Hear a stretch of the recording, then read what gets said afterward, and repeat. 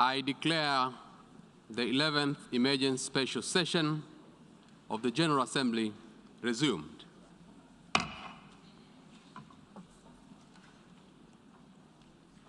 Before proceeding further, I would like to remind members that due to temporary closure of the east side emergency doors, in the event of a fire or an emergency which requires an evacuation, please use the west side emergency doors and the stairway next to the elevator banks. Those in the third and the fourth balconies, please use the stairway next to the elevator banks. Members will recall that in paragraph 14 of its resolution ES-11/2 of 24th March 2022, the Assembly decided, and I quote, to adjourn the 11th Emergency Special Session of the General Assembly temporarily and to authorize the President of the General Assembly to resume its meetings upon request from the Member States, end of quote. In this regard, I should like to draw the attention of the delegation to the document A/ES-11/6, which contains a joint letter dated 5th April 2022 from the permanent representatives of Antigua and Barbuda, Canada, Colombia, Costa Rica, Georgia, Japan, Liberia, the Republic of Moldova, Ukraine, the United Kingdom, and the United States, and the head of delegation of the European Union to the United Nations, addressed to the President of the General Assembly, requesting the resumption of the 11th Emergency Special Session of the General Assembly. I intend to conduct the proceedings of this meeting in accordance with the rules of the procedure of the General Assembly and the past practices of its emergency special sessions. The Assembly will now resume its consideration of Agenda Item 5, entitled Letter dated 28 February 2014 from the Permanent Representative of Ukraine to the United Nations, addressed to the President of the Security Council, document S/2014/136, to take action on the draft resolution issued as a document A/ES-11/L4. I now give the floor to the distinguished representative of Ukraine to introduce draft resolution A/ES-11/L4.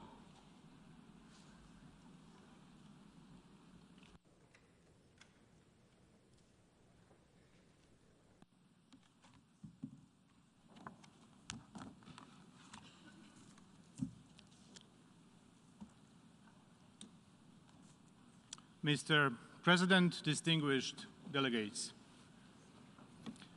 Good morning, everyone. One early morning of April 1993,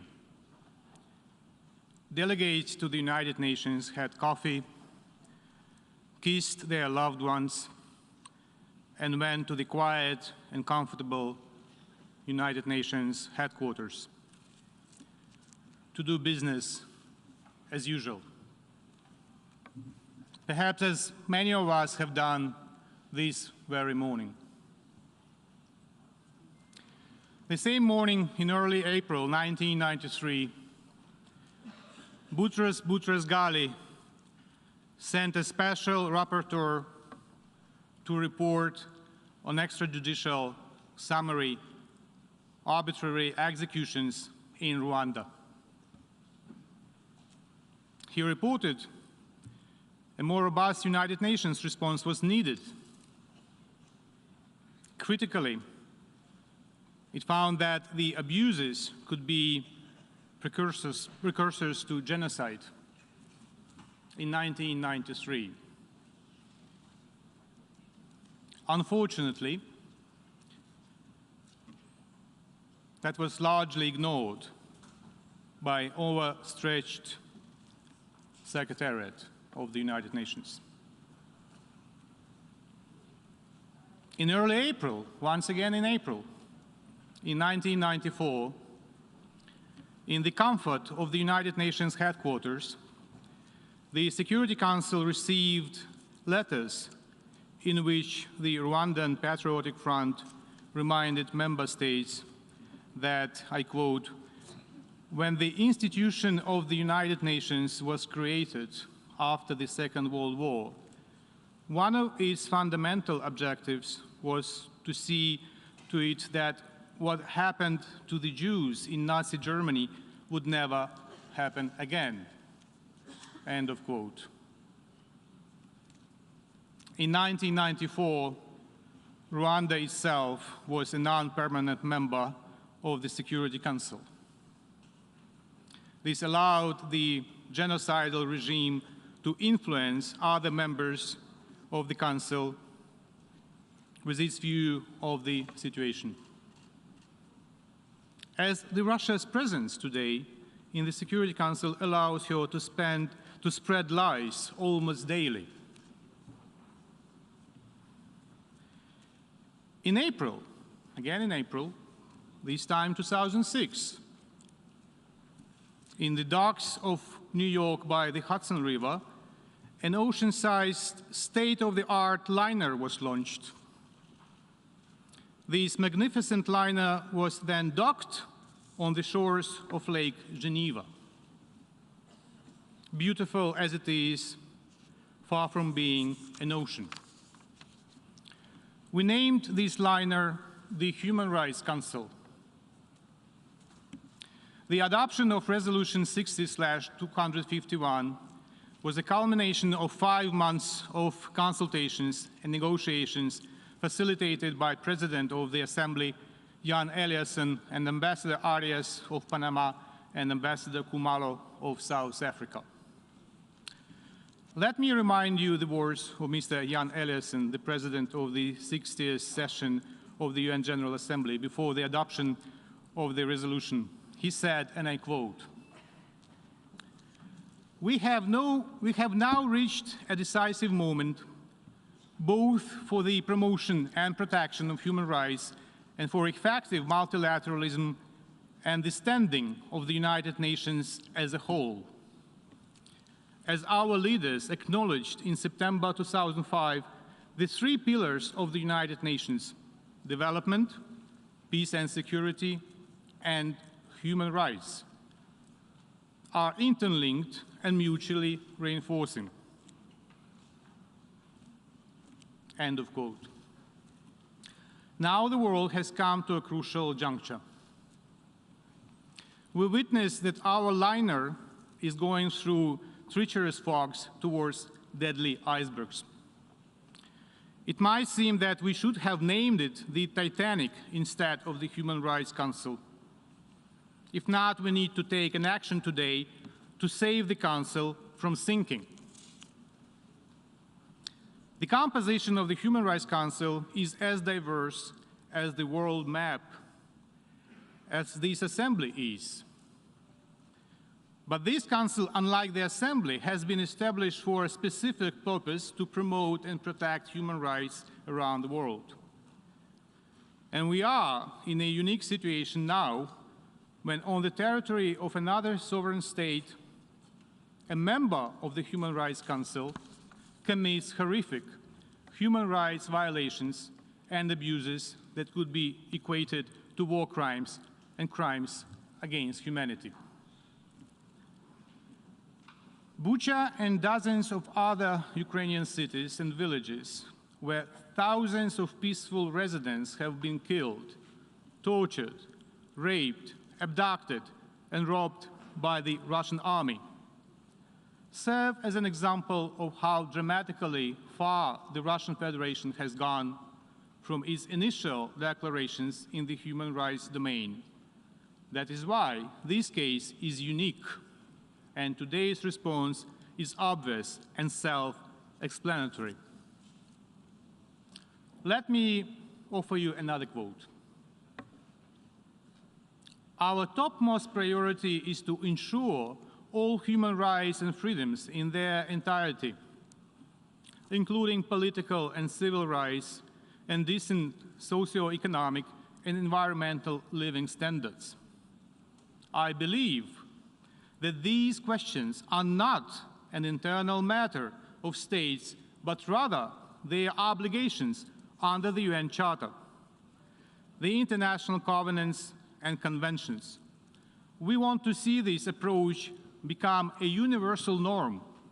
End of quote. It is hard to believe that the above quotation belongs to the President of the Russian Federation. Another president, however, and other times. It was said by President Yeltsin in 1992 in his statement at the UN Security Council. We can only regret that the democratic aspirations of the peoples of Russia in the early 90s have by Putin's regime been incrementally turned to their opposite. Aggression, hatred, and Soviet-style thinking and reflections, including in the area of human rights and fundamental freedoms. And now we hear completely different statements here in the United Nations from the Russian Federation. This week alone, we hear from the Russian ambassador that there is a warfare in Ukraine and civilians are killed in war. It's being said, as a matter of fact, this Monday, in cold blood and as an absolute normal course of action, also known as quote-unquote special operation. Shall we agree with the describing of killings as something normal? The only healthy answer should be no, in order to contribute to the maintenance of the UN's health and the health of its human rights mechanism. All of you received the Russian diplomatic note yesterday, in which our collective effort to preserve the credibility of the Human Rights Council was considered as an approach to preserve the, I quote, domination and total control in the world, end of quote, and human rights neo-colonial policy in international affairs. We have heard many times the same perverted logic of the aggressor attempting to present itself as a victim, while in fact doing exactly what it cries against in its note, killing citizens of neighboring country, trying to dominate, if it not colonize it. In reply to that, we call on Russia, when its rights of membership in the Human Rights Council are suspended, to return to responsible behavior by implementing the decisions of this Assembly and of Human Rights Council. If Russia expulses itself from the Council, it would be its own choice, and there will be no need to blame others. Suspension of the rights of membership of the Russian Federation in the Human Rights Council is not an option, but a duty. And let me quote how this duty is formulated in the operative paragraph 8 of Resolution 60/251, and I quote, "The General Assembly may suspend the rights of membership in the Council of a member of the Council that commits gross and systematic violations of human rights," end of quote. So, ladies and gentlemen, it's not an option, it is what the resolution prescribes. We view voting to suspend a state's Human Rights Council rights as a rare and extraordinary action. However, Russia's actions are beyond the pale. Russia is not only committing human rights violations, it is shaking the underpinnings of international peace and security. A draft resolution on the matter under A/ES 11/L4 is a result of the collective effort of a cross-regional group of 24 states that represent all regions. It has been co-sponsored so far by more than 50 UN member states. I call upon all responsible member states to support the draft. Let me now once again refer to the commemoration of one of the darkest pages in recent history, the 1994 genocide against the Tutsi in Rwanda. On this day of grievances and bearing its own tragedy of thousands of Ukrainians killed by the Russian invaders, Ukraine stands together with Rwanda and calls to reaffirm our pledge to never forget and to never allow the recurrence of genocide, which was a result of the international community's indifference. To those of you who, for this or another reason, opts today to keep being a bystander, to abstain, let me quote Elie Wiesel addressing President Clinton in 1999, talking about the perils of indifference. Indifference elicits no response. Indifference is not a response. Indifference is not a beginning, it is an end. And therefore, indifference is always the friend of the enemy, for it benefits the aggressor, never his victim, whose pain is magnified when he or she feels forgotten. The political prisoner in his cell, the hungry children, the homeless refugees, not to respond to their plight, not to relieve their solitude by offering them a spark of hope, is to exile them from human memory. And in denying their humanity, we betray our own. End of quote. The genocide in Rwanda was largely due to the indifference of the world's community. When the UN did not respond to warnings in the UN Security Council and in General Assembly a year before the tragedy that we commemorate exactly on this day, on the 7th of April. Today, in the case of Ukraine, it's not even a year, because the tragedy is unfolding right now before our eyes. In a couple of minutes, you will have a chance to prove that you are not an indifferent bystander. All you need to do is to press the yes button and to save the Human Rights Council and many lives around the world and in Ukraine. On the other hand, pressing no means pulling a trigger and means a red dot on the screen. Red as the blood of the innocent lives lost. And this image of the red bloody dots on this screen will stay with you and all of us as long as memory does not fail us. Think about it. Thank you.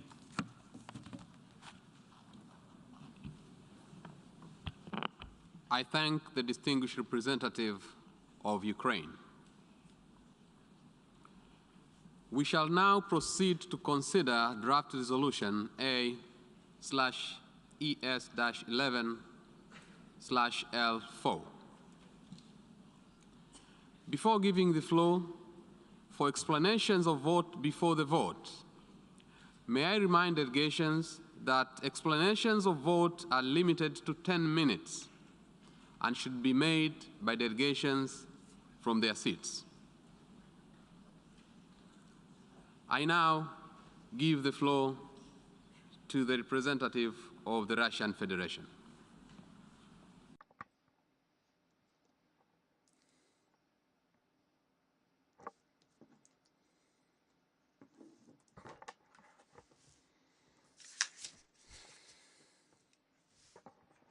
Thank you, Mr. President. Today's not the time or the place for theatrics or these kinds of extremely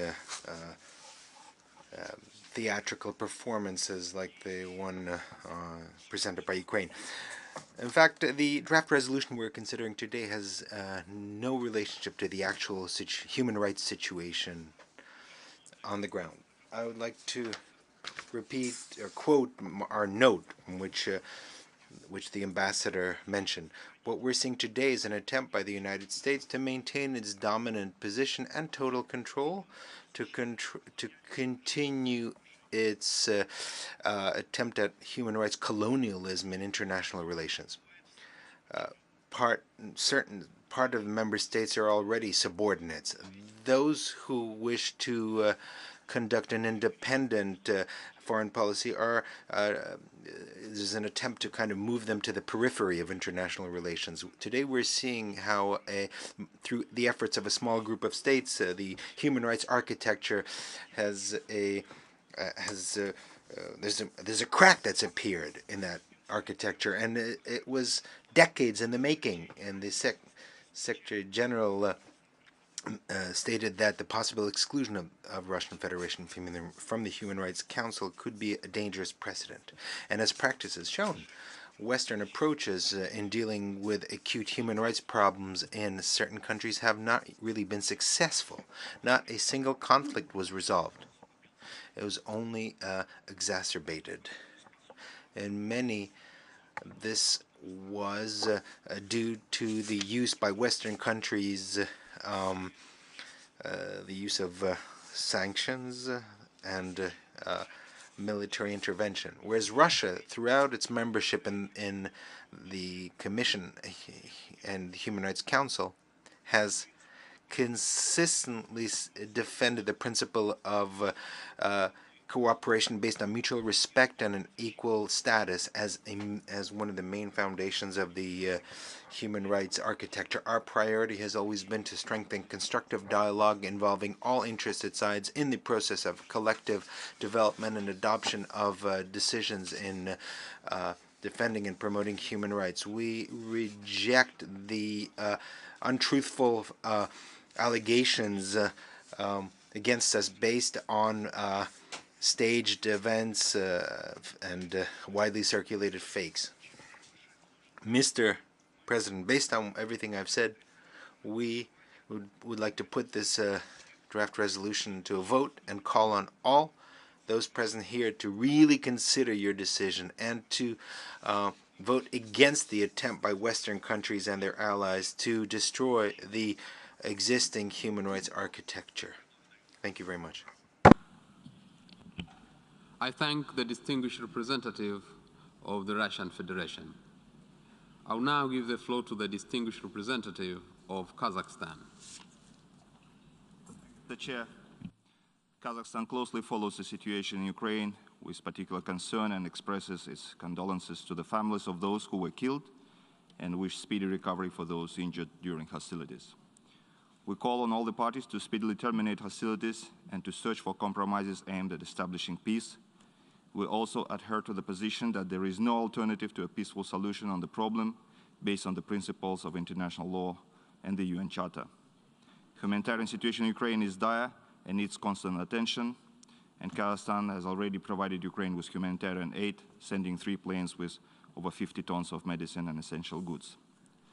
Regarding the draft resolution on the suspension of the rights of membership of the Russian Federation in the Human Rights Council, we would like to note the following. First of all, in our opinion, the adoption of this resolution will not contribute to the settlement of the conflict. At the moment, it is extremely important not to undermine the negotiation process. In the current situation, it is necessary for all of us to use diplomatic efforts at all international forums, including Human Rights Council, in order to find ways to resolve the problem as soon as possible. Secondly, according to the paragraph 8 of the resolution on the establishment of Human Rights Council, membership of the Council can be suspended in case of gross and systematic violation of human rights. To establish that case, we need to have results of a transparent, unbiased, and professional investigation. In this regard, we believe that the consideration of today's resolution in the General Assembly must be preceded by a comprehensive investigation of human rights violation in Ukraine, carried out under the framework of relevant international mechanisms. We believe that only after receiving concrete conclusions and reliable information, the General Assembly may consider this issue. In the light of the above mentioned, today we will have to vote against this draft resolution. Thank you. I thank the distinguished representative of Kazakhstan. I now give the floor to the distinguished representative of the Bolivarian Republic of Venezuela. Señor Presidente. Mr. President, as a founding member of the United Nations, the Bolivarian Republic of Venezuela is committed to the purposes and principles embodied in the Charter of our organization and to the norms of international law. We believe that the promotion and protection of human rights must be addressed in a just and constructive manner on the basis of dialogue and cooperation in accordance with the principles of impartiality, objectivity, transparency, non-selectivity, non-politicization, and non-confrontation. Human rights should not be used in order to attack sovereign states, since that undermines the universal system of human rights, which is to guarantee the universality and the enjoyment of these rights and fundamental freedoms for everyone without distinction or discrimination. A month ago in this assembly, we insisted on the need that the United Nations have a central role in facilitating the peaceful solutions of conflicts through dialogue and political negotiation. We regret today that the road has taken of escalating tensions and that divisions have increased among members of the United Nations. That is the wrong path. We alert the world as to the real and clear danger that in this situation in the region of Eastern Europe may continue in time, creating consequences which it will take generations to overcome. We warn about the expansive effects around the world, especially affecting the living conditions of the more vulnerable groups in every country, where hundreds of millions of individuals are today suffering the consequences of the increase in the cost of food, electricity, transportation. We also warn about the start of a new arms race, which threatens to turn toward war resources which should be used for development and for fighting poverty. This is a terrible situation, but the world is facing an even greater danger. We view with alarm that there are shocks between blocs and this will lead to a worldwide conflict between nuclear powers which will destroy mankind as we know it today. It is our obligation to reduce tensions and to strengthen all options which allow for regulating conflicts and peaceful settlements. Mr. President, unfortunately, the draft resolution presented today is an example of the politicization of human rights. The draft tries to expel from the human rights system the Russian Federation, a country which is an essential part of the solution of the crisis in the Eastern European region. Without the Russian Federation, there is no possible peace agreement in Europe. A peace without Russia is a mirage. They may think that the time has come for a definitive victory and a unipolar power. If this draft is approved, it will affect current negotiations being carried out between the parties and will push us deliberately toward a more acute phase of the conflict, which will be longer and hard to resolve. Another immediate result of adopting the resolution will be a historical break in the best instrument created to defend human rights, which is the Human Rights Council.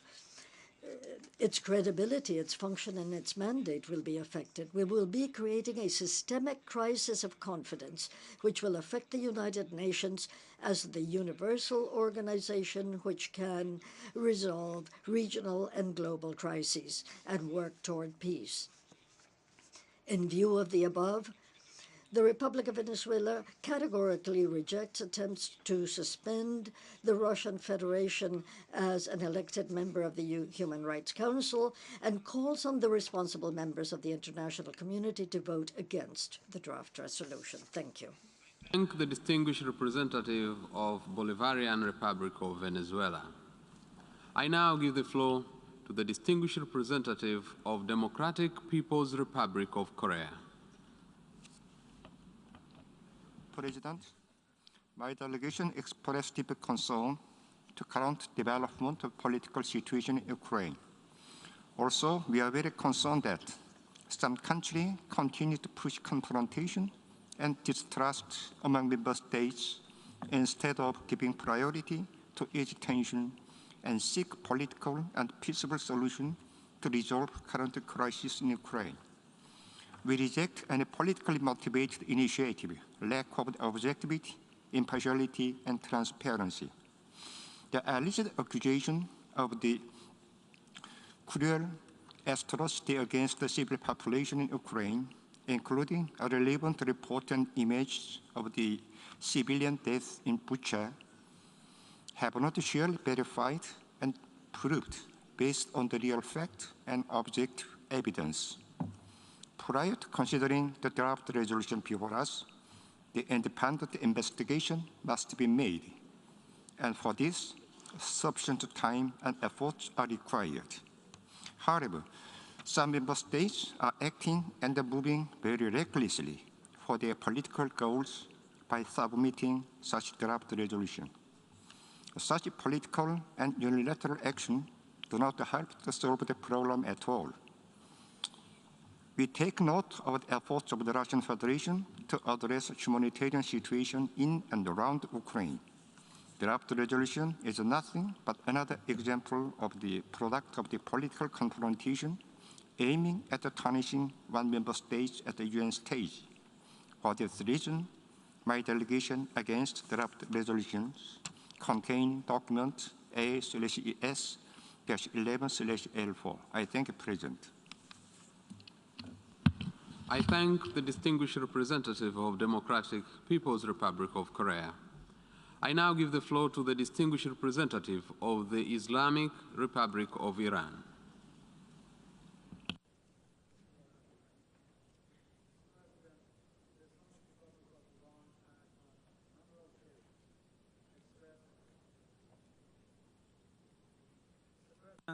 The Islamic Republic of Iran has, on a number of occasions, expressed its principled position by all parties for the well-established provisions of the United Nations Charter and international law, including international humanitarian law. We emphasize that sovereignty and territorial integrity of all states must be fully respected, and the safety and security of all civilians must be guaranteed. Iran remains deeply concerned about the continuous deterioration of the humanitarian situation in and around Ukraine, which has sparked significant alarm in the international community. We call for an immediate cessation of hostilities and emphasize the importance of complying with international humanitarian law by all parties. We repeat our call for unimpeded humanitarian access to all areas of the armed conflict in Ukraine. The humanitarian needs of the affected population must be addressed immediately, and the delivery of food must support continued direct negotiations between Russia and Ukraine until peace is restored. The Islamic Republic of Iran once again calls for de-escalation of tensions in the current conflict and an urgent and lasting solution to this crisis through dialogue. Mr. President, we consider the text of the resolution before the General Assembly contained in document L3 as politically driven, which undermines the impartiality of our organization. My government attaches great importance to the promotion and protection of human rights. However, we are against the exploitation of UN human rights machinery for political ends, which contravenes the principles of universality, non-selectivity, and objectivity in addressing human rights issues. We have always maintained that human rights should not be undermined by short-sighted political considerations. We stress that the work of the Human Rights Council should be performed in a non-confrontational and non-politicized manner, and membership in this body should not be politicized. We would like to reiterate our position on the centrality of the principles of objectivity, dialogue, and cooperation towards the protection and promotion of all human rights based on a non-selective and non-politicized approach. We are of the view that the exploitation of paragraph 8 of UN General Assembly Resolution 60/251 deepens confrontation and attenuates constructive dialogue between countries. For the above-mentioned reasons, my delegation will vote against the draft resolution contained in document L4. I thank you, Mr. President. I thank the distinguished representative of the Islamic Republic of Iran. I now give the floor to the distinguished representative of the Syrian Arab Republic.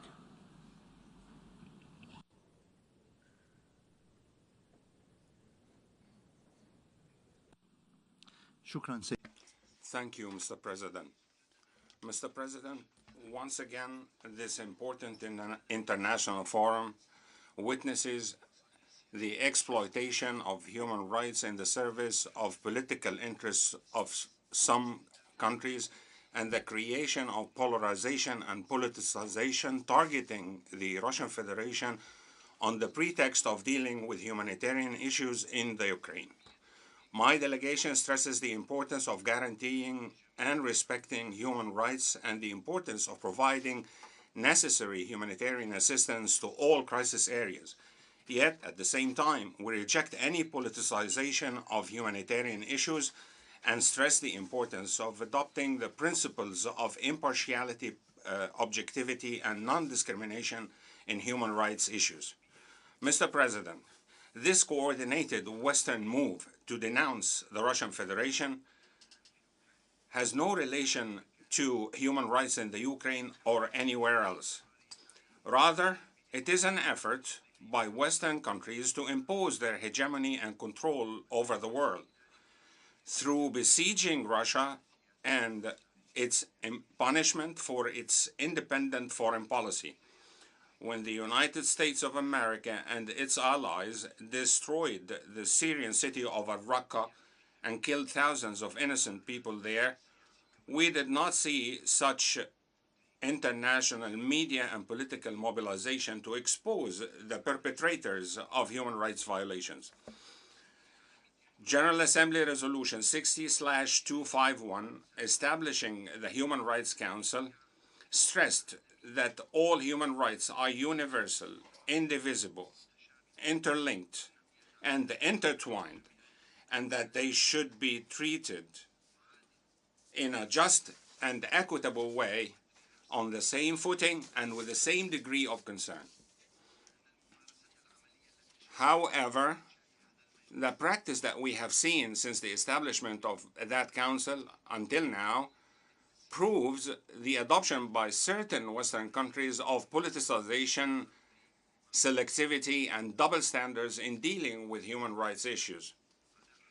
They focus on the situations of certain countries in a manner that serves their political purposes. At the same time, they disregard other situations where grave human rights violations, systemic and grave human rights violations, were perpetrated in the full sound and sight of the world. And what the Palestinian people has been exposed to for decades at the hands of the Israeli occupation forces is the best proof of that. Another example is on the hypocrisy of those states is their disregard for the safety, security, and protection of civilians, including women and children in Donbass, who have been shelled and who have been attacked for years. We haven't seen such a move. At the same time, the invocation of the pretext of paragraph 8 of the resolution establishing the Human Rights Council is a major source of concern, since we have not seen any evidence to base such talk about grave violations of human rights. What is the credibility of the sources of such information? What are the impartial international mechanisms that were providing such information or proving their perpetration?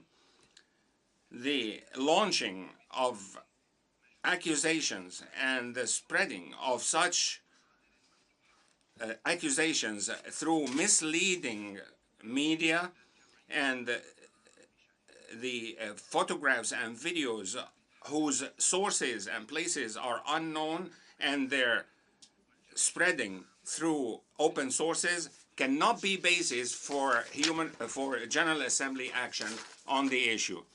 As in the Syrian situation, Security Council and General Assembly meetings are always preceded with theatrical provocations, such as we witness in the Ukraine, to justify decisions planned by Western and hostile countries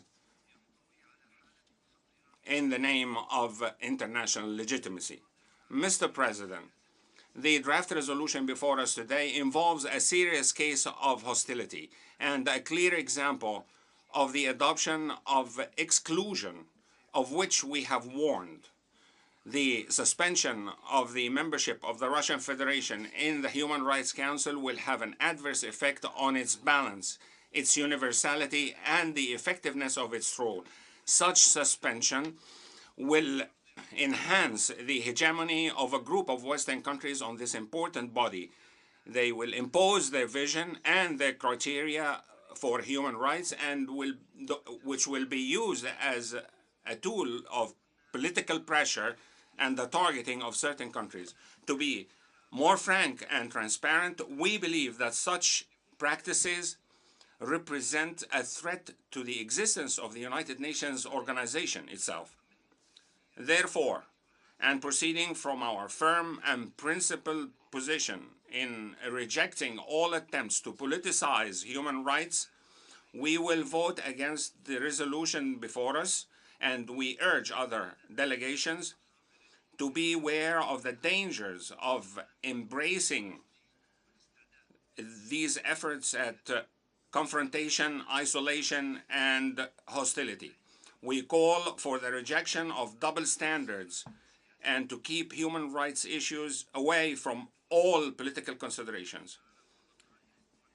If we want the United Nations to continue and survive, we should all say no to such resolutions. Thank you, Mr. President. I thank the distinguished representative of the Syrian Arab Republic. I now give the floor to the distinguished representative of Cuba. Señor Presidente, Cuba Mr. President, Cuba has always advocated for and worked toward a human rights council capable of facing the challenges of the international community in this area. No country is exempt. We defend the objectivity, impartiality, and transparency in the work of that body. Its procedures and mechanisms should work on the basis of true information. The use of the clause on suspension of membership in the Council will not favor finding a peaceful, lasting, and negotiated solution to the conflict in Ukraine. It will not promote the dialogue and understanding which should be prevalent in human rights issues. Only a few days after concluding a regular session of the Human Rights Council, That body was not even given the opportunity to state its position. Mr. President, since the start of the negotiating process on the building of the new council that would follow the Human Rights Commission, Cuba opposed the clause on suspension of membership, given the serious risk that it could be used by specific countries which favor a double standard, selectivity, and politicization of human rights issues.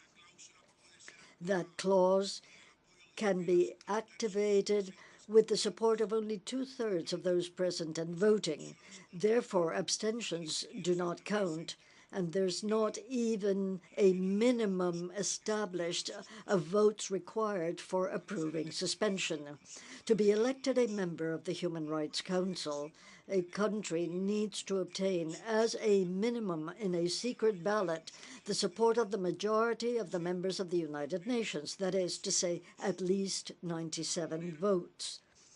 Thus, the rights of a member of the Council can be suspended by the will of a number of states lower than the number of states which granted those rights.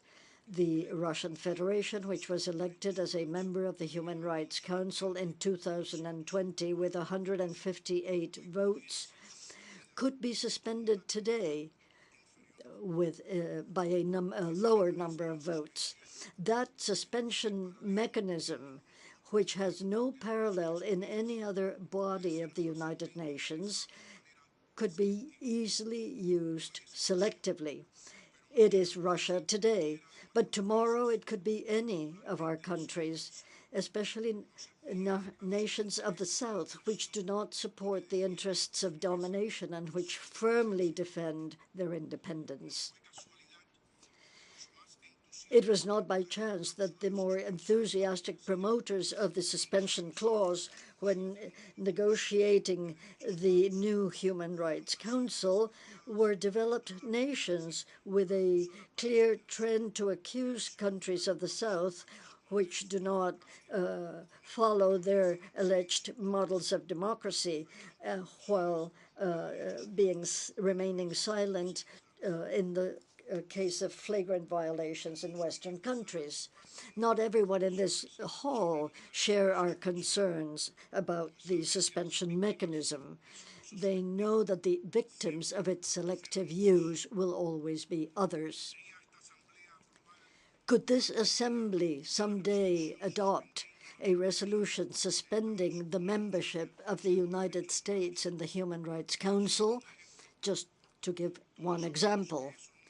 We all know that that has not happened, nor will it, despite its flagrant and massive violations of human rights as a result of invasions and wars against sovereign states, given its geopolitical interests. They have caused the deaths of hundreds of millions of civilians, which they term collateral damage. There have been millions of displaced people and destruction throughout our planet. But this assembly has never suspended any of its rights. We also all know that the suspension clause will not be used against the state that has imposed against Cuba for over 60 years a criminal economic trade and financial blockade, which no doubt constitutes the longest and most flagrant and systematic violation of human rights of an entire people, and an example of genocide against a country. It is ironic to note that the country which opposed the establishment of the Human Rights Council and requested in this same hall a vote against the resolution establishing it is the same one that has conveniently now activated, as it did in 2011, one of the most controversial clauses. Mr. President, Cuba will will be consistent with the reservations when in 2006, Resolution 60/251 establishing the Human Rights Council and 65/265 of 2011 on the suspension of the rights of Libya. Adoption of the draft resolution we are considering today will establish a dangerous additional precedent, especially for the South. It is not sufficient to impose resolutions against selective countries and mandates. Now they are trying to take a new step toward legitimizing selectivity and establishing a Human Rights Council, which is increasingly at the service of a certain number of countries, as was the case with the discredited Human Rights Commission. For all of these reasons, the Cuban delegation will vote against the draft resolution contained in document L4. Thank you. I thank the distinguished representative of Cuba. I now give the floor to the distinguished representative of Senegal. Monsieur le Président. Mr. President, just as the rest of the international community, Senegal is profoundly concerned by the terrible cost of the war in Ukraine, which has already led to thousands of deaths, refugees, and IDPs. To this somber picture can be added allegations of severe violations of human rights. Everywhere and throughout history, war is a failure of humanity. Senegal is in favor of peace in Ukraine. Senegal is also in favor of peace in Ukraine because our countries are collateral victims of this global crisis due to its severe consequences, particularly serious for our economies and our people. Senegal is for de-escalation and for the immediate stoppage of hostilities in Ukraine and for negotiations in order to reach a peaceful and lasting solution to the crisis.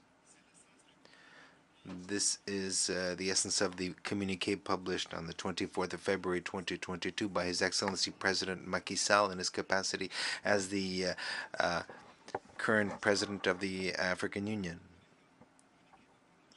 This is a communiqué that calls, and I quote, for the imperative respect of international law, the territorial integrity and sovereignty of Ukraine, end of quote.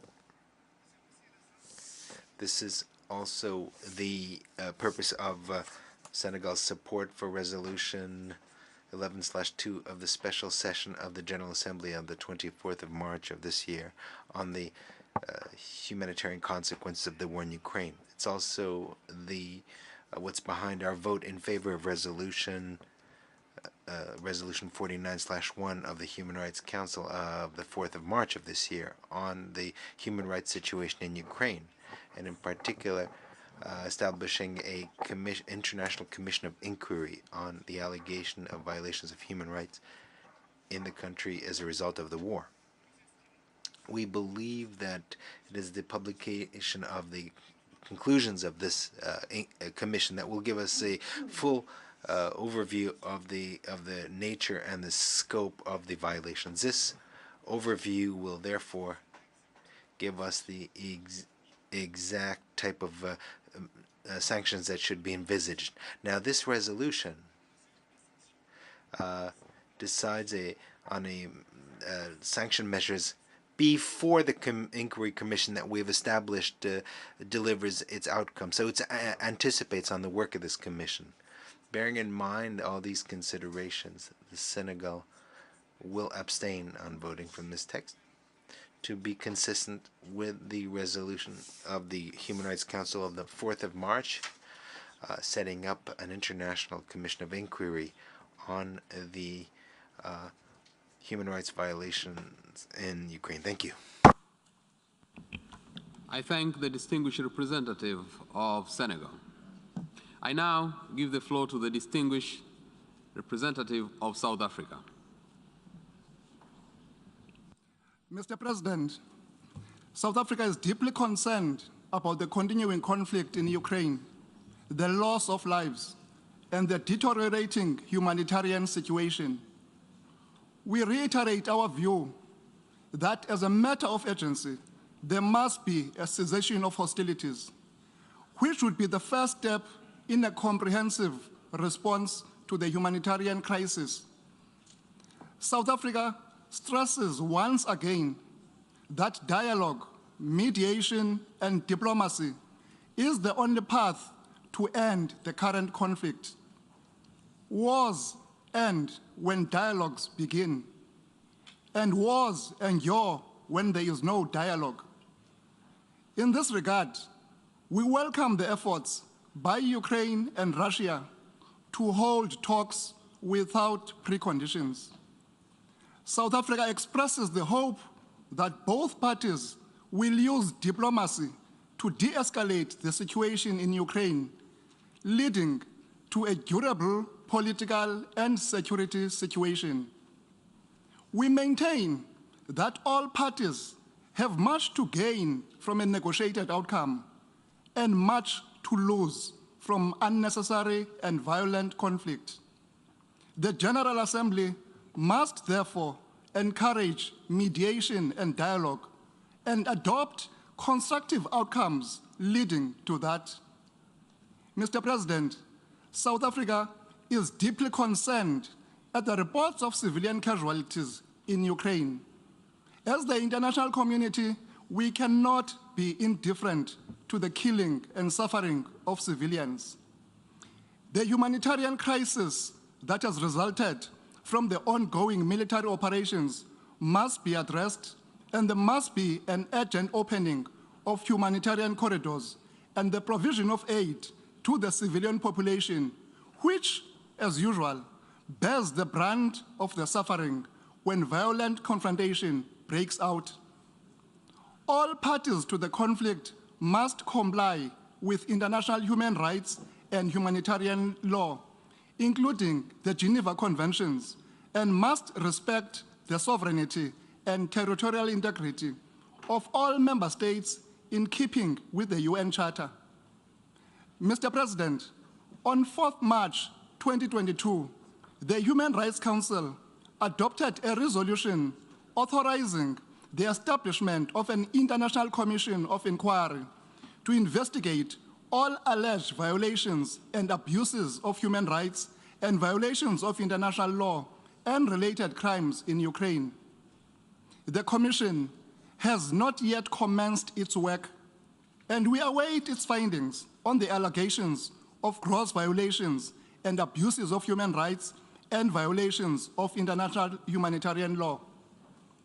South Africa is of the firm belief that the tabling of the resolution that we will consider today is premature and prejudges the outcomes of the Commission of Inquiry.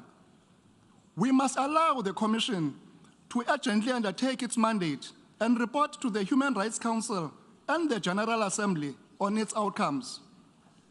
It is also imperative that all parties to the conflict must allow the Commission to perform its duties without any hindrance and interference.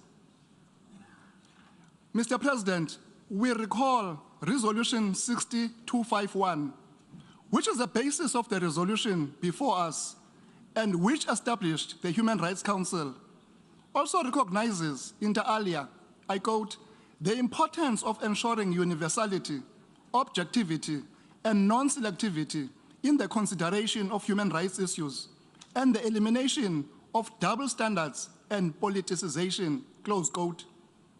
Unfortunately, the resolution that we are considering today will further divide and polarize the matter and the General Assembly itself without following due process.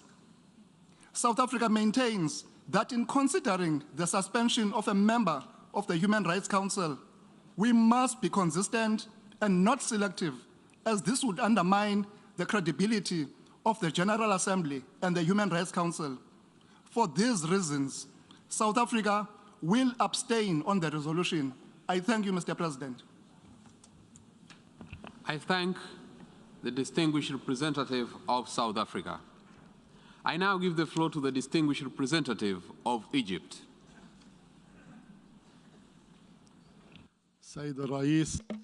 Mr. President,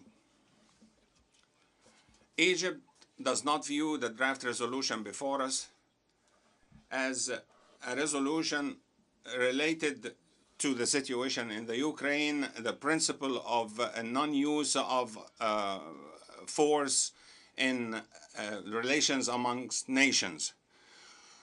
We rather are concerned of the functions and mandates of United Nations bodies. Our principled position rejects the current tendency since it undermines the purposes for which the organization, its bodies and agencies were established, as well as its credibility and multilateral work. Egypt considers that what we are doing today in considering the draft resolution represents a serious crossroads for the United Nations in its entire existence. The organization's respect for its charter, its rules of procedure, and its methods of work led the international community to rely on it in all international issues based on rules and regulations that are applied in the conduct of international relations with a view to preserving international peace and security that are in danger at this moment. The current draft resolution undermines the methods of work of the organization that have enjoyed the trust of the international community and threatens to undermine the credibility of the United Nations and its organizations, leading to further negative repercussions on the organization's ability to fulfill its role in accordance with its charter and as it has done for 75 years. Egypt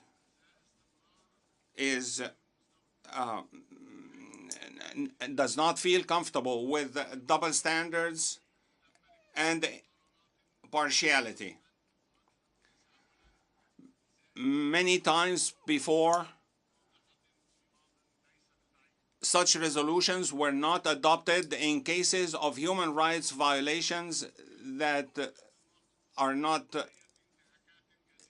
so far back in time. We are concerned with the violations of human rights and the obligations of all states in this regard, and we believe that such serious violations should be dealt with decisively in accordance with the United Nations rules and procedures in an adequate manner.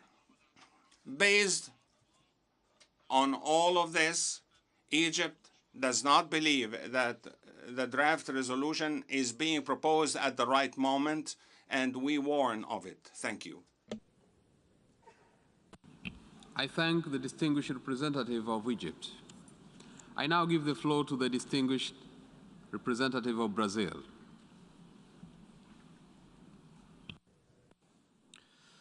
Mr. President, distinguished delegates, we are deeply concerned about allegations of gross violations of human rights and humanitarian law in Ukraine, including recent reports coming from the region of Bucha. The images of extreme violence against civilians and the high number of deaths, many of them with signs of torture and ill treatment, are profoundly disturbing. Our deep sympathy goes to all victims and their families. The Human Rights Council created last month a commission of inquiry with a mandate to establish the facts and circumstances that may amount to violations and abuses of human rights and of humanitarian law in Ukraine. We call on all parties to cooperate with the Commission so that it can fulfill its mandate and provide us with an unbiased and precise information on the situation on the ground. Brazil has decided to abstain in today's vote, as it believes the Commission of Inquiry should be allowed to complete its independent investigation so that responsibilities can be ascertained. Only then would this General Assembly be in a position to better assess and take a responsible and informed decision on the status of Russia in the Council. We must at all costs avoid repeating the mistakes of the old Commission on Human Rights, particularly concerning politicization, double standards, and selectivity, which had been the main flaw of the previous human rights system and the object of well-founded criticism of its work. The Human Rights Council should be guided by the imperative of inclusive dialogue as the main instrument for cooperation, sustainable solutions, and peace. Mr. President, Brazil is fully committed to finding ways to an immediate cessation of hostilities and to promoting a real dialogue conducive to a peaceful and sustainable solution. Ensuring respect for human rights and humanitarian law, protecting civilians, calling for peace. These are the objectives that should unite rather than divide us. There is no alternative to a negotiated solution and to a constructive and balanced approach aimed at preserving spaces of dialogue. I thank you, Mr. President. I thank the distinguished representative of Brazil. I now wish to invite the distinguished representative of China.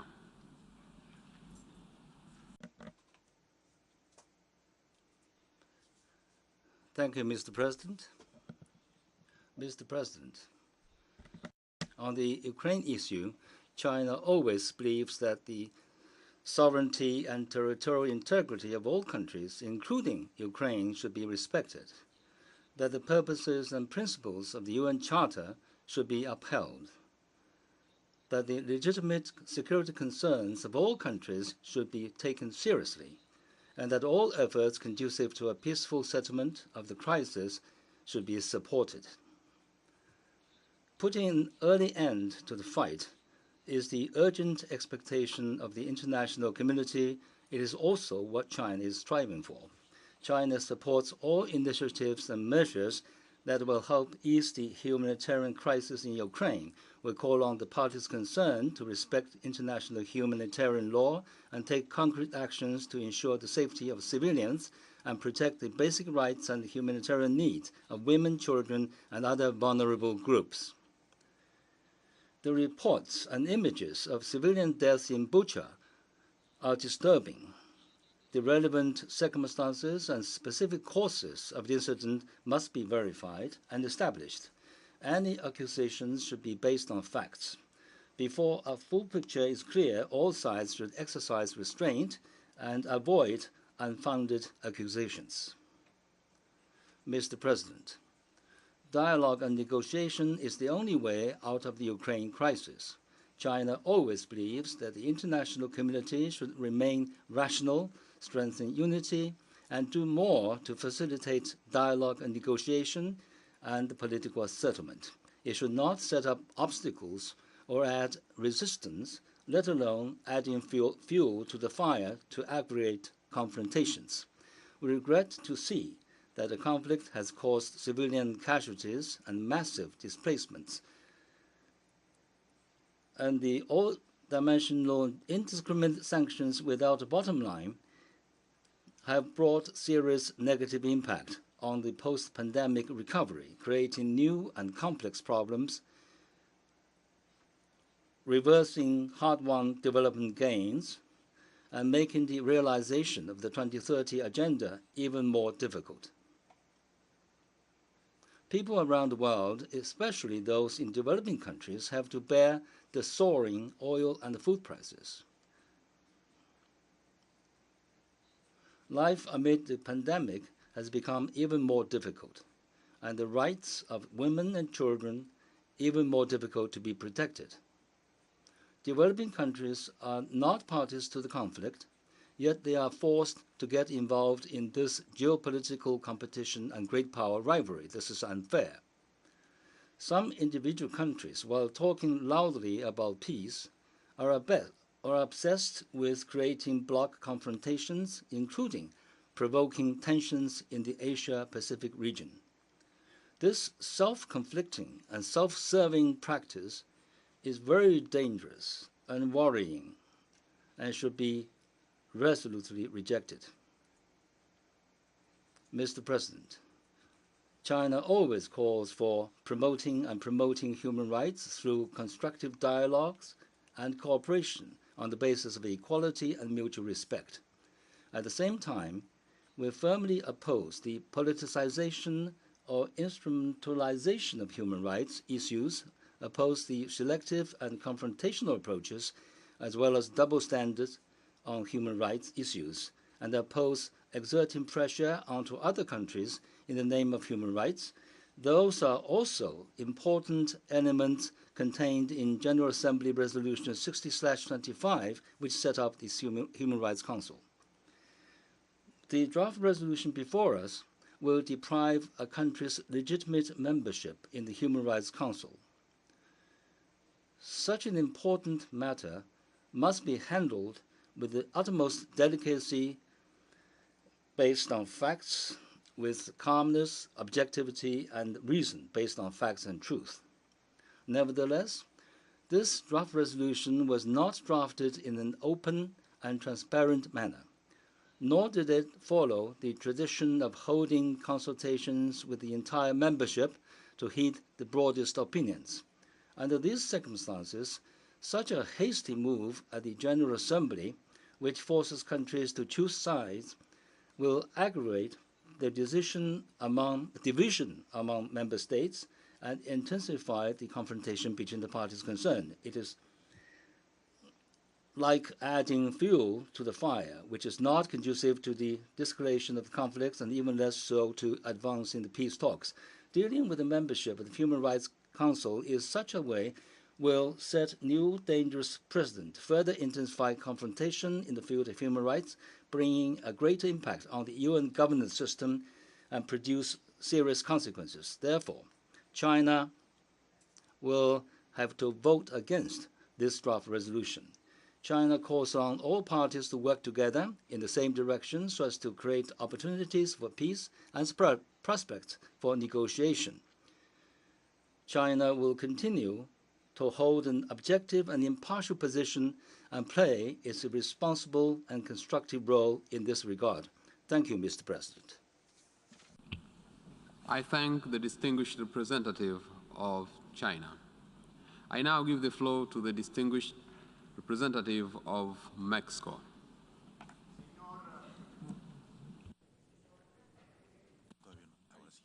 Señor Presidente, Mr. President, Mexico has been clear and categorical in condemning the invasion by Russia against Ukraine, since it violates international law, the Charter of the United Nations, and the constitutional principles of our foreign policy. We have also condemned attacks against the civilian population and its infrastructure. We have promoted everything which facilitates access to humanitarian assistance, and we have joined those voices which call for the immediate cessation of hostilities. Recent reports about the situation in Ukraine show us that we are facing a probable commission of serious violations of international law and the international law of human rights and of humanitarian international law. Mexico has thus clearly backed the Secretary General's call to conduct impartial investigations which may allow identifying those responsible and have effective accountability. My country also supported the adoption of Resolution 49/1 of the Human Rights Council to establish an independent commission of inquiry in order to investigate all of the alleged abuses and violations of human rights and anything which could violate humanitarian international law flowing from Russia's aggression against Ukraine. Mexico also follows attentively the process of an inquiry of the International Criminal Court of alleged international crimes committed in Ukraine, and clearly supports the work done by the prosecutor to establish and clarify the facts. We are following the development of the case brought before the International Court of Justice, and we reiterate its call to comply with the recent provisional measures for an immediate cessation of hostilities. These are judicial and quasi-judicial processes which are underway, but which have not yet, in legal terms, classified these situations under consideration. We must be consistent. We must support them until they reach their ultimate conclusions and examine them rigorously. Whether Russia is a member of the Human Rights Council or not is not a factor which exempts it from obligations under international law or which imposes obligations. The central point here should be to bring to justice those responsible, not to suspend a state from membership in a subsidiary body of this assembly, in which all member states, without exception, must be accountable under the same rules and the same criteria. Mexico is in favor of accountability being regularly practiced throughout the United Nations system. We do need more transparency, but to that end, we also need more cooperation, more dialogue, and better practices.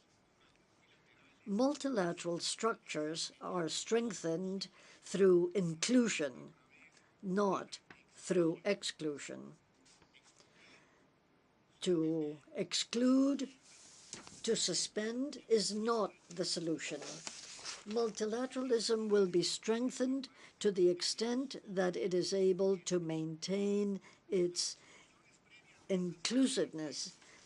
Prior resolutions of this assembly, which we have supported with conviction, condemn the Russian invasion, call for a clear cessation of hostilities, urge the unrestricted access to humanitarian assistance, and advocate for a diplomatic solution to the conflict. Mexico has stated its position explicitly with regard to Russia's military aggression against Ukraine through its statements in the Security Council and in this General Assembly, as well as in the votes taken in both bodies since the beginning of the conflict. In view of the above, Mexico will abstain from supporting the draft resolution which suspends Russia from membership in the Human Rights Council. Mexico is convinced that even in the midst of the war, all channels should be maintained for dialogue with the authorities of the Russian Federation, not only so that they cooperate with all the mechanisms which are part of the universal system of protection of human rights, but also to insist on the urgent need to find in dialogue the diplomatic solution which restores peace in Ukraine. Thank you. I thank the distinguished representative of Mexico. I now give the floor to the distinguished representative of Chile.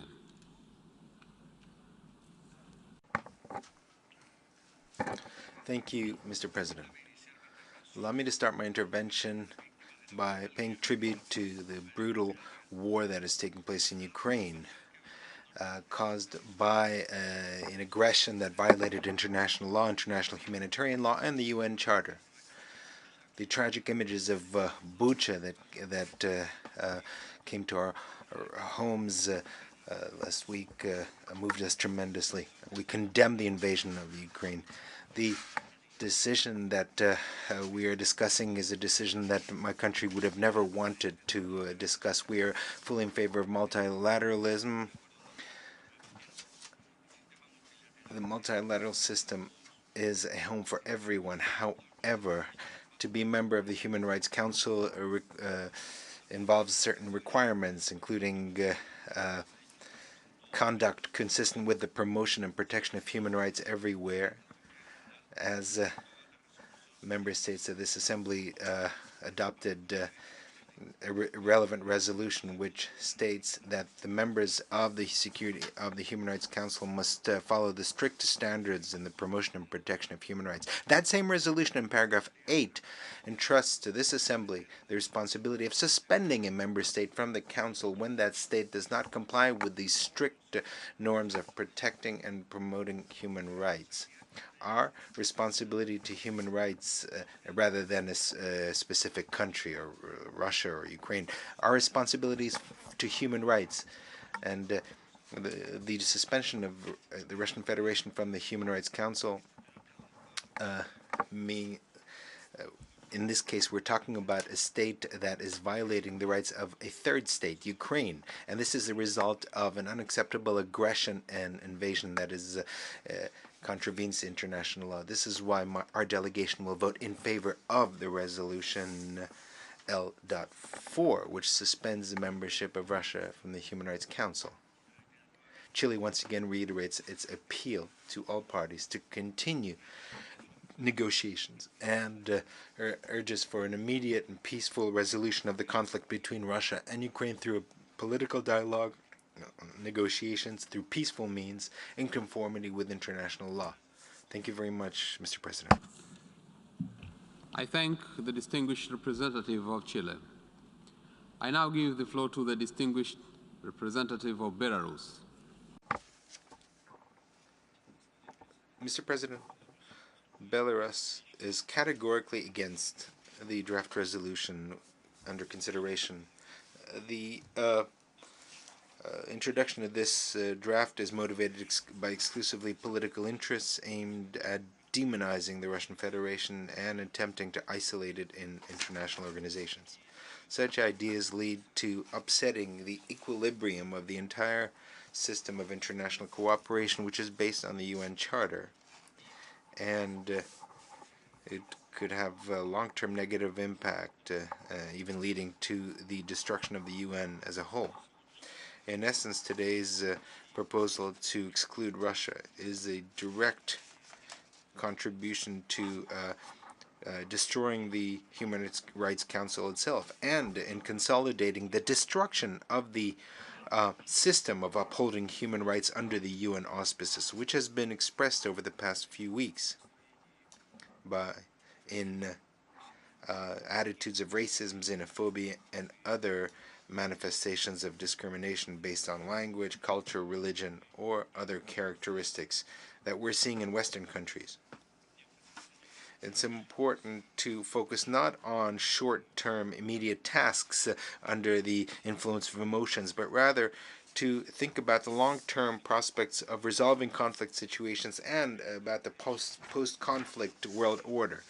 The resolution that is being proposed, just like other steps on restricting the participation of Russia in international organizations, will not only not make a contribution to resolving the situation in Ukraine, but rather will increase risks for any possibility of peaceful negotiations, which were initiated, I just want to recall, a month ago by the Republic of Belarus and personally its president, Alexander Lukashenko. So we call on you to think about, to reflect on this, and to vote against the proposed draft resolution. Thank you for your attention. I thank the distinguished representative of Belarus. We have heard the last speaker in explanation of vote before the vote.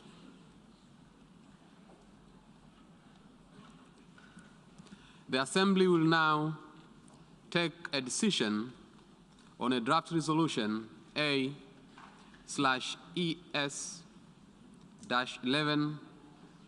8/L4, entitled Suspension of the Rights of the Membership of the Russian Federation in the Human Rights Council.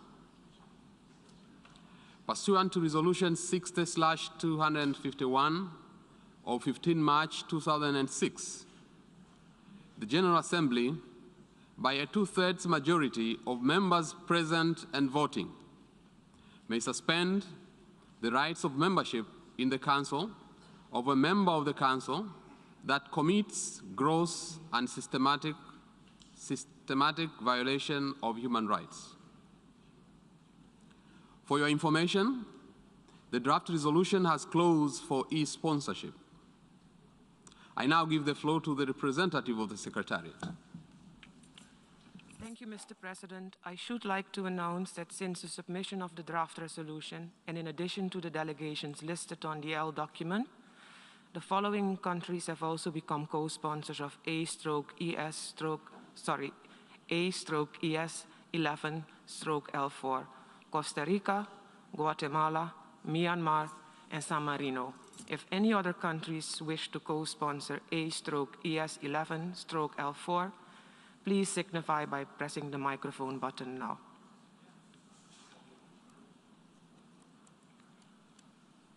I see none. I thank you. Sorry, Tonga.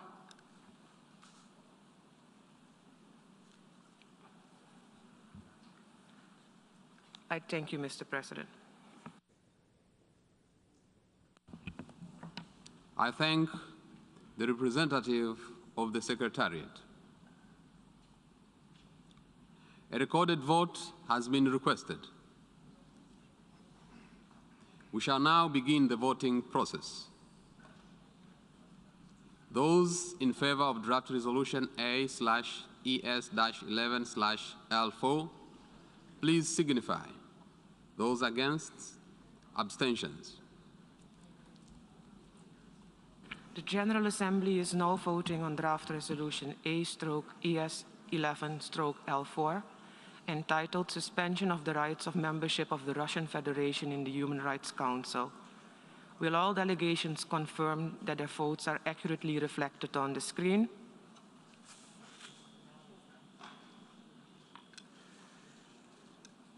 The voting has been completed. Please lock the machine.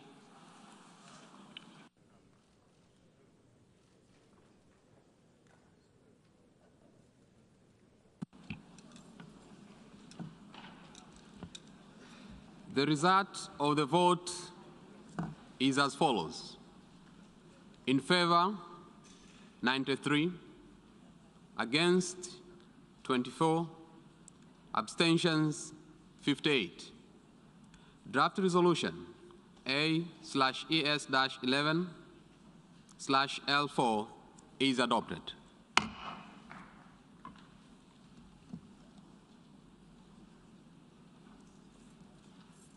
Before giving the floor for explanations of vote after the vote, may I remind delegations that explanations of vote are limited to 10 minutes and should be made by delegations from their seats. I now give the floor to the distinguished representative of India.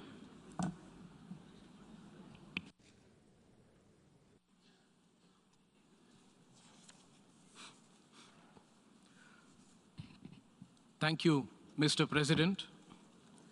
India has abstained on the resolution adopted in the General Assembly today. We do so for reasons of both substance and process. Since the inception of the Ukrainian conflict, India has stood for peace, dialogue, and diplomacy. We believe that no solution can be arrived at by shedding blood and at the cost of innocent lives. If India has chosen any side, it is the side of peace, and it is for an immediate end to violence. We continue to remain deeply concerned at the worsening situation and reiterate our call for end to all hostilities. When innocent human lives are at stake, diplomacy must prevail as the only viable option. Recent reports of civilian killings in Bucha are deeply disturbing. We have unequivocally condemned these killings and support the call for an independent investigation. The impact of the crisis has also been felt beyond the region with increasing food and energy costs, especially for many developing countries. It is in our collective interest to work constructively, both inside the United Nations and outside, towards seeking an early resolution to the conflict. India has been at the forefront of protecting human rights, right from the drafting of the Universal Declaration of Human Rights. We firmly believe that all decisions should be taken fully respecting due process, as all our democratic polity and structures enjoin us to do so. This applies to international organizations as well, particularly the United Nations. I thank you, Mr. President. I thank the distinguished representative of India. I now give the floor to the distinguished representative of Timor-Leste. At the outset, I would like to thank you, Mr. President, for convening this session. Mr. President, the position we took today to vote in favor of this resolution before all of us is a manifestation of our strong solidarity with the people of Ukraine, especially the victims of this war who have been forced to shelter and have fled across the country's borders, as well as those who have lost their homes, their lives, their family members, and their own lives. Our thoughts and prayers go out to all of them and their families and friends. Mr. President, our vote today shows our clear position to uphold human rights values in all circumstances and in all cases, as the dark period of our own history has taught us enough on the high cost of being victims of war. We call for an effective ceasefire in Ukraine and urge conflict parties to continue the dialogue and negotiation to stop this war and avoid further potentially catastrophic escalation. We commend the efforts of those who have facilitated the peace talks between conflict parties and all for more diplomatic initiatives to help in finding a peaceful solution for all. All parties must ensure the safety and protection of all civilians. It is our hope that peace is reclaimed immediately and that the important work for a healthy, prosperous, and sustainable future is restored for all. I thank you, Mr. President. I thank the distinguished representative of Timor-Leste. I now give the floor to the distinguished representative of Qatar.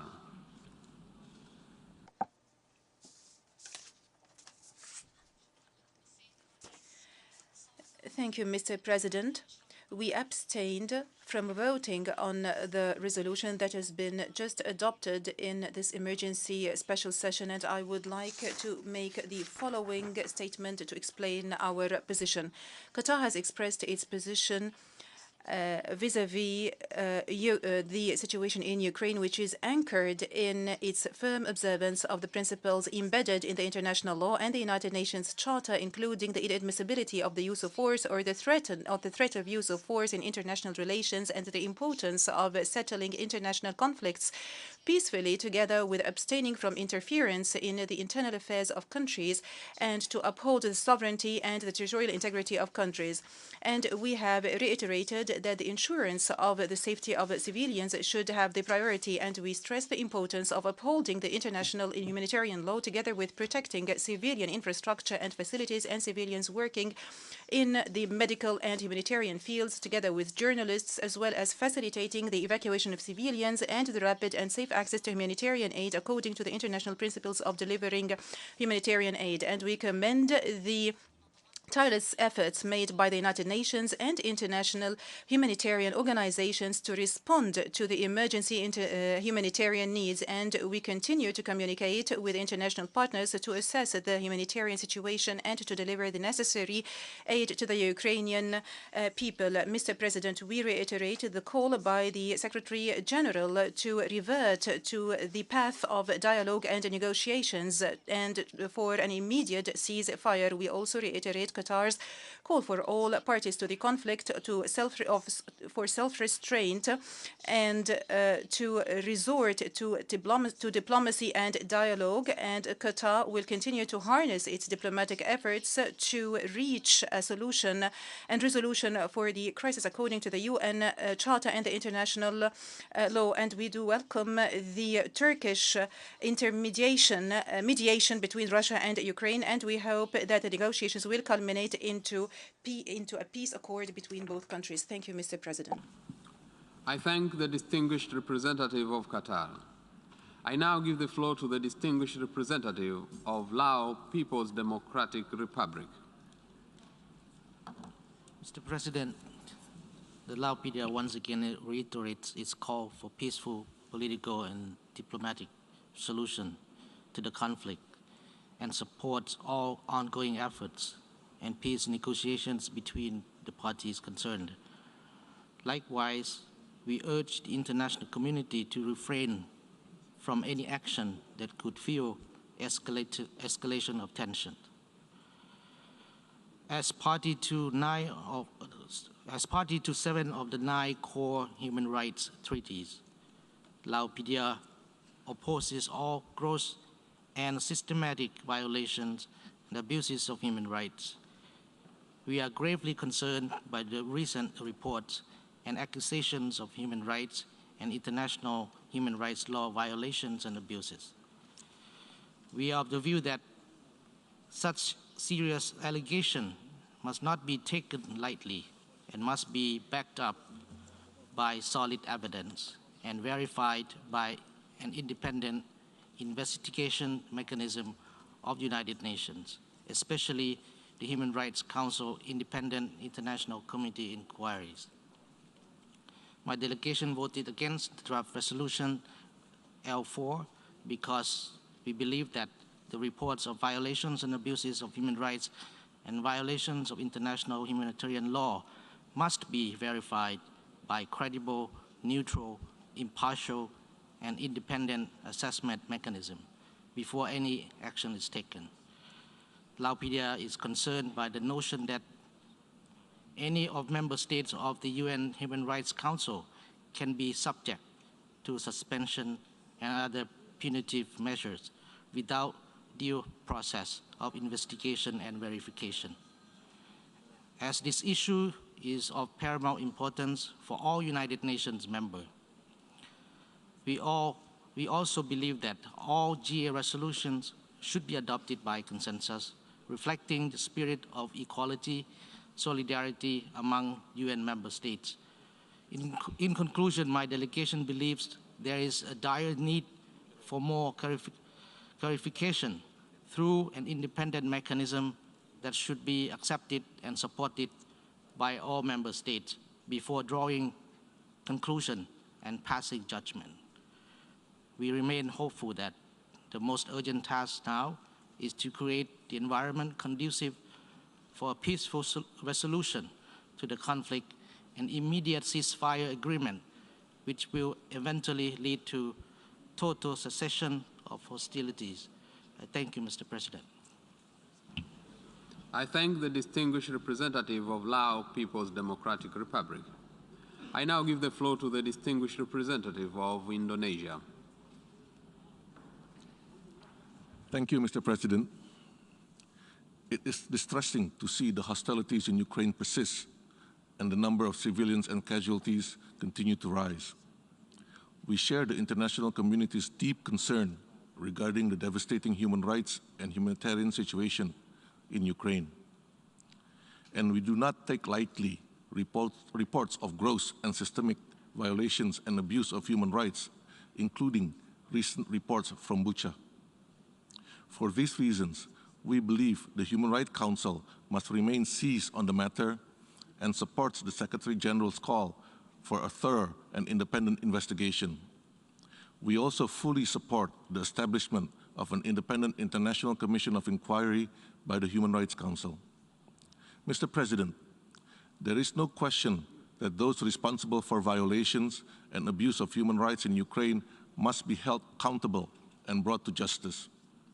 The Commission, therefore, must receive full support and access needed to effectively carry out its mandate. In the meantime, we have to give a chance for the Commission to work in an objective and transparent manner and present its findings and reports. We must allow due diligence and not prejudge the work of the Commission. The General Assembly must also be prudent. It is important. 我们必须要先收到所有的事实然后采取行动。Members.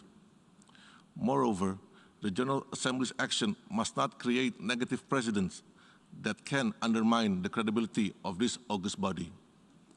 It is for these reasons Indonesia abstained on Resolution L4. Mr. President, Indonesia remains steadfast in our commitment to respect and protect human rights for all. Our priority now must be to save lives and protect civilians in Ukraine. We reaffirm our call to all parties to stop the hostilities and to spare no efforts to achieve peace through dialogue and diplomacy. This is the only way we can end the suffering and senseless loss of lives in Ukraine and to prevent the increasing negative impact of the war beyond the region.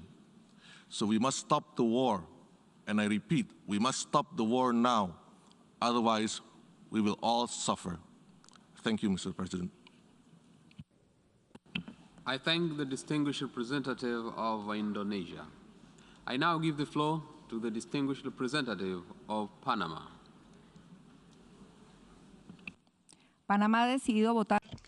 Panama decided to vote in favor of the resolution suspension of the rights of membership of the Russian Federation in the Human Rights Council, since it supports the principles and purposes of the UN Charter and the Pillar of Human Rights, and especially because member states must abide by their commitments in the area of human rights when elected to this principal organ of the United Nations. Panama is faithful to multilateralism and the defense of human rights and supports the participation of member states in international bodies. Thus, in general terms, we do not support the separating a member state from membership in multilateral fora. This decision is taken in a context of flagrant gravity, given gross and systematic violations of human rights against civilians in Ukraine. Panama, concerned over the Syria situation, finds itself faced with the imperative of supporting this initiative, which has taken the General Assembly of the UN to consider the temporary suspension of a member state of this principal human rights body. Mr. President, we already lived through this in 2011 when a state, Libya, was suspended from the Human Rights Council for a period of 8 months. Panama at that time supported this temporary initiative and co-sponsored the resolution which permitted its admission. Panama votes today hoping that the decision will be temporary, prioritizing that member states will support principles for respect for the highest human rights standards. We therefore highlight the need to guarantee universality in considering human rights issues, including the application of paragraph 8 of Resolution 60/251 to avoid contradictions in evaluating cases of human rights violations.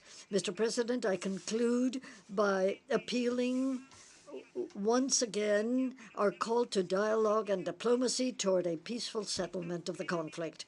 We are fully convinced that it will be through dialogue and understanding that this devastating conflict will end, and we will return to the path of peace and solidarity.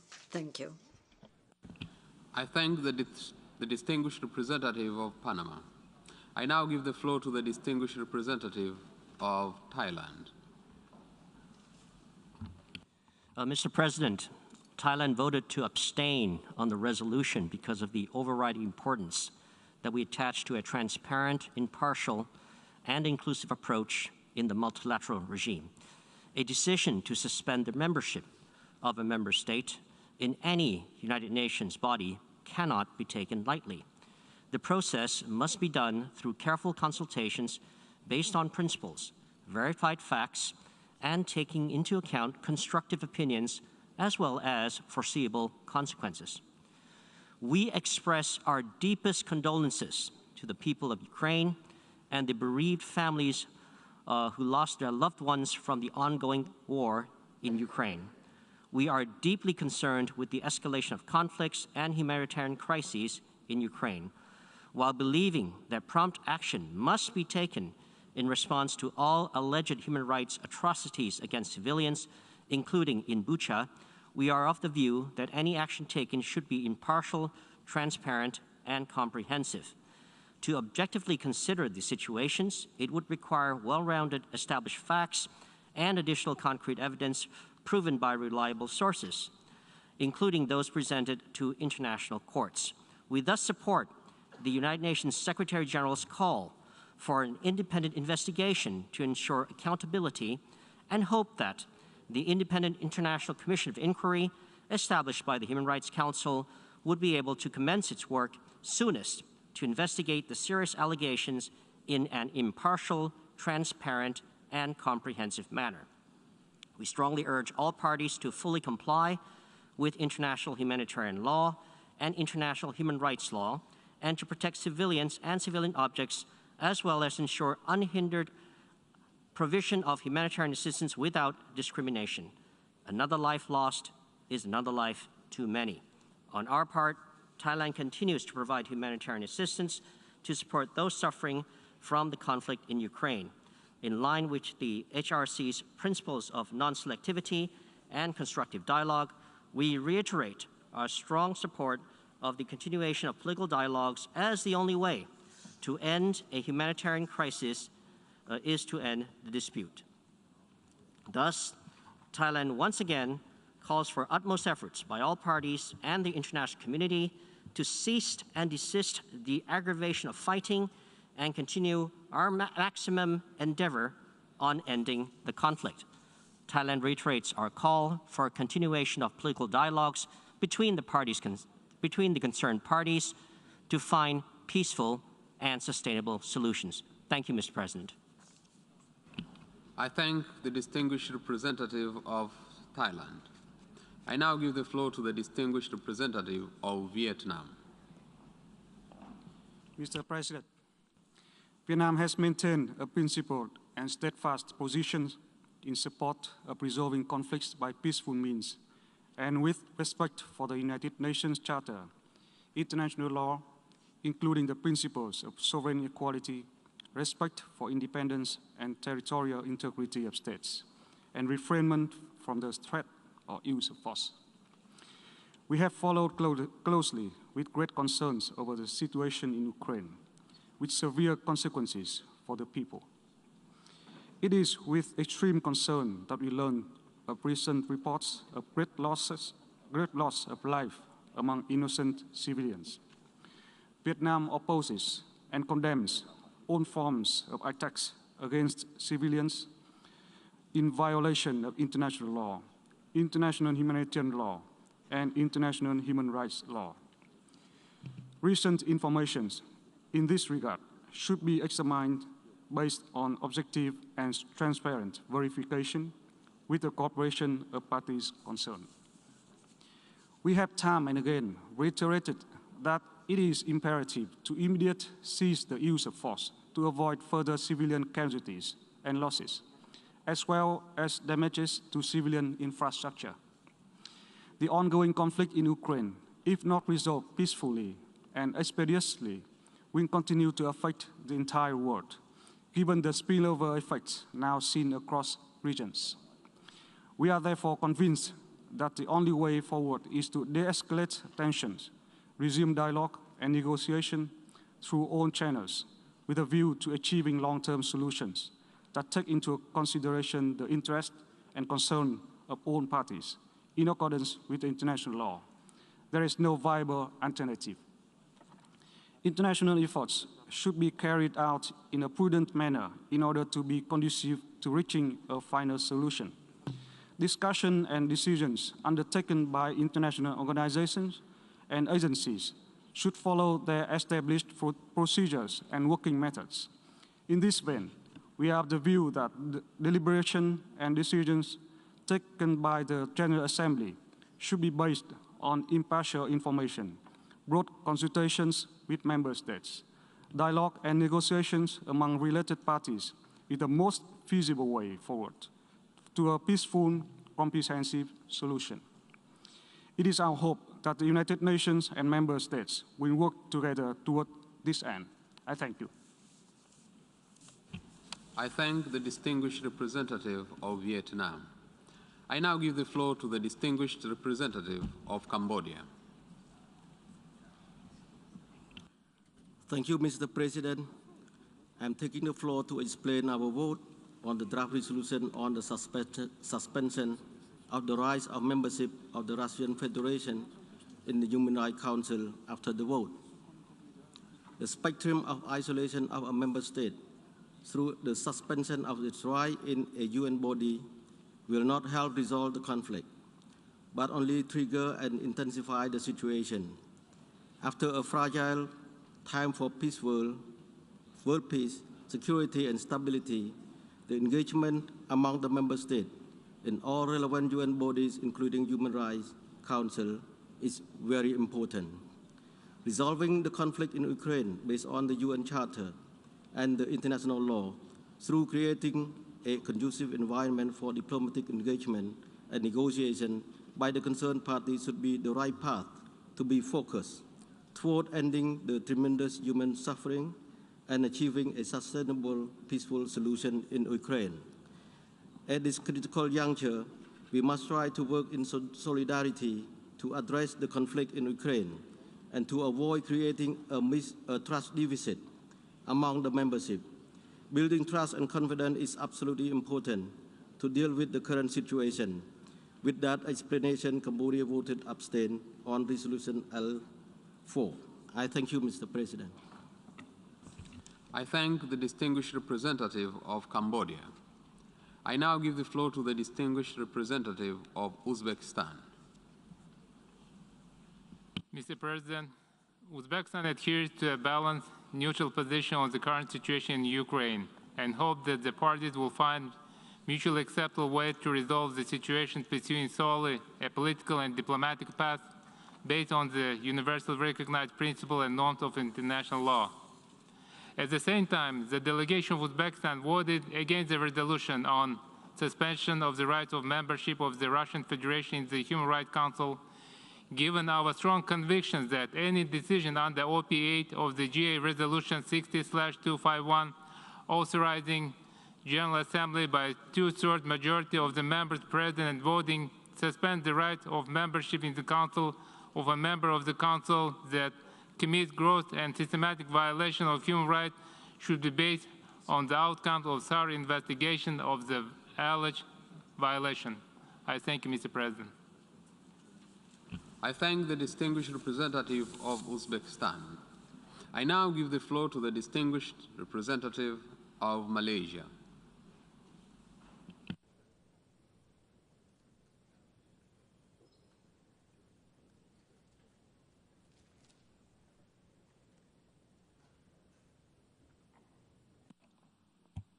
Mr. President, Malaysia remains deeply concerned with the worsening situation in Ukraine and continues to closely monitor developments, including the humanitarian situation on the ground. We are greatly disturbed with reports of alleged human rights abuses and violations. We firmly believe that those who commit gross violations of human rights must be held accountable. We also firmly believe that it is imperative that such atrocities be verified in an impartial, transparent, and credible manner.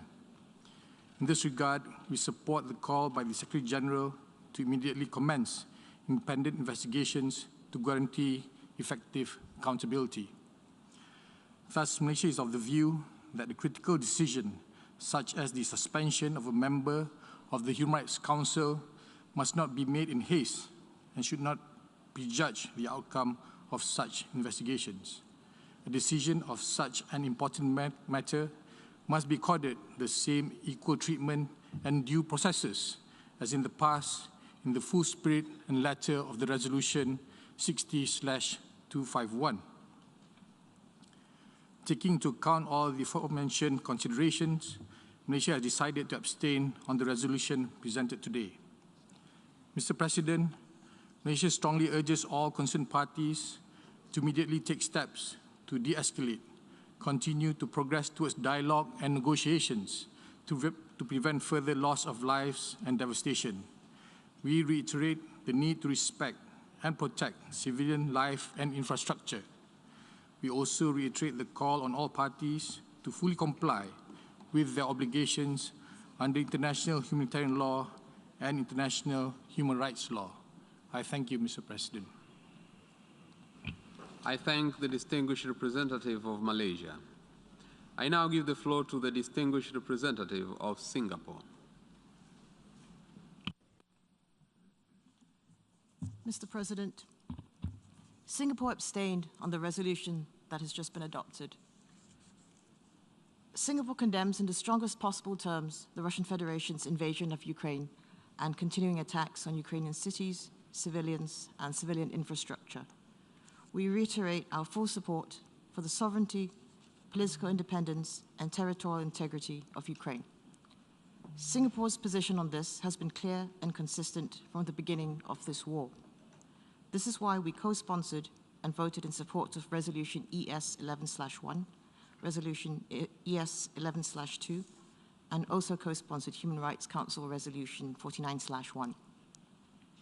Mr. President, Singapore is gravely concerned and distressed by the latest reports and images from Bucha and other Ukrainian towns of high civilian casualties and destruction of civilian infrastructure. We strongly condemn any violations of human rights and international humanitarian law. In this regard, we urge the full and urgent implementation of Resolution ES-11/1, Resolution ES-11/2, and Human Rights Council Resolution 49/1. In particular, we note the establishment of an independent international commission of inquiry to investigate all alleged violations of abuses of human rights in Ukraine and await the completion of its work and its findings. There must be accountability for any gross and systematic human rights violations that have taken place in the war in Ukraine. We urge all parties to cooperate with the Commission and allow full and unhindered access for the Commission to gather evidence and conduct its work. We must spare no effort to protect the civilian population in Ukraine and to ensure safe and unhindered humanitarian access to all those in need. We continue to call on the Russian Federation to cease its offensive military operations immediately, to remain engaged in meaningful negotiations with Ukraine, and to work towards a peaceful settlement in accordance with the UN Charter and international law. Thank you, Mr. President. I thank the distinguished representative of Singapore. I now give the floor to the distinguished representative of Brunei Darussalam. Bismillahirrahmanirrahim. Mr. President, Brunei Darussalam expresses concern over the escalation of tension and military action in Ukraine and continues to closely monitor developments in the country. Brunei Darussalam condemns any violation of sovereignty, independence, and territorial integrity of any country and reiterates the importance of upholding the principle of a rule-based framework and respect the international law. Brunei Darussalam strongly believes that constructive dialogue and engagement among all parties concerned is essential to seek a peaceful solution. We further believe that the suspension of member states is counterproductive in addressing any concern and may further aggravate the already dire situation. Brunei Darussalam reiterates the importance of diplomacy and further calls on all parties directly involved to de-escalate tension and settle all differences by peaceful means without resorting to the threat or use of force in accordance with the UN Charter and international law in the interest of maintaining international peace and stability. I thank you, Mr. President. I thank the distinguished representative of Brunei Darussalam. I now give the floor to the distinguished representative of Kuwait.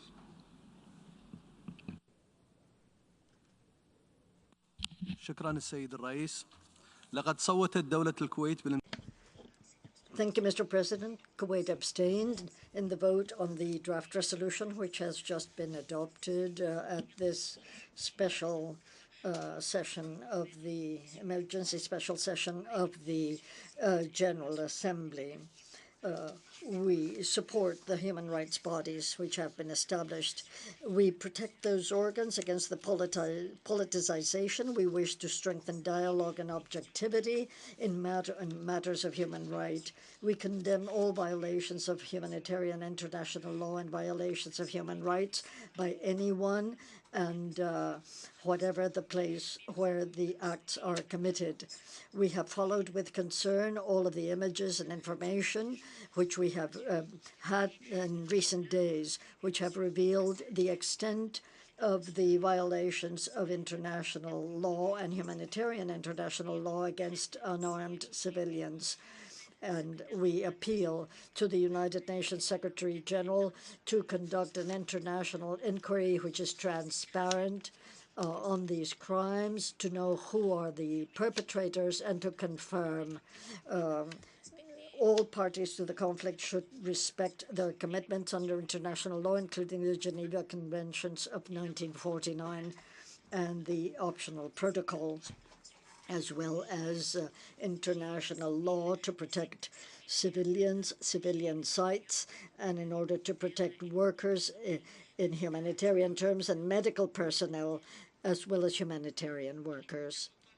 It is important to guarantee the delivery of humanitarian assistance to those in need. We reaffirm that, and we welcome the efforts made by United Nations bodies to put an end to hostilities. Ever since the start of the war and military operations in Ukraine, Kuwait has reaffirmed its position of principle, which is to respect United Nations principles, respect the territorial integrity, independence, and sovereignty of states, and non-interference in their internal affairs.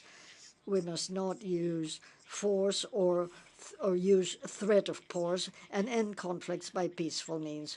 We renew our appeal to end hostilities and to undertake negotiations between the parties in question in order to reach a peaceful solution to spare the world and the region from any serious repercussions. Thank you. The distinguished representative of Kuwait.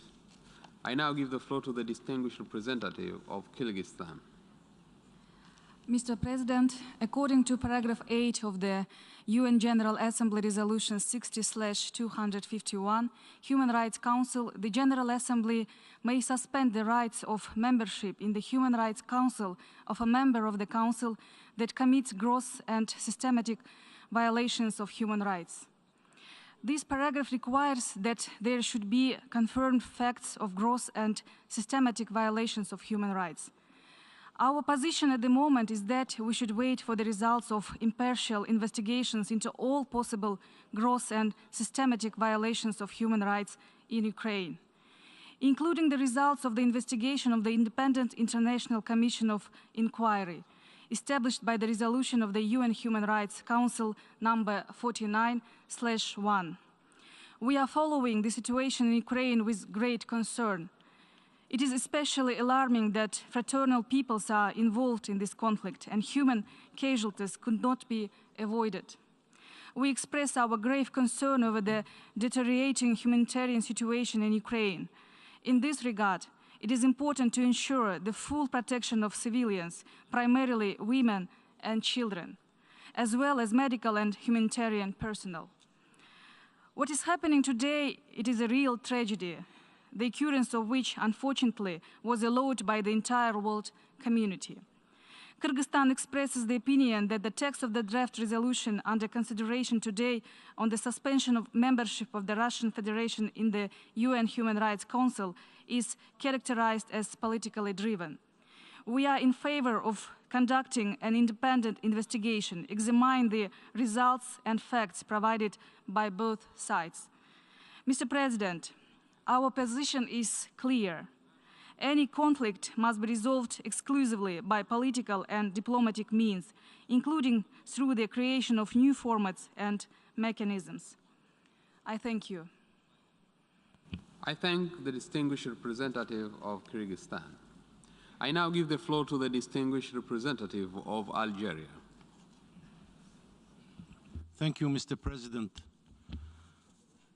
تجدد الجزائر التزامها الثابت بالقواعد Algeria reaffirms its firm attachment to the fundamental rules and principles of the international humanitarian law and international human rights law, in particular the Universal Declaration of Human Rights and the international instruments for the protection and promotion of human rights, and expresses its firm condemnation of any proven violation of international obligations in this domain.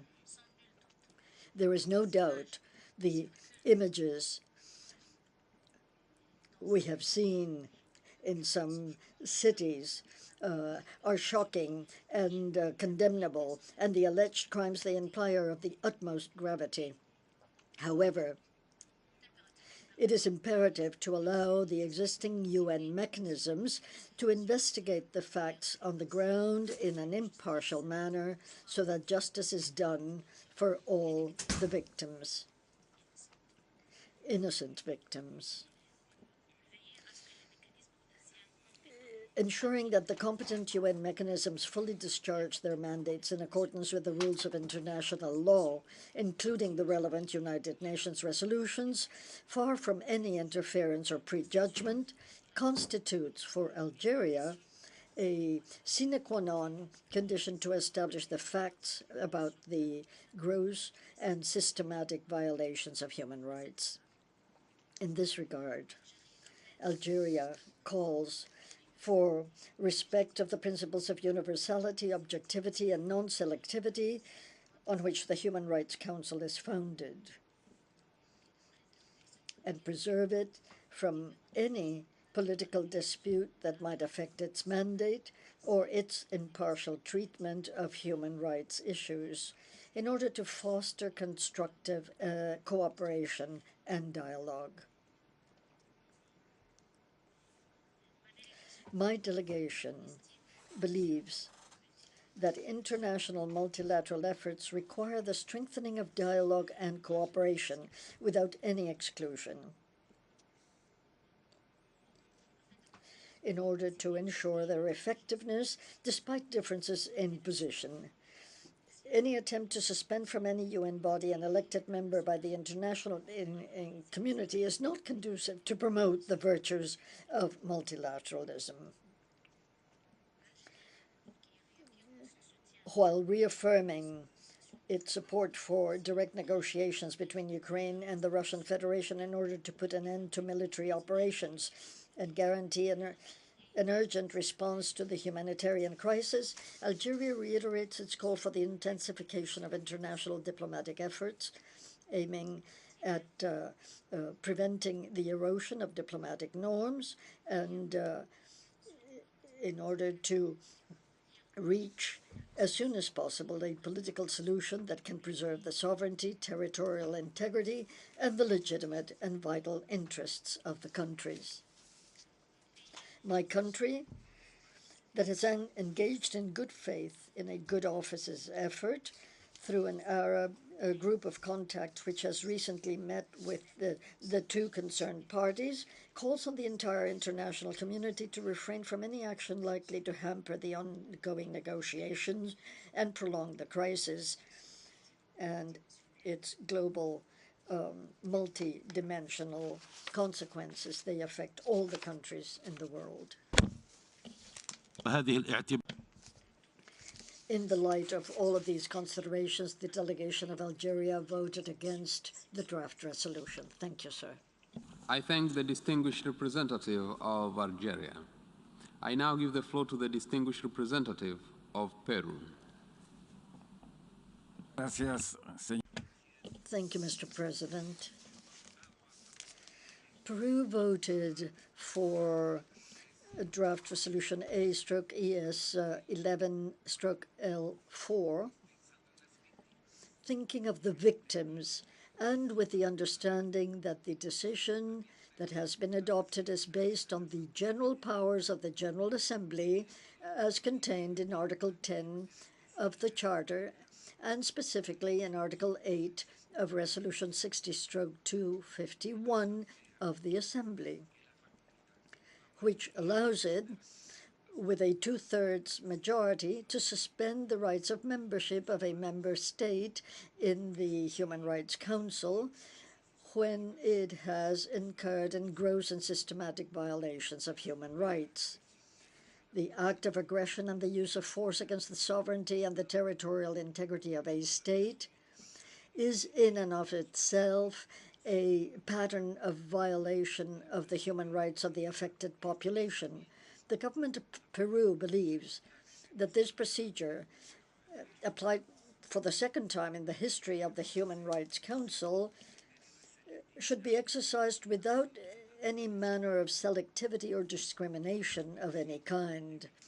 Suspension in the future should be invoked in any situation similar to the present case, where acts of the use of force, violation of the territorial integrity of another state, and violations of human rights concurred. In that context, the context of a resolution adopted in the context of the responsibilities and the mandate of the General Assembly, the government of Peru believes that it does not prejudge the monitoring actions which are being undertaken or may be undertaken by the various mechanisms of the Human Rights Council. Those inquiries must take place without any type of political preconceptions, with independence, neutrality, and with a sole focus on the rights of victims, their protection, and the fight against impunity. In particular, the delegation of Peru believes that the resolution that has been adopted should not prejudge nor predetermine in political terms the work of the independent international commission which the Human Rights Council has established with a mandate to investigate alleged violations of human rights and humanitarian law, which take place in the context of the armed conflict in Ukraine, independently from the parties responsible for those violations, as may be determined.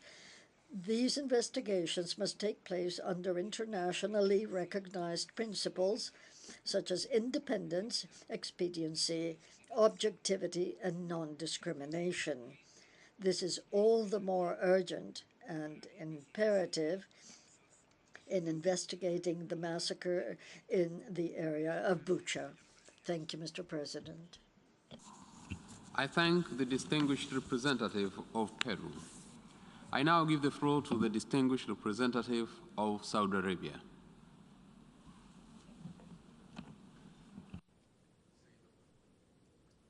Please. Thank you, Mr. President. Saudi Arabia abstained on the draft resolution entitled Suspension of the Membership Rights of Russia in the Human Rights Council.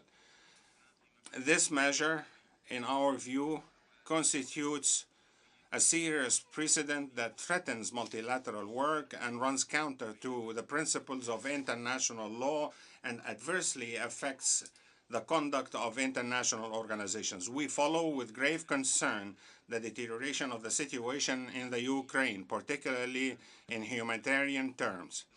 We condemn all violations of international humanitarian law in all forms and wherever they occur. We believe in the importance of protecting civilians and civilian sites in conflict areas. However, we believe that moving to suspend the membership of Russia in the Human Rights Council is an escalatory step that aggravates a situation that is already tense, and it is not only a form of politicization of the work of the Council, but it also carries a unilateral nature that gives certain more rights than others. Mr. President, my country stresses the right of all states elected to the membership of the Human Rights Council to exercise their full rights in accordance with General Assembly Resolution 60/251 entitled Human Rights Council, which stressed that there should be no selectivity, double standards, or politicization in dealing with human rights issues. Mr. President, our abstention today is based on our strong belief that aggravating a situation will adversely affect the dialogue ongoing between the parties with a view to reaching a peaceful settlement that spares the region and the world further adverse effects in political, economic, or humanitarian terms. Thank you.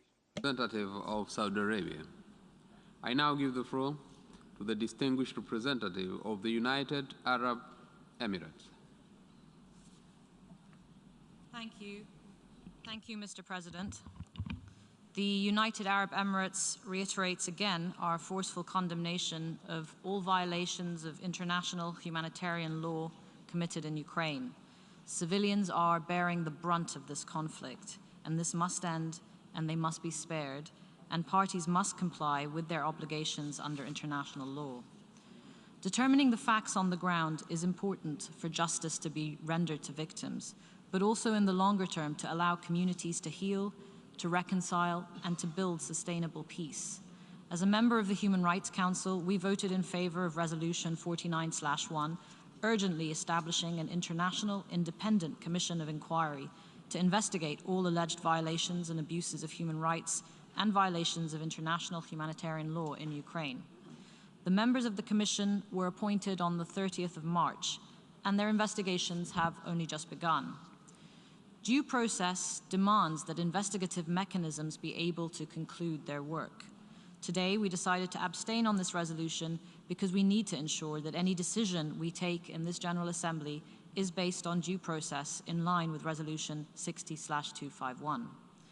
The United Nations is based on the premise of dialogue and constructive engagement with each other, and even with those who hold opposing views to us. The organizations that make up our international system were not established to be a club for the like-minded. We need to preserve spaces in the multilateral arena to talk to each other and not just at each other. And that idea is in the foundational DNA of this organization. Our collective strength lies in our inclusivity. So now is the time to double down on diplomatic outreach in order to reach an immediate cessation of hostilities throughout Ukraine. And we support the ongoing negotiations between Ukraine and Russia and offer our full support to all mediation efforts. Now it is time to find a way through this conflict towards peace. Thank you, Mr. President. I thank the distinguished representative of the United Arab Emirates. I now give the floor to the distinguished representative of Kiribati.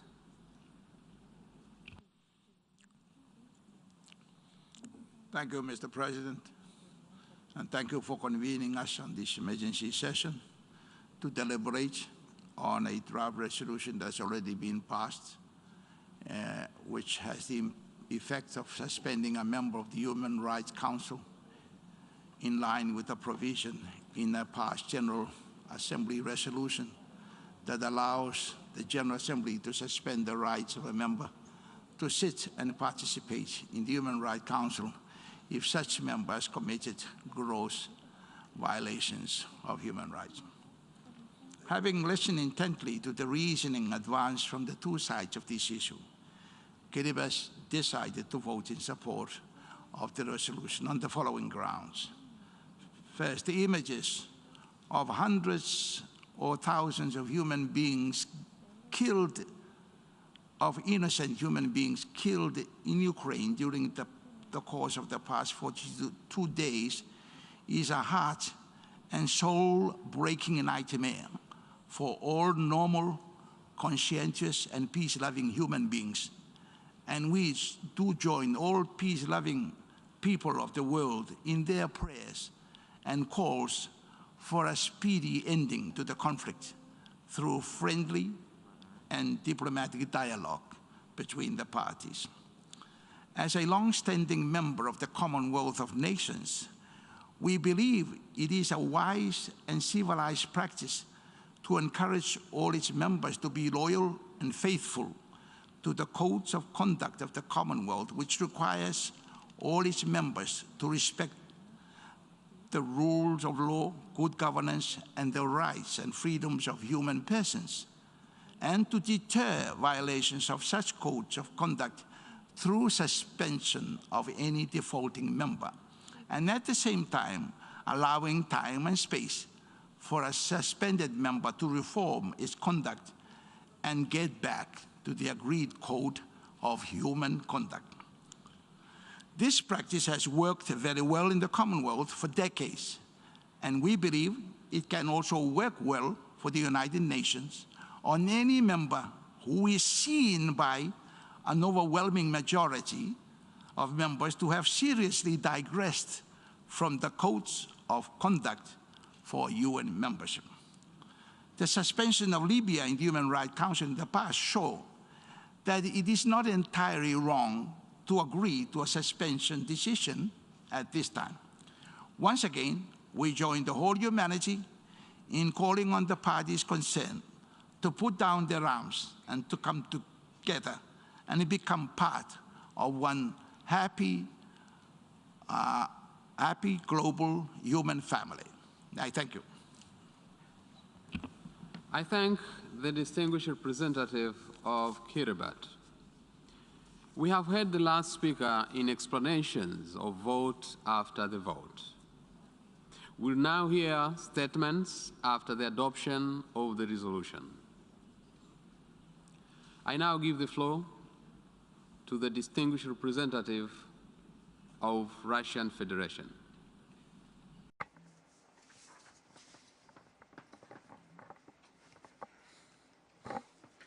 Thank you, Mr. President. Russian Federation considers the resolution adopted by the General Assembly on the suspension of the membership of the Russian Federation in the Human Rights Council as an illegitimate and politically motivated step with the aim of demonstratively punishing a sovereign member state of the UN conducting an independent domestic and foreign policy. I am authorized to make the following statement. The Russian Federation made a decision about ending or suspending its membership in the Human Rights Council before the end of its term on the 7th of April of this year.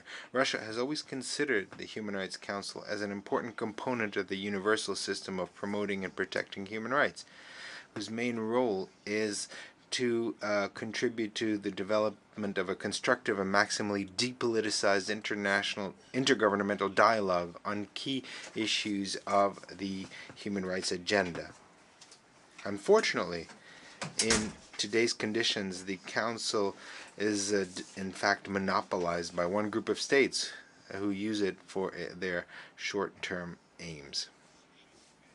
Now, those who have claimed that they are the standard in the human rights field, these states for many years have directly been involved in blatant and massive violations of human rights, or abetted those violations. In spite of its membership, their membership as members of the Council, they're not ready to to sacrifice their short-term political and economic interests in favor of true cooperation in stabilizing the human rights situation in certain countries. Such actions violate the mandate entrusted by the international community on the Human Rights Council and overall undermine trust in this body.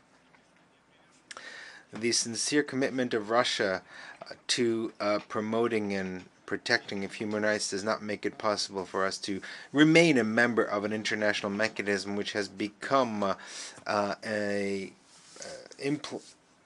enabler of the will of the above-mentioned group of countries, which, in order to push through their aims and achieve the necessary amount of votes in adopting this decision, have resorted to open blackmail of sovereign states. Our decision to stop our membership in the Human Rights Council before the end of our term does not mean that we are not going to continue fulfilling our international obligations in the human rights field. The Russian Federation will continue to make its significant contribution in strengthening constructive dialogue on human rights and involving all interested sides in the process of collective development and adoption of decisions that meet the interests of all groups of states. Thank you. I thank the distinguished representative of the Russian Federation. I now give the floor to the distinguished representative of the European Union.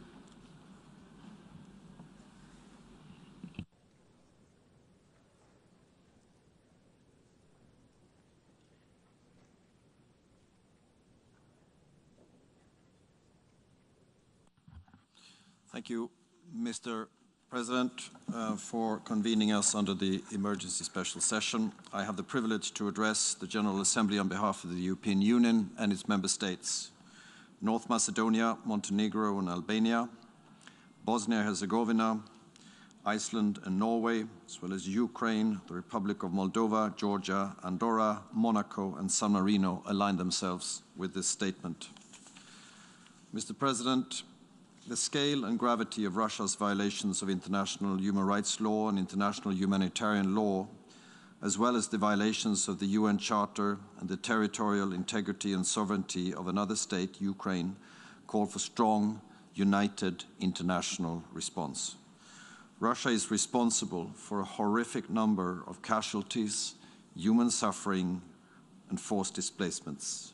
Russian armed forces have been relentlessly shelling cities, schools, hospitals for well over a month now. The Russian authorities are responsible for the crimes committed while they have effective control of many areas inside Ukraine. They are subject to international law of occupation. The European Union supports all measures to ensure accountability for human rights violations and violations of international humanitarian law in Ukraine by Russian armed forces. The perpetrators of war crimes and other serious violations, as well as the responsible government officials and military leaders, will be held accountable. Today, this Assembly has decided that for now the Russian Federation is suspended from the Human Rights Council. Membership in that council is and shall remain open to all member states of the United Nations. But those members commit to uphold the highest standards in the promotion and protection of human rights. Russia has violated those criteria through its activities in Ukraine. The decision to suspend the Russian Federation, which the EU and its member states have supported today, implements the 2006 General Assembly resolution establishing the Human Rights Council, which foresees suspension of members that commit gross and systematic violations of human rights. Suspension is necessary to uphold the integrity of the Human Rights Council, the authority of the General Assembly, and the credibility of the UN human rights system. The rare decision this Assembly has taken today sends a strong signal of accountability and hopefully will help preventing and discouraging more violations of human rights. For the third time in a month, the UN General Assembly has adopted a resolution on Ukraine by a clear majority. Once again, the international community stands in solidarity with the people of Ukraine and all other people affected by the war of Russian aggression. Once again, the international community strongly calls on Russia to cease the destruction of innocent lives across Ukraine and immediately and unconditionally withdraw all its troops. While the Security Council remains unable to take action because of the Russian veto, the General Assembly has demonstrated the strength of international support towards addressing the Russian aggression against Ukraine. Thank you very much, Mr. President. I thank the distinguished representative of European Union. I now give the floor to the distinguished representative of the Netherlands on behalf of Benelux countries. President, I deliver this statement on behalf of the Benelux countries, Belgium, Luxembourg, and my own country, the Netherlands. The Benelux countries align themselves with the statement just made by the European Union. Mr. President, the Benelux countries remain unwavering in their support for Ukraine's independence, sovereignty, territorial integrity within its internationally recognized borders, and its democratic freedom. We condemn in the strongest terms the unprovoked war of aggression by the Russian Federation against Ukraine. Mr. President, it is the third time that we meet in this emergency special session in just over a month. Today, like before, the exceptional circumstances caused by the war in Ukraine leave us no other choice. We meet because we are horrified by the reports of atrocities committed by the Russian armed forces in Ukraine, by the images from places like Bucha, Starye-Bikiv, Mariupol, and Hostomel that show a complete disregard for human rights and the lives of civilians, and by the personal testimonies of rape and sexual violence that are emerging. Clearly, these actions are unacceptable for any UN member state, but even more so for a member of the Human Rights Council. It is therefore important that the General Assembly has just voted to take the exceptional step to suspend the membership of the Russian Federation of the Human Rights Council. It is important because membership of the Council comes with responsibilities and duties. Resolution 60/251, which established the Council, clearly states that Council members shall, and I quote, uphold the highest standards in the promotion and protection of human rights. Holding a seat in the Human Rights Council is not a free ride.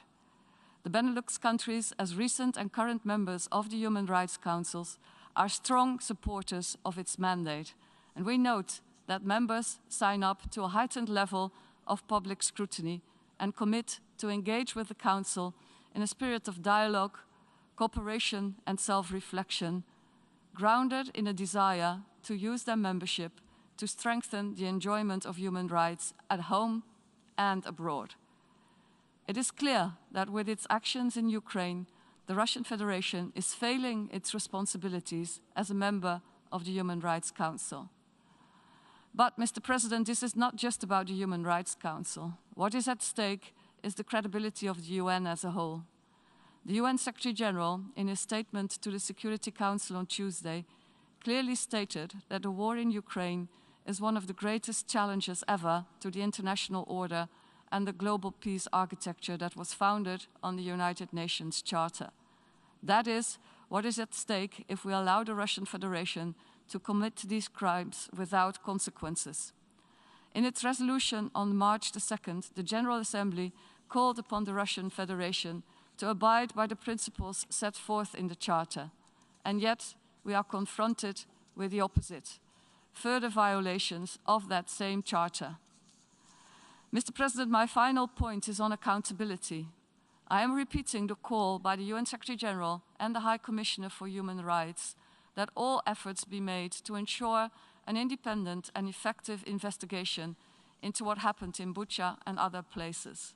We therefore fully support the work of the Commission of Inquiry that was established by the Human Rights Council and the essential role of the International Criminal Court when it comes to investigating possible war crimes, crimes against humanity, and genocide. These efforts complement the investigations undertaken by the Prosecutor General of Ukraine, which the EU stands ready to support. So let's be clear. The perpetrators of these crimes are being watched and evidence is being compiled with a view to their prosecution. We owe it to the victims and the family to find the truth and to provide justice and accountability. Mr. President, there is of course a solution to stop these atrocities. The Russian Federation chose to start this war of aggression against Ukraine. It can also choose to stop it. To immediately cease hostilities, withdraw its troops, and fully respect international, humanitarian, and human rights law. I thank you, Mr. President. I thank the distinguished representative of the Netherlands. I now give the floor to the distinguished representative of Lithuania on behalf of the Baltic countries. United Kingdom, point of order. So, point of order. There is a point of order requested by the United Kingdom, and I would wish now to give the floor to the United Kingdom for the point of order. Many thanks, Mr. President. We're very sorry to take the floor and interrupt the flow of statements, but we would like to seek urgent clarification from the Russian delegation as to what precisely they just said in their statement. This General Assembly voted just a few moments ago to suspend them from the Human Rights Council, and that is now done. But it seemed to us that they were suggesting that they were also withdrawing from the Human Rights Council, which has a different effect. Now, setting aside the fact that that sounds like someone who has just been fired, tendering their resignation, may we just ask the Russian delegation to be precise on this point? Are they going to be sending a note verbal to member states and to the relevant authorities indicating their full and formal withdrawal from the Human Rights Council for the remainder of their term? We think that has a different effect in terms of the next actions that need to be taken and their status. Thank you, Mr. President.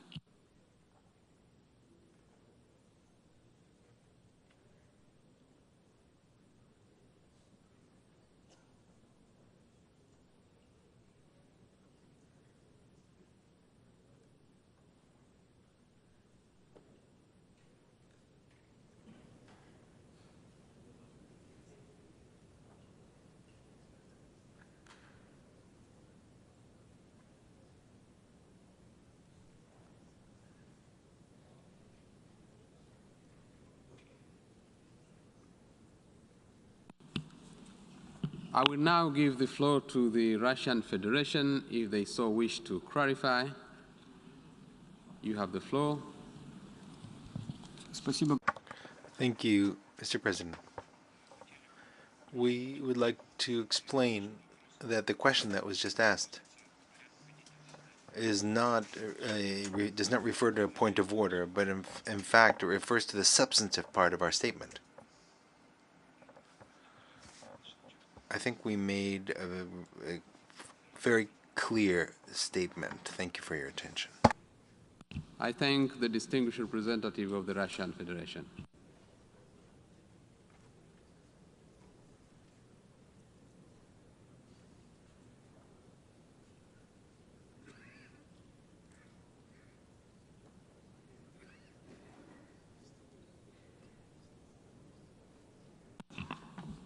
I note that France is asking the floor for the point of order, and I give the floor to the distinguished representative of France.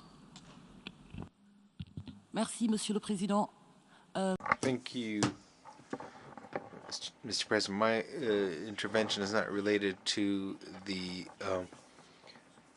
point of order. Maybe interpreters can clarify. I think there might be some divergences between the French and English versions, because we were also wondering exactly what was the statement of the Russian Federation. Thank you. I thank the distinguished representative of France for the statement. We have heard the last speaker in the statement after adoption of this for this meeting. We shall hear the remaining speakers this afternoon at 3 p.m. in this hall. The meeting is adjourned.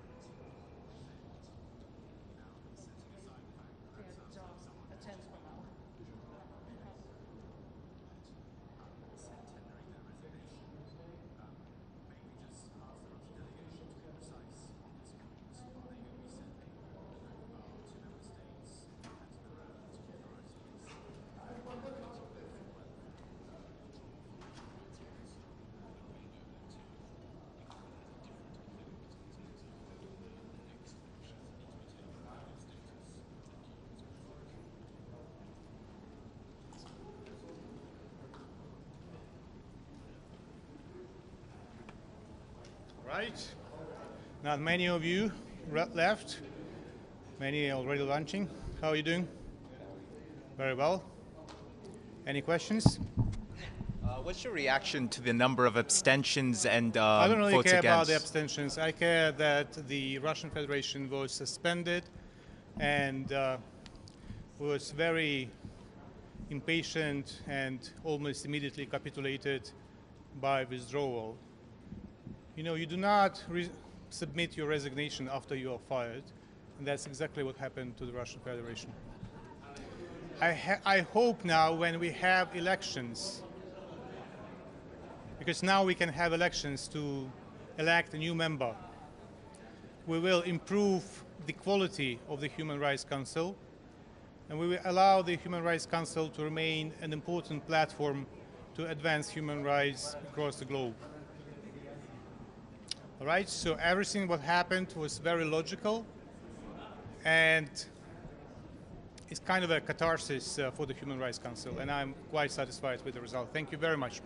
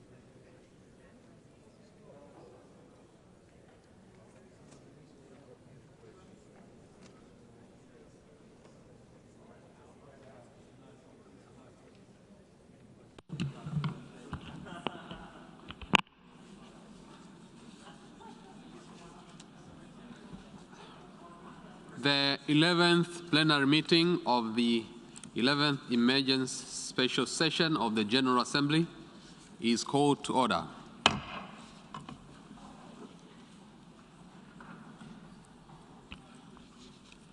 Before proceeding further, I would like to remind members that due to temporary closure of the east side emergency doors, in the event of a fire or an emergency which requires an evacuation, please use the west side emergency doors and stairway next to the elevator banks. Those in the third and fourth balconies, please use the stairway next to the elevator banks. The Assembly will now continue its consideration of Agenda Item 5, entitled Letter dated 28 February 2014, from the Permanent Representative of Ukraine to the United Nations, addressed to the President of the Security Council, document A/2014/136, to hear from the remaining speakers for the statements after the adoption.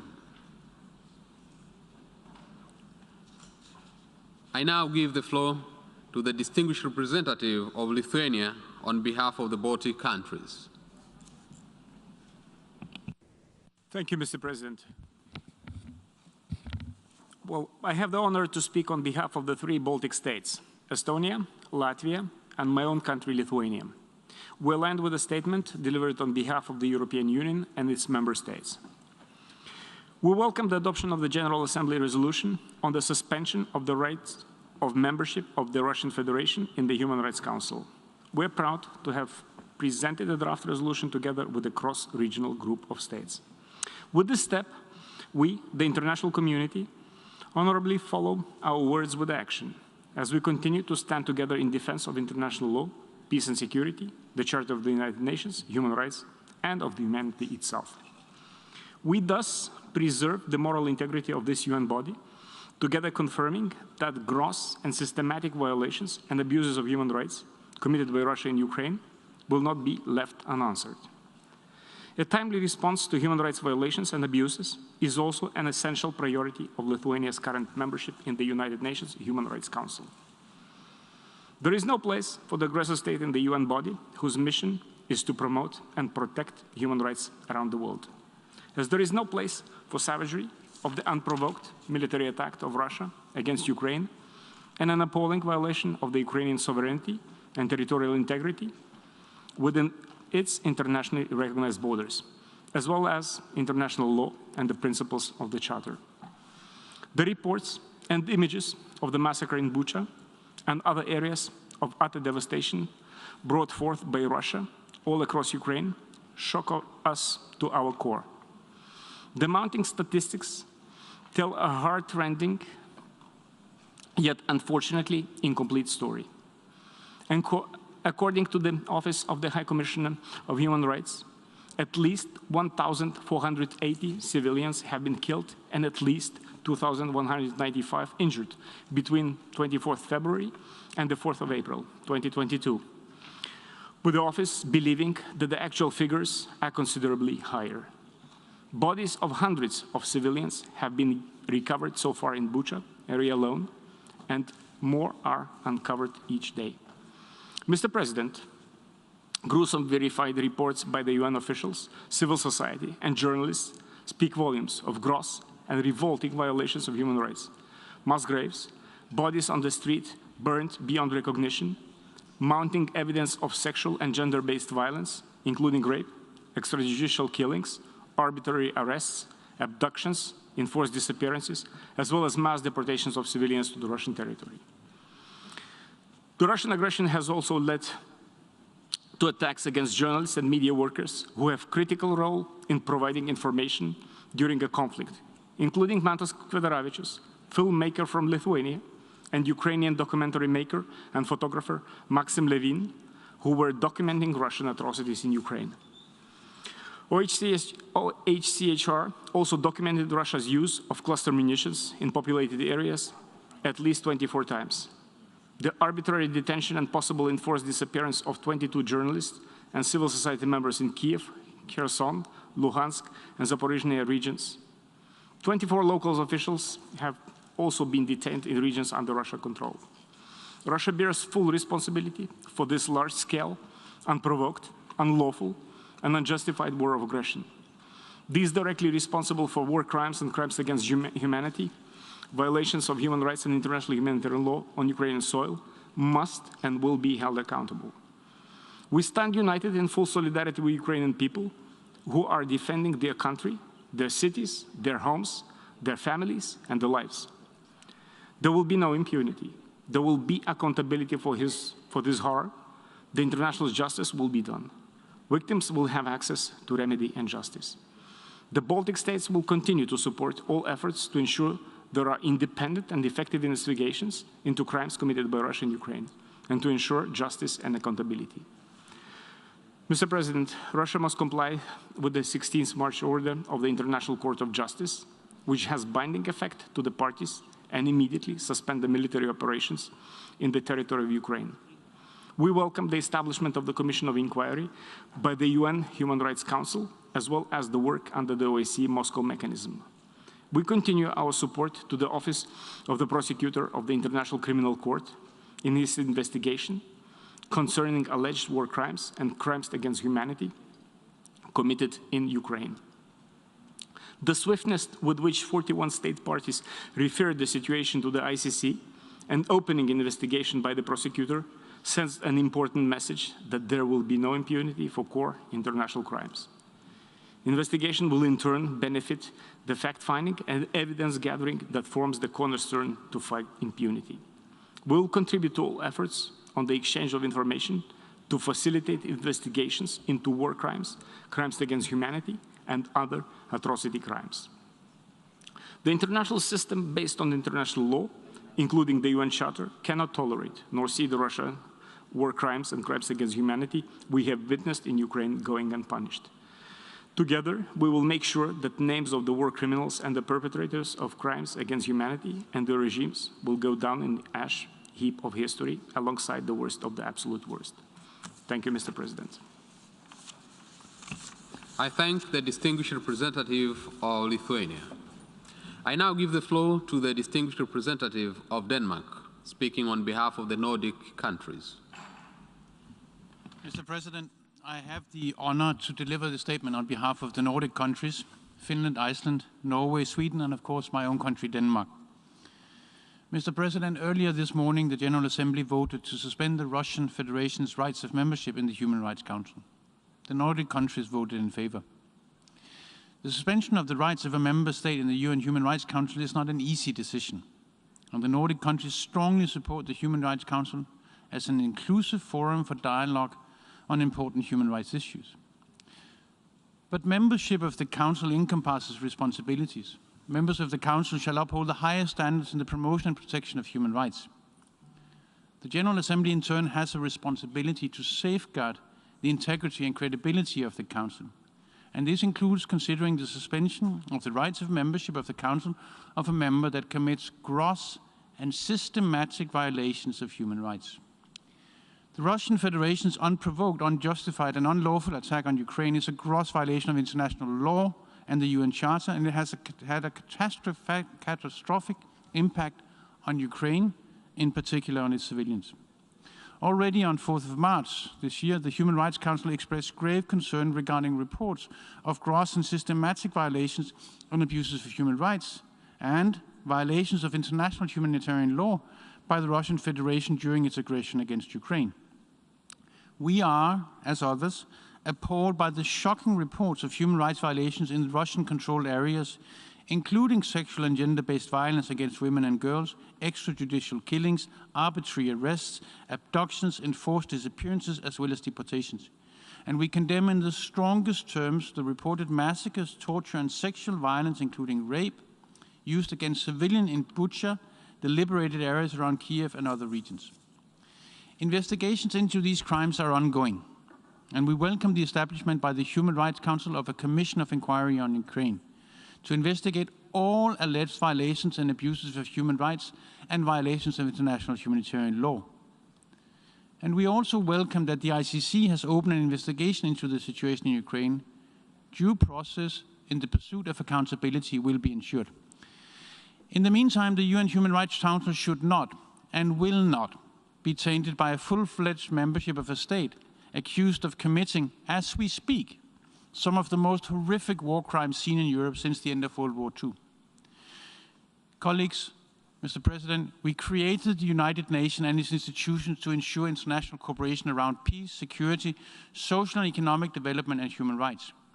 The institutions of the United Nations must be respected as such, and we should not allow them to be used deliberately to disseminate propaganda and disinformation. We thank member states today for standing up for international law, the international rules-based order, the integrity of the Human Rights Council, and the rules and principles of the UN Charter. I thank you. I thank the distinguished representative of Denmark. I now give the floor to the distinguished representative of Georgia. Thank you, Mr. President. Georgia aligns itself with the statement made by the European Union earlier today, and in my national capacity, let me make this brief comment. Just 2 weeks ago, this Assembly, by the overwhelming majority, adopted the resolution which deplored humanitarian consequences of this aggression and demanded, I quote, an immediate cessation of the hostilities by the Russian Federation against Ukraine, in particular of any attacks against civilian and civilian objects, unquote. Regrettably, the unequivocal calls from the international community have not been heeded to. The situation in Ukraine continued to drastically deteriorate, thousands of civilians, including children, killed, injured, and a quarter of the country forcibly displaced in search of a safe shelter. The series depicting massacre and brutal atrocities perpetrated against innocent civilians in Bucha were devastating. There must be no impunity for any violation of the humanitarian law and human rights law, and with all that, we joined the efforts of the international community to ensure that justice was served for the crimes committed through all available international legal mechanisms. Let me underline that the HRC membership comes with responsibility for promotion and protection of human rights to the highest attainable standards.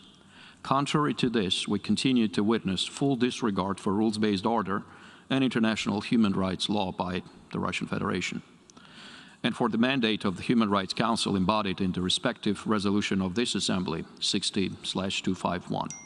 Therefore, Georgia voted in favor of this resolution, and I also want to thank all those countries who followed the same example. And this Assembly, in fact, has already proven its ability to act decisively, and we must continue to stand up for the very principles of UN Charter and the international law. I thank you, Mr. President. I thank the distinguished representative of Georgia. I now give the floor to the distinguished representative of Poland. Mr. Chair, I wish to express my country's strong support for the resolution adopted today, suspending the membership of the Russian Federation in the Human Rights Council. This was a vote to protect the basic principles of the UN Charter and the very reasons of the existence of the UN system. Russia has clearly failed as a Human Rights Council member. The Russian attack on Ukraine and its crimes perpetrated therein are in a clear violation of the purposes and the principles of the UN Charter. A country that deliberately kills civilians on a massive scale cannot be an active member of the Human Rights Council, the most important body in the UN system mandated to protect and respect human rights globally. A country that has international law and humanitarian law in total disregard cannot participate in making new standards in this area without undermining the credibility of the whole UN humanitarian rights system.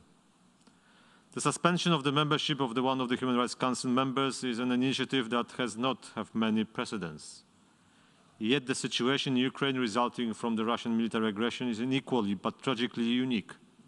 A permanent member of the UN Security Council and as I understand, former member of the Human Rights Council, initiates an unprovoked and unjustified invasion against its neighboring country and brutally conducts the war, deliberately attacking the civilian population. The Russian attack on Ukraine requires a resolute response from the international community, and as such response has just been delivered, and it is just the first step.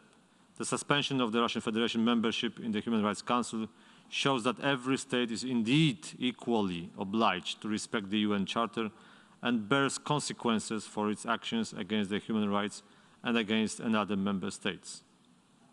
The creators of the United Nations designed this system to prevent the future generations from the scourge of war.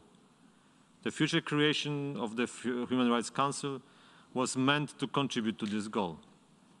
We must do utmost to safeguard the UN system achievements for the next generation, as well as to protect the organization's credibility. For this reason, Poland has supported the resolution adopted today, and we believe that the rules-based order is a meaningful notion, and we regard this vote as a preventive measure. Thank you very much. I thank the distinguished representative of Poland. I now give the floor to the distinguished representative of Czech Republic.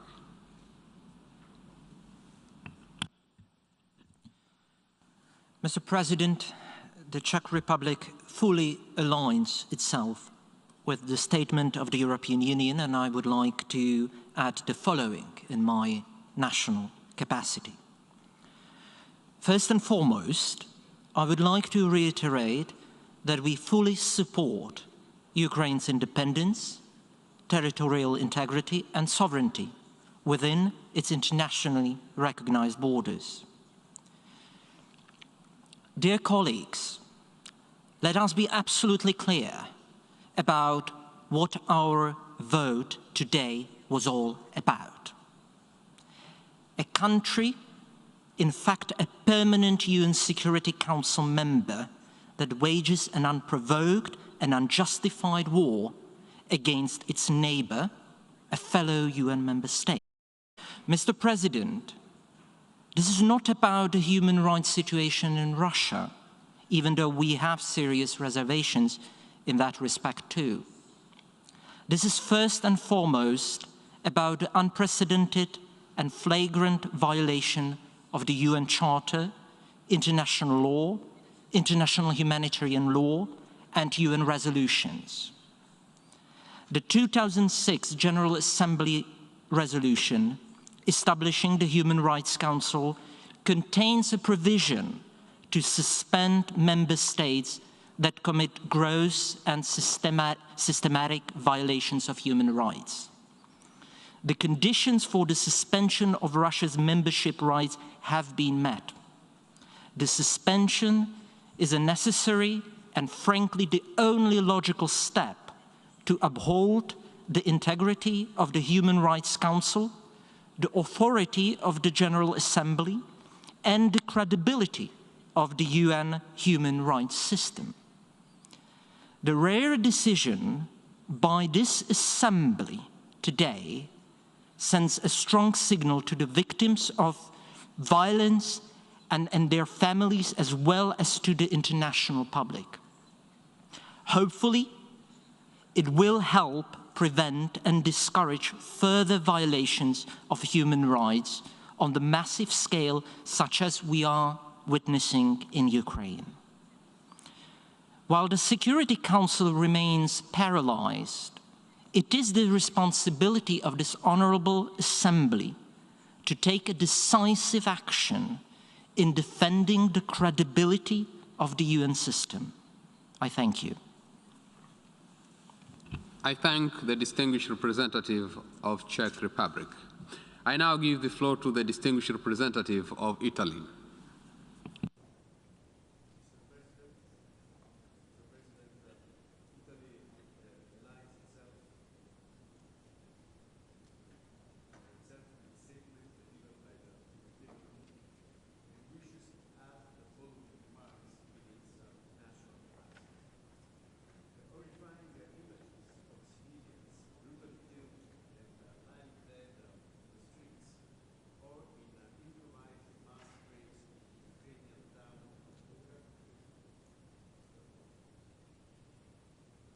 Sorry, I start again.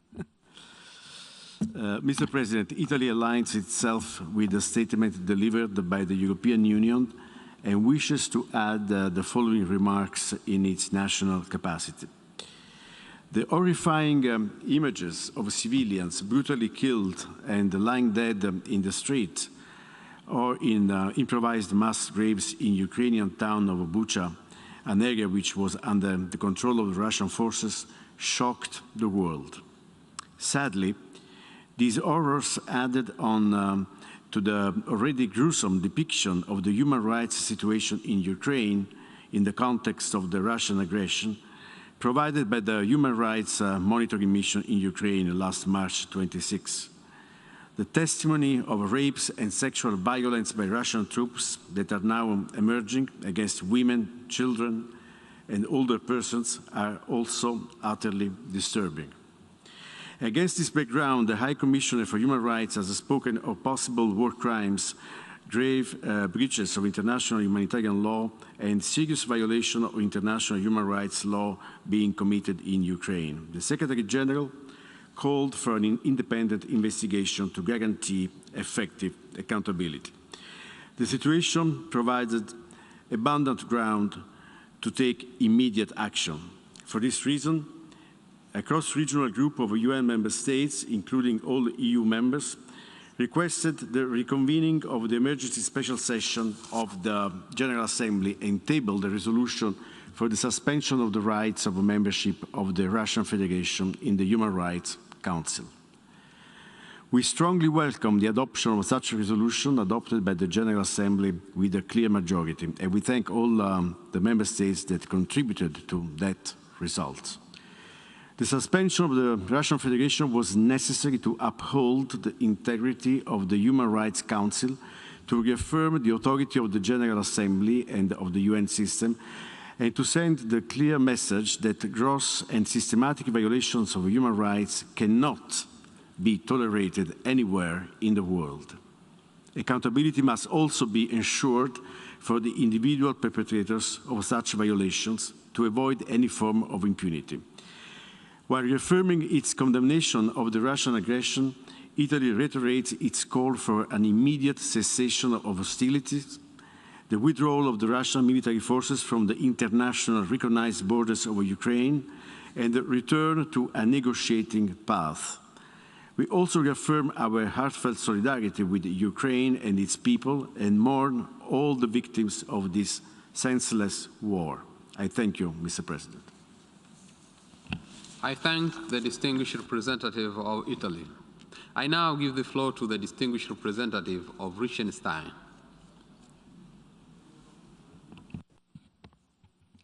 Thank you, Mr. President. In the 2 weeks since the last meeting of the emergency special session on Ukraine, there has been no let-up to the horrors unfolding on the ground.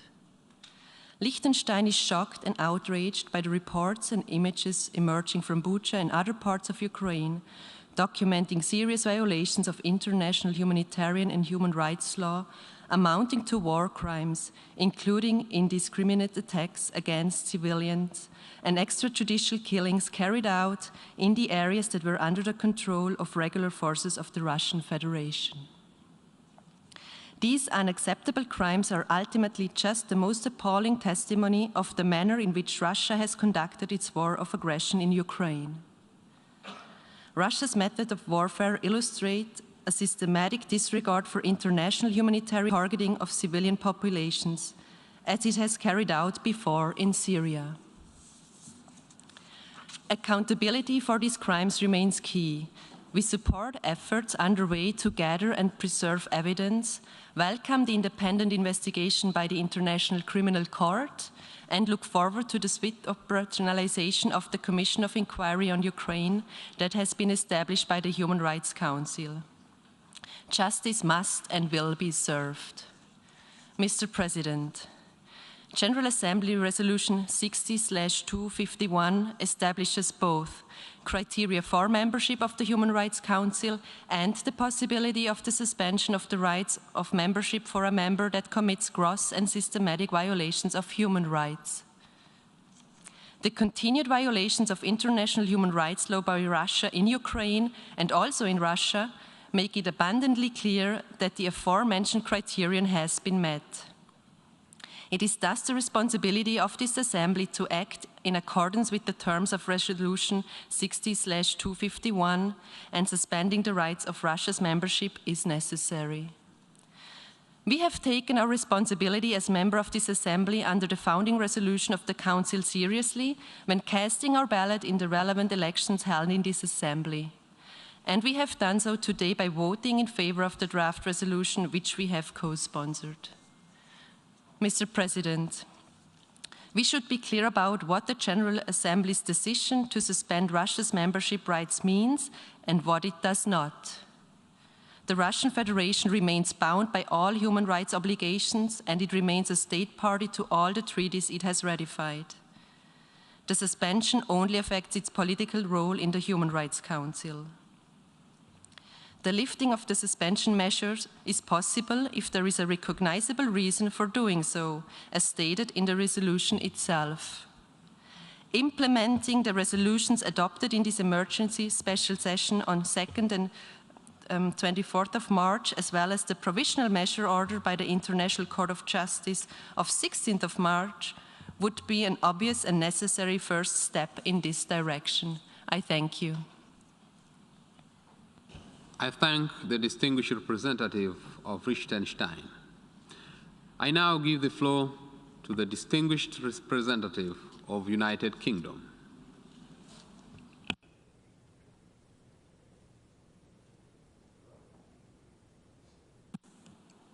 Thank you very much, Mr. President. Mr. President, when establishing the Human Rights Council, this General Assembly unanimously agreed that, and I quote, members elected to the Council shall uphold the highest standards in the promotion and the protection of human rights. Russia's actions in Ukraine fall far short of that standard. We have all now seen the horrific images from Bucha and Irpin of civilians deliberately killed in areas from which Russian forces have recently withdrawn. As President Zelensky said to the Security Council on Tuesday, it was difficult to find a war crime that Russia did not commit in Bucha. Reports of executions, rape, and mass graves leave no doubt that Russia has committed gross and systematic violations of human rights. The threshold for suspension from the Human Rights Council. I strongly welcome the General Assembly's decision to send a clear message. Russia has no place on the Human Rights Council. This vote today delivers another message to Putin that those who stand by him or speak in his name must stop killing innocent civilians and end this war now. Mr. President, we take note of the fact that following their suspension, Russia has subsequently declared its withdrawal from the Human Rights Council. We understand this will trigger a by-election, and we welcome the opportunity this presents for a member state from the region who will genuinely promote and protect human rights to take that seat. Mr. President, today's vote is a victory for human rights, upholding the credibility of the Human Rights Council and the principles of the UN Charter. Thank you. I thank the distinguished representative of United Kingdom. I now give the floor to the distinguished representative of the Marshall Islands. Thank you, Mr. President.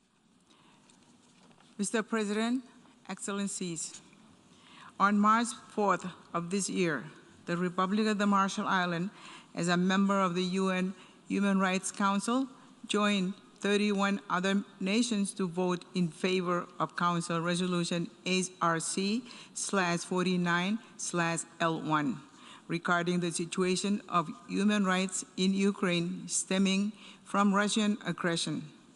Only 2 of the Council's 47 members voted to reject this resolution. One of those Council members, the Russian Federation, is the direct cause of this human rights and humanitarian crisis. That resolution collectively expresses grave concern, in particular regarding, and I quote, gross and systematic violations and abuses of human rights, end of quote, and recognizes the strong concern registered by both the United Nations Secretary General and the High Commissioner for Human Rights. During that debate in Geneva, the Marshall Islands recalled the provision regarding council member suspension. All of the events which have happened since that vote, as only Resolution ES 11/L4 is consistent with our vote at the Human Rights Council. It is not an action taken lightly. There remain in place important accountability mechanisms now underway to take precise and legal investigations into human rights and war crime violations. These mechanisms deserve the measure of time needed to focus on their final and legal conclusion.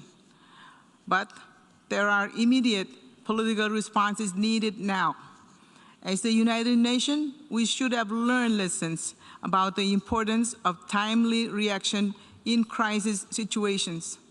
Objective information, including from the UN system, provides the necessary simplicity for a political assessment to suspend Russia's membership on the Council and to keep this outcome under appropriate review.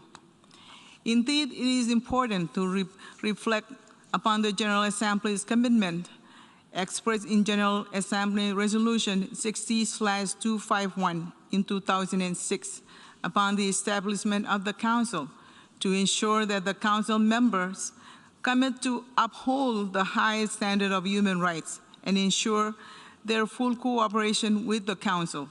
The General Assembly also committed in that resolution to suspend Council membership of any member who commits gross and systematic rights violations. These will not be empty words. Today, it is upon this body to ensure that actions have consequences. The commitments in Resolution 60/251 apply to all of the P5, and indeed to every UN member state, particularly Council members. And they apply in this present situation without exception. The vote today is a vote to defend the public credibility of this very institution and for the multilateral rule-based international order upon which it stands. Mr. President, I thank you. I thank the distinguished representative of Marshall Islands. I now give the floor to the distinguished representative of Croatia. Mr. President, distinguished colleagues, Croatia aligns itself with the statement of the EU, and I would like to add some remarks in my national capacity. Distinguished colleagues, we have decided that the Russian Federation today does not belong to the UN Human Rights Council, the UN organ that protects and promotes human rights. Unfortunately, the Russian Federation rather belongs before the ICC and ICJ, where investigations and proceedings have already been launched against it, as well as against the alleged perpetrators of atrocity crimes in Ukraine. I hope that, as the resolution suggests, the time may come to review this matter. The sooner, the better. However, until that time comes, Russian Federation's membership in the Human Rights Council remains suspended. A country that so clearly violates the right to life during its unprovoked, ongoing, brutal aggression against its smaller neighbor cannot and should not sit in the Human Rights Council.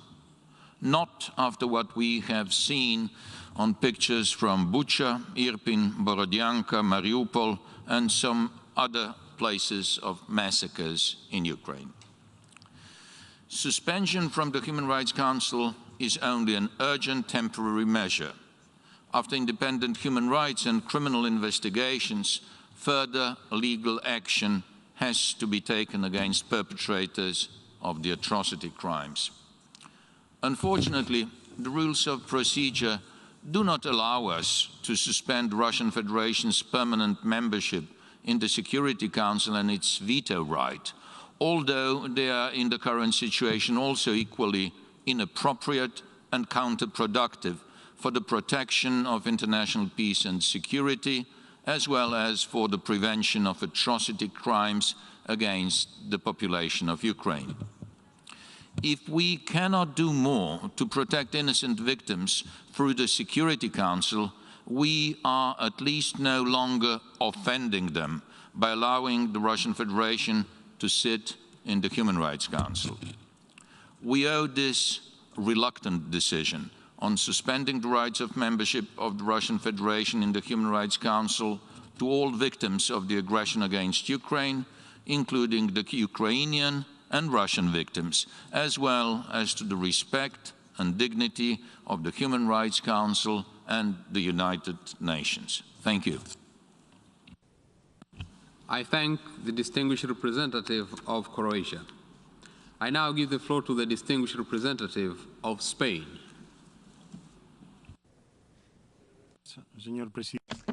Mr. President, Spain voted in favor of the resolution suspending the rights of membership of the Russian Federation in the Human Rights Council, and aligns itself with the statement made by the European Union on behalf of its member states. When member states of the United Nations are elected to that council, they commit to and respect and promote the human rights as required in Resolution 60/251.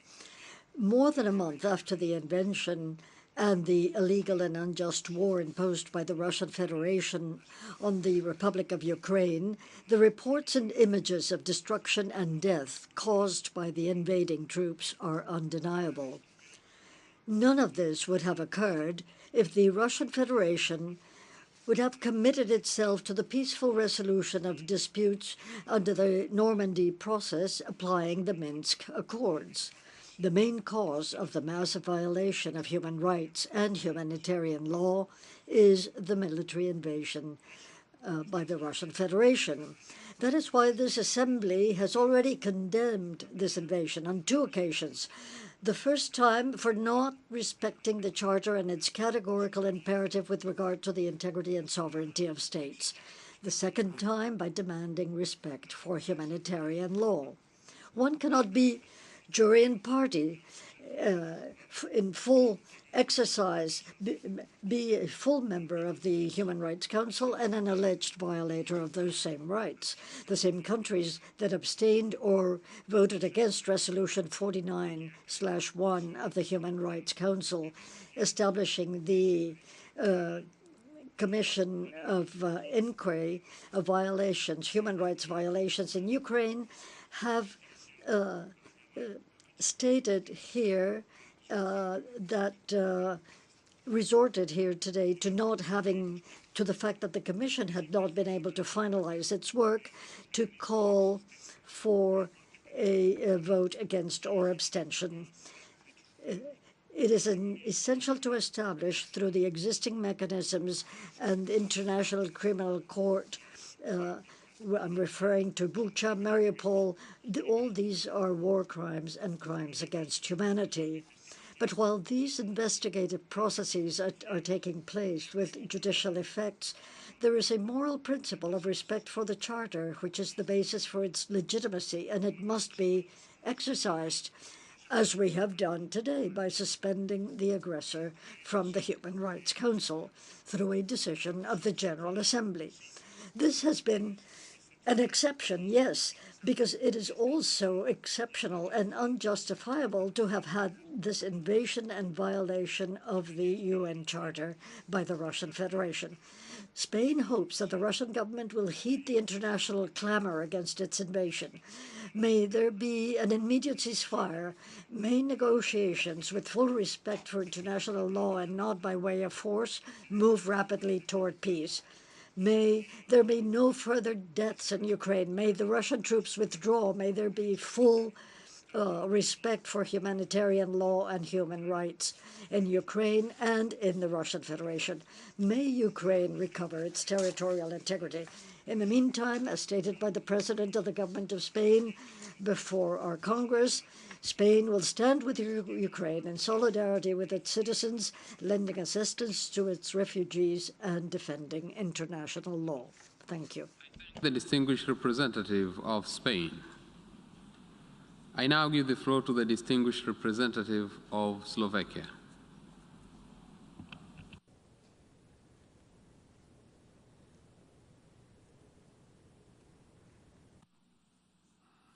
Thank you, Mr. President. Slovakia aligns itself with the statement delivered earlier by the distinguished representative of the European Union.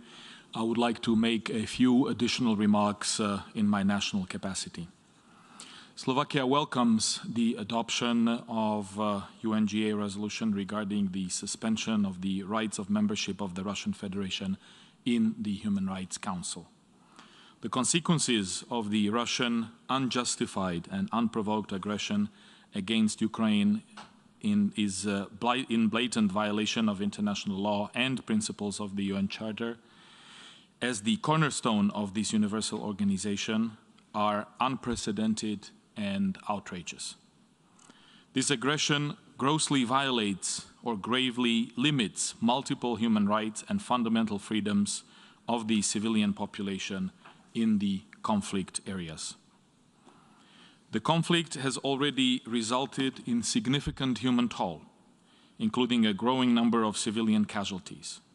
As stated during the Security Council briefing on Ukraine held this Tuesday, according to the OHCHR, at least 1,480 civilians have been killed and at least 2,195 injured between the 24th of February and the 4th of April. The numbers of those killed or wounded civilians are truly shocking. But we are afraid that the reality is actually much worse and the violence is far from over. The images from Bucha the world saw last weekend have reached the bottom of living hell following the Russian decision to start this senseless war. And there are many other places that we have not even been able to see so far. Allegations of conflict-related sexual violence perpetrated by the Russian forces, including gang rape and rapes in front of children, also do not deserve any further comments. The face of Russia will be tarnished for a very long time. Such disgraceful behavior is absolutely incompatible with Russia's membership in the Human Rights Council, the body that is tasked with overseeing and protecting the human rights record of all of us in the international community. Slovakia welcomes swift nomination of highly qualified members of the Commission of Inquiry, and we strongly hope it will come into operation in due course, as it unfortunately has a lot of serious work to do. Slovakia likewise joined the group of Friends of Accountability following the aggression against Ukraine immediately after its creation. We stand ready to cooperate with relevant bodies and agencies of the UN system and with our international partners. Our urgent task today is to fight for the political sovereignty, independence, and territorial integrity of Ukraine. Ukraine can continue counting on Slovakia and on our unwavering support. We stand with Ukraine. Slava Ukraini. Thank you, Mr. President. I thank the distinguished representative of Slovakia. I now give the floor to the distinguished representative of France.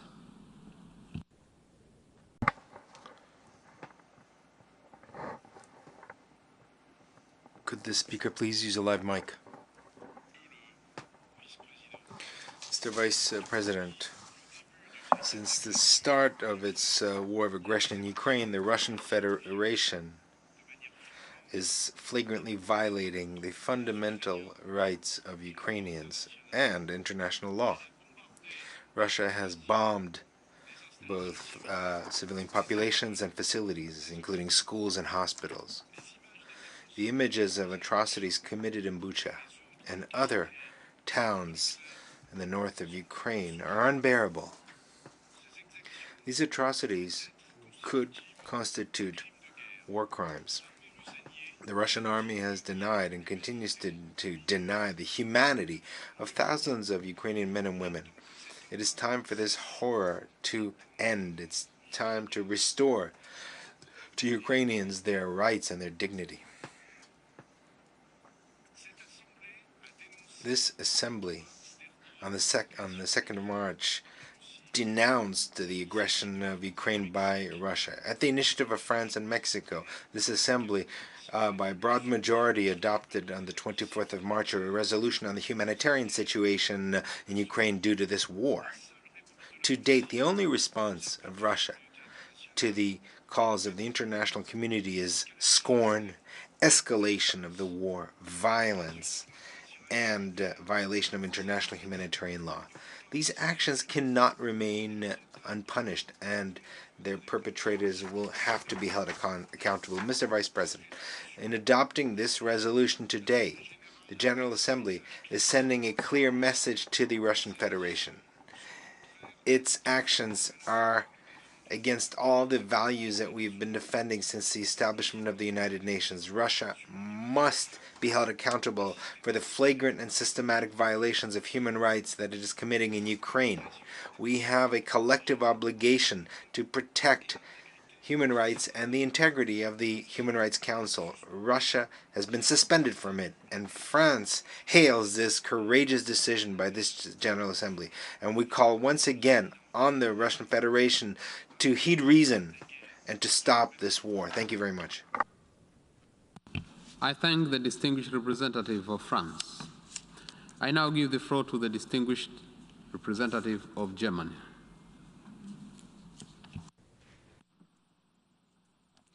Thank you, Mr. President.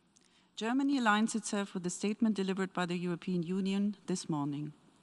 The massacre committed by Russian forces in the Ukrainian city of Bucha last week represents a new level of escalation. The haunting images we have all seen stain our common humanity. Russia is responsible for these atrocities. Their forces were in effective control of that territory when the killings took place. The counter-narrative put forward by Russia is totally implausible and untenable. And Russia continues to blatantly violate international law, international humanitarian law, and the UN Charter. Its indiscriminate attacks amount to war crimes. Colleagues, the thresholds to exclude a UN member state from the Human Rights Council are, quote, gross and systematic human rights violations, unquote. Russia has committed and continues to commit such violations, and it is worth noting that Russia is committing these violations on the territory of a sovereign and independent neighboring state. Today, the General Assembly sent a clear signal to protect the integrity of the Human Rights Council by suspending Russia's rights of membership. We commend all member states of having voted in favor of the motion or not voting against it in spite of Russian pressure. We commend and highly appreciate your solidarity and support for Ukraine. And no matter which measures is Russia taking unilaterally, the decision taken by the General Assembly stands. Colleagues, it is crucial that all perpetrators will be held to account individually. War crimes, crimes against humanity, and human rights violations must be investigated case by case, documented and prosecuted case by case. Germany has contributed almost $5 million to OHCHR's human rights monitoring mission in Ukraine. It is worth reading their latest report. Germany also welcomes the establishment of the Commission of Inquiry by the Human Rights Council, which is mandated to report on their findings in September this year and then in March next year. Moreover, the investigation by the prosecutor of the International Criminal Court is crucial. Germany will therefore provide another $1.1 million and second specialists in support of the ICC. To conclude, let me reiterate Germany's full solidarity with Ukraine, including its sovereignty, territorial integrity, and political independence. Thank you. I thank the distinguished representative of Germany. I now give the floor to the distinguished representative of Slovenia. Thank you, Mr. President. Slovenia aligns itself with a statement delivered by the European Union. I'll make the following remarks in our national capacity. Slovenia has always been an advocate of a strong international legal system and in particular protection and promotion of human rights with strong, vibrant and effective Human Rights Council at its core. This has also guided us during our presidency of the Human Rights Council in 2018. Upholding the highest standards in the promotion and protection of human rights and ensuring accountability for their violations is an integral part of such system. It is enshrined in the Resolution 6251 establishing the Human Rights Council. Slovenia has always been a strong proponent of international community's efforts to fight impunity for crimes of genocide, crimes against humanity, war crimes and aggression. And we are deeply saddened that yet again we are witnessing atrocities that we have so many times collectively committed to never again allow. A member state of the Human Rights Council has an inherent duty to uphold the integrity of Human Rights Council and the authority of the General Assembly. It has to make every effort to prevent gross and systematic violations of human rights and ensure accountability for perpetrators of such violations. We are appalled by the images, reports and growing evidence of atrocities and war crimes committed by the Russian armed forces in a number of occupied Ukrainian towns. And we condemn them in the strongest possible terms. We joined the call for international independent investigation and support all measures to ensure perpetrators, responsible government officials and military leaders are held accountable for all these violations of international law, including international human rights and humanitarian law. Mr. President, Russian Federation, a member state of the Human Rights Council, gravely violated international human rights law, international humanitarian law, the UN Charter and territorial integrity and sovereignty of another state. Under the Resolution 6251 establishing the Human Rights Council, these violations fully meet the criteria for Russia's suspension from the Human Rights Council and call for a strong, united international response. We therefore welcome the adoption of the resolution and we reiterate our call on Russia to immediately cease its use of force against Ukraine. I thank you.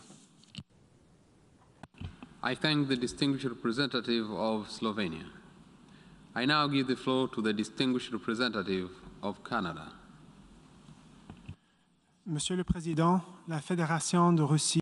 Mr. President, the Russian Federation, permanent member of the Security Council, has waged an illegal war against the territorial integrity and the political independence of another member state of the United Nations, Ukraine.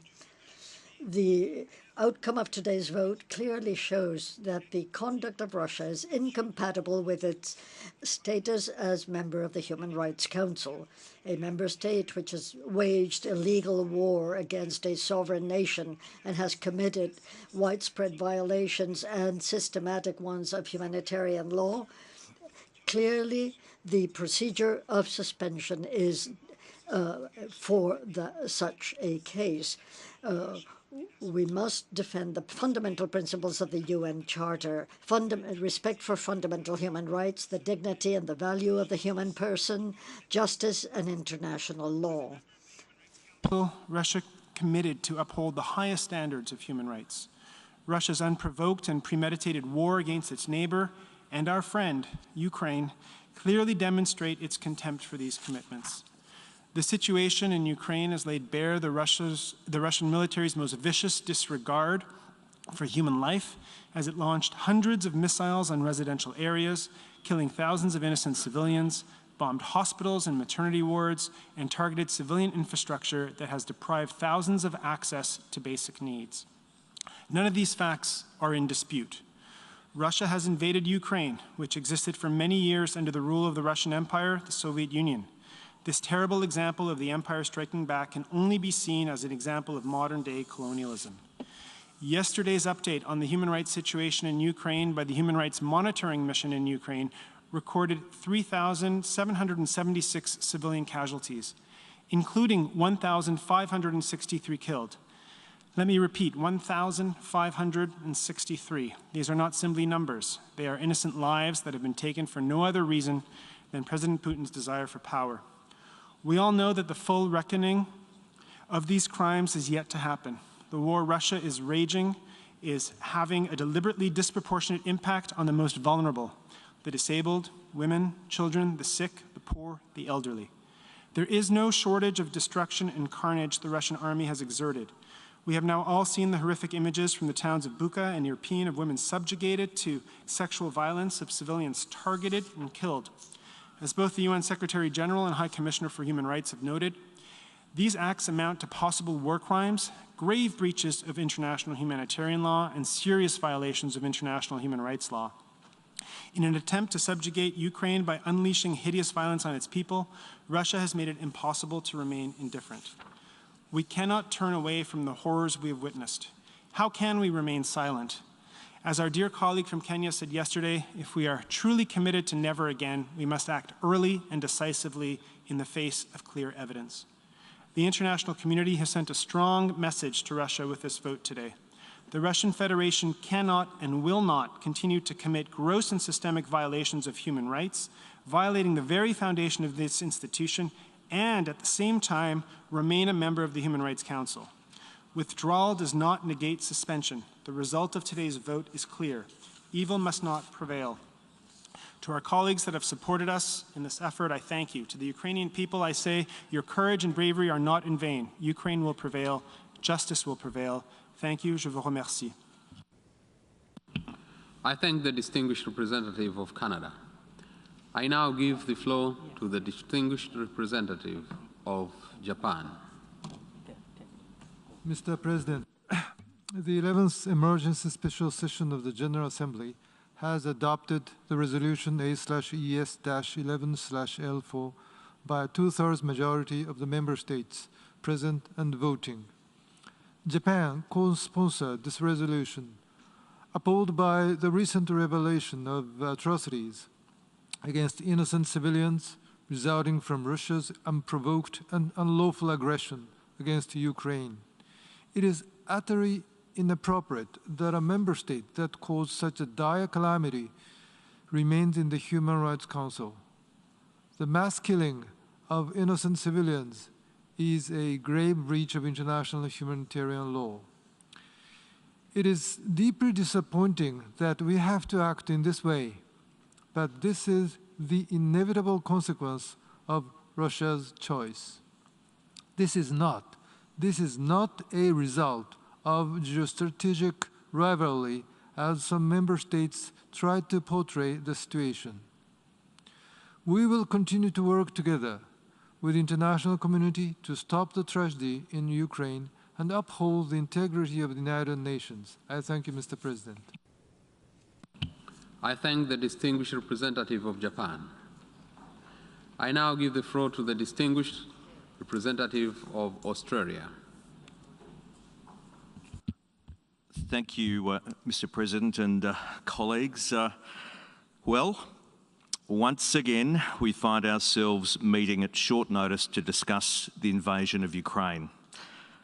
The unprovoked, the unjustified, the illegal invasion of Ukraine by Russia. And this time, we're spurred by the horrific images coming out of Bucha, images that make it clear that Russia has committed egregious war crimes in Bucha and across Ukraine, including horrific acts such as executing and raping civilians. These, Mr. President, are images that make it clear and made it clear that something else had to be done to deliver the message to Russia that this war, that this aggression must stop.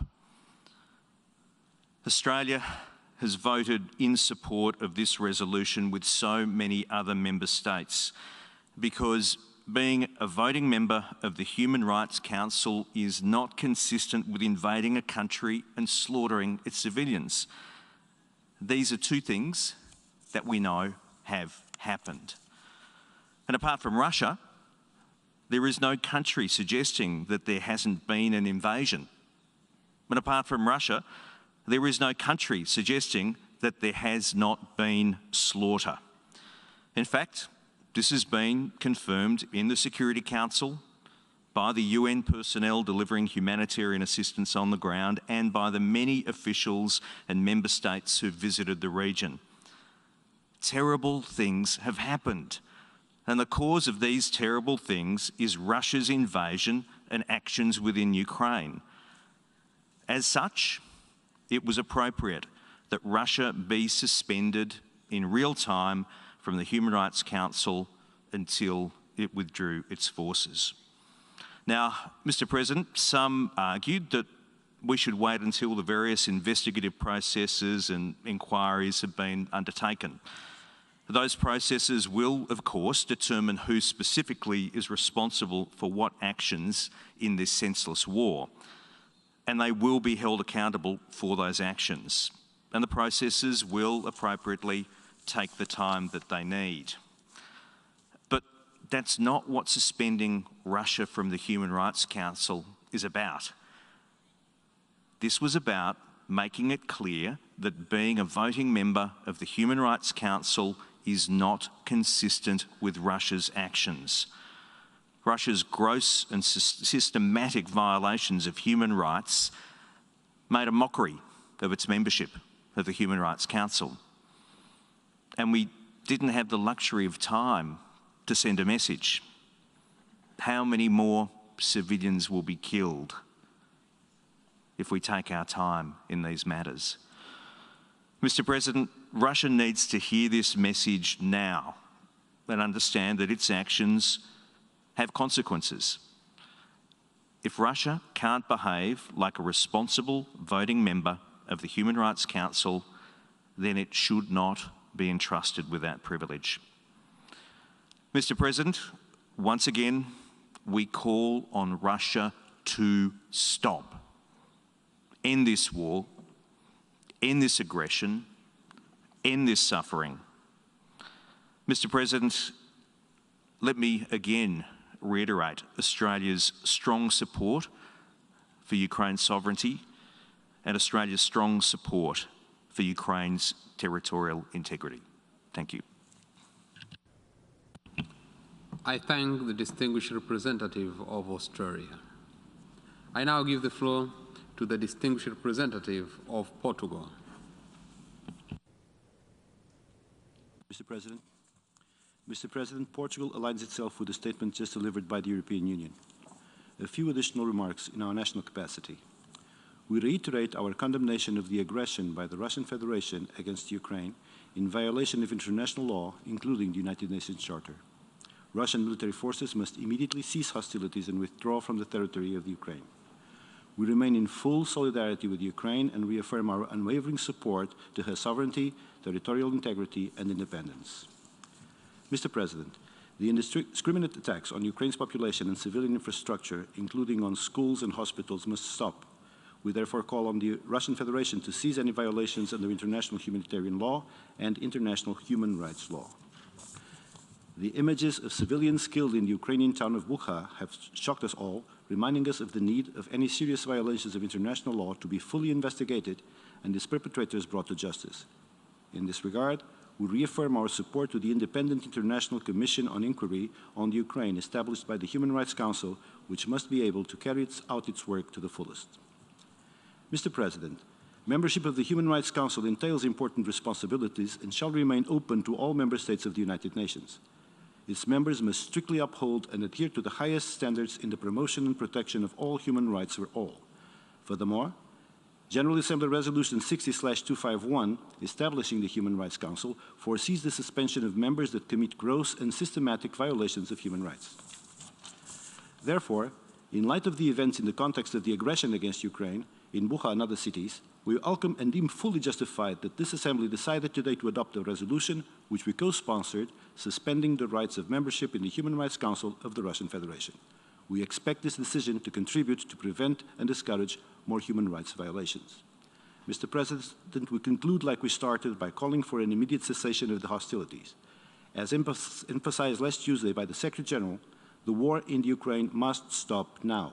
We need serious negotiations for peace based on the principles of the United Nations Charter. I thank you very much. I thank the distinguished representative of Portugal. I now give the floor to the distinguished representative of New Zealand.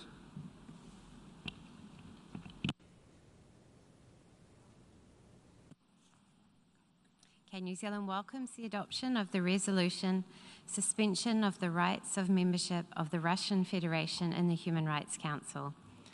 New Zealand co-sponsored the resolution because, in our assessment, the international community simply could not continue to tolerate Russia serving on the body the United Nations has entrusted to promote and protect human rights around the world, the Human Rights Council. It is a rare step to consider an action such as this, and it is not one that we take lightly. However, in establishing the Human Rights Council, the General Assembly was clear what was expected of its members. As many others have said already today, the UN General Assembly Resolution 60/251 provides that Council members shall uphold the highest standards in the promotion and protection of human rights. It further provides that the General Assembly may suspend the rights of membership in the Council of a member of the Council that commits gross and systematic violations of human rights. For New Zealand, the situation is clear. In launching its unjustified and illegal attack, Russia has chosen to create a human rights crisis in Ukraine. Russia is violating international humanitarian law every day this conflict continues. Humanitarian corridors are being deliberately targeted. Civilians are being deliberately targeted. Civilian infrastructure is being deliberately targeted. The horrific reports that have emerged of civilian killings and other atrocities in Bucha and elsewhere in Ukraine over recent days are appalling. They evidence gross and systemic violations of human rights and indicate war crimes and crimes against humanity that must be investigated. They certainly are not the actions of a country that is upholding the highest standards of human rights. Russia has flagrantly and deliberately chosen to disregard its responsibilities as a member of the Human Rights Council. Therefore, Russia no longer deserves a seat at the table. The scale of the crisis demanded an urgent, strong, and effective response from the General Assembly, and that is what we have witnessed today. Beyond the adoption of this resolution, we must ensure that Russia is held accountable for its actions.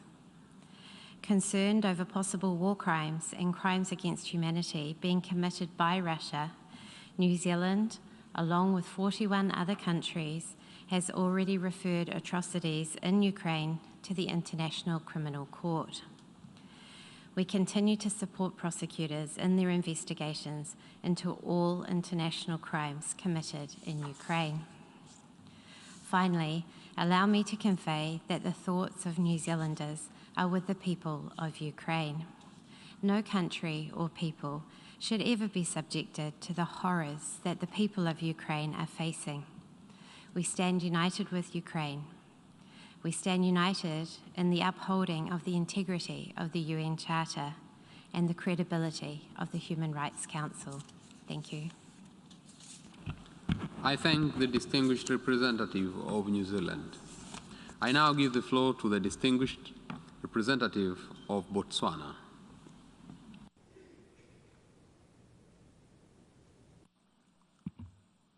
Thank you, Mr. President. I thank you for giving me the floor to also offer my delegation's perspective on the ongoing war in Ukraine, its humanitarian impact, as well as the growing concerns relating to potential human rights violations. Since it began some 43 days ago, the war in Ukraine has undoubtedly been a test for the resilience of the principles and purposes of the UN Charter, international human rights, and humanitarian law. Throughout this period, like many others, Botswana has observed all the unprecedented events with deep concern, especially the shocking undermining of the UN Charter, particularly its Articles 1 and 2, which underscore the need for peaceful settlement of disputes and respect for sovereignty and territorial integrity of states. As a member of the United Nations, Botswana cherishes the ideals and the principles of the UN Charter and its promotion of a rules-based international order, where states, no matter how big or powerful, behave responsibly.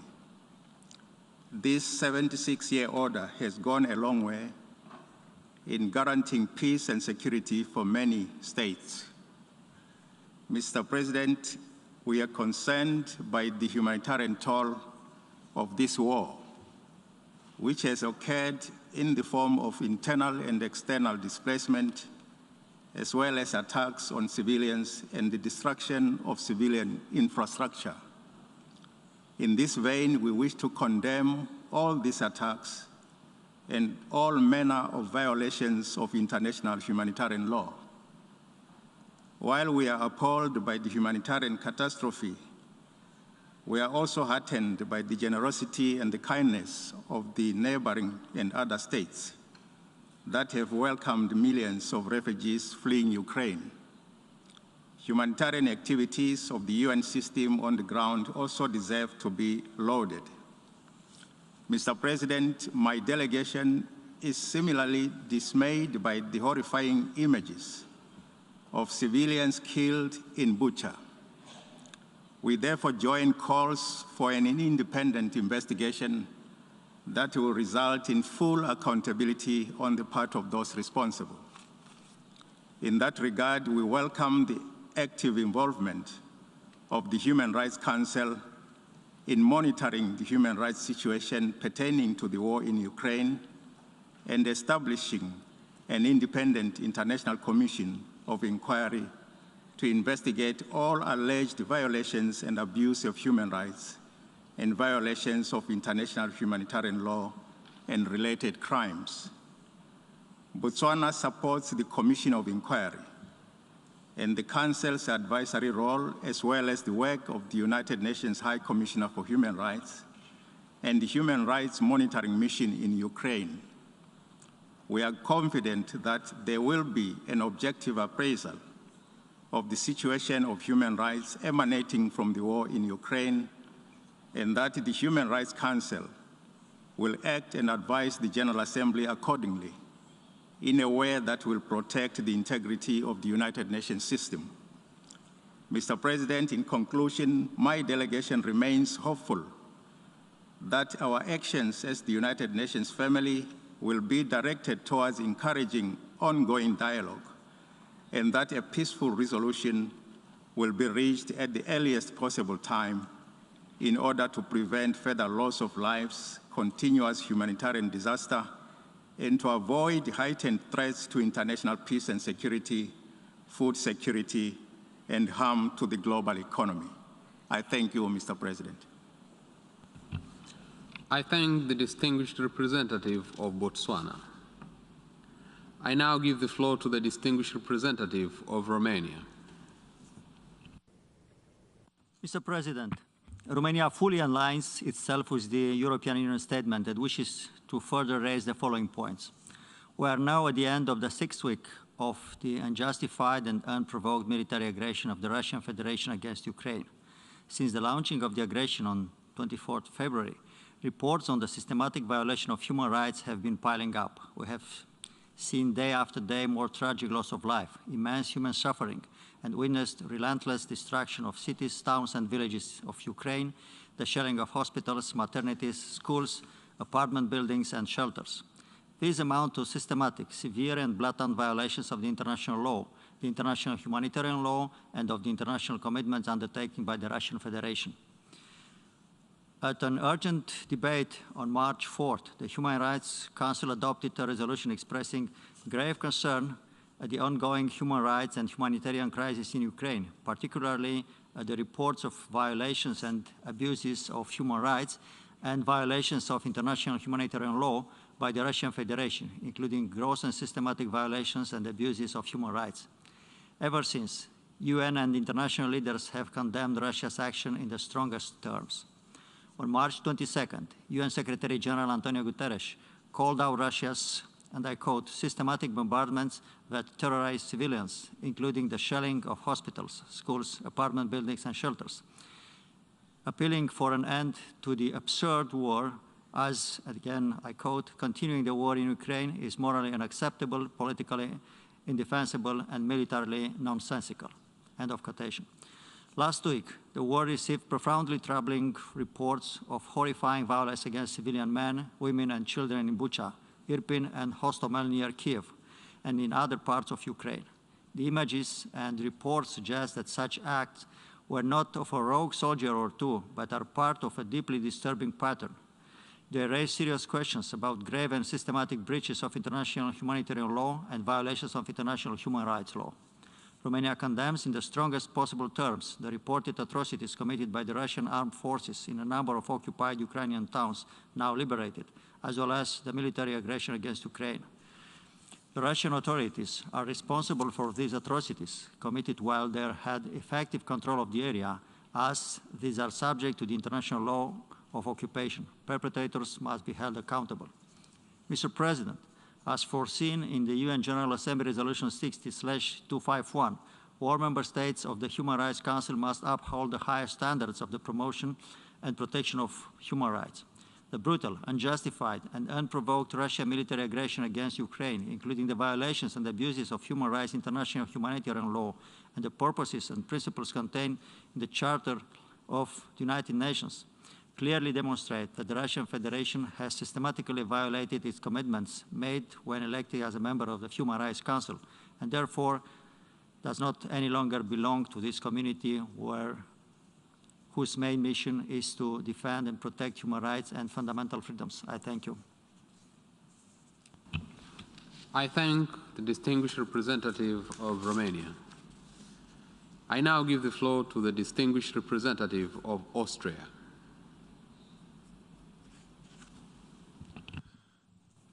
Thank you, Mr. President.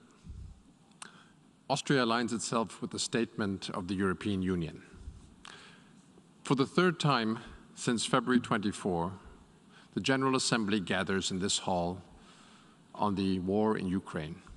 The third time since the Russian Federation's unprovoked and unjustified military aggression against Ukraine began.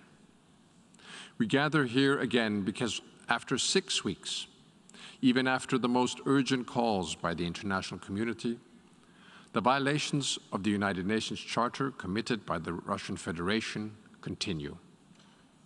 As many friends and colleagues have stated, almost daily we receive the most horrifying reports and images from Ukraine.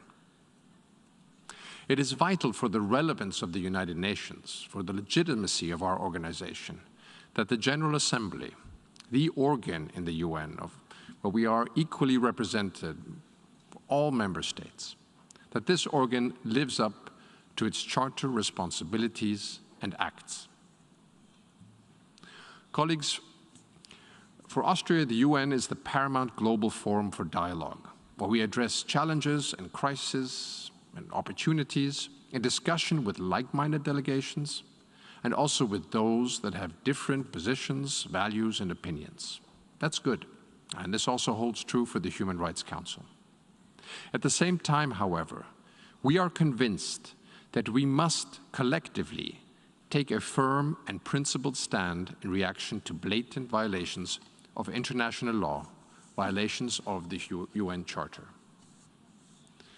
UN General Assembly Resolution 60/251, that established the Human Rights Council, stipulated that its members are expected to uphold the highest standards in the promotion and protection of human rights. And it says in a case a member commits gross and systematic violations of human rights, that the suspension of rights of membership in the Council is possible. And in fact, we've done that in the past. What we have seen in Ukraine since the first days of the aggression by the Russian Federation by far exceeds this threshold. The harrowing pictures from Bucha and other Ukrainian cities require a clear reaction. The General Assembly cannot ignore this. We must act decisively in accordance with our own resolutions. Confronted with wartime images and reports that we thought belonged to a past we sought to overcome, we must act and suspend the Human Rights Council membership of Russia. And this is why Austria voted yes on the resolution presented earlier today. A final word. This is not the end of the crisis, unfortunately. We must remain fully engaged. Accountability needs to be ensured. The Independent International Commission of Inquiry based in Vienna and the International Criminal Court in The Hague have an important role in ensuring that all crimes committed will be investigated and those responsible held accountable. Thank you. I thank the distinguished representative of Austria. I now give the floor to the distinguished representative of Ireland. Mr. President, Ireland fully aligns with the statements delivered by the European Union. The images we have seen in recent days from Bucha and other towns in the Kyiv region, which have since been liberated by Ukrainian forces, are truly horrifying. There can never be impunity for such crimes.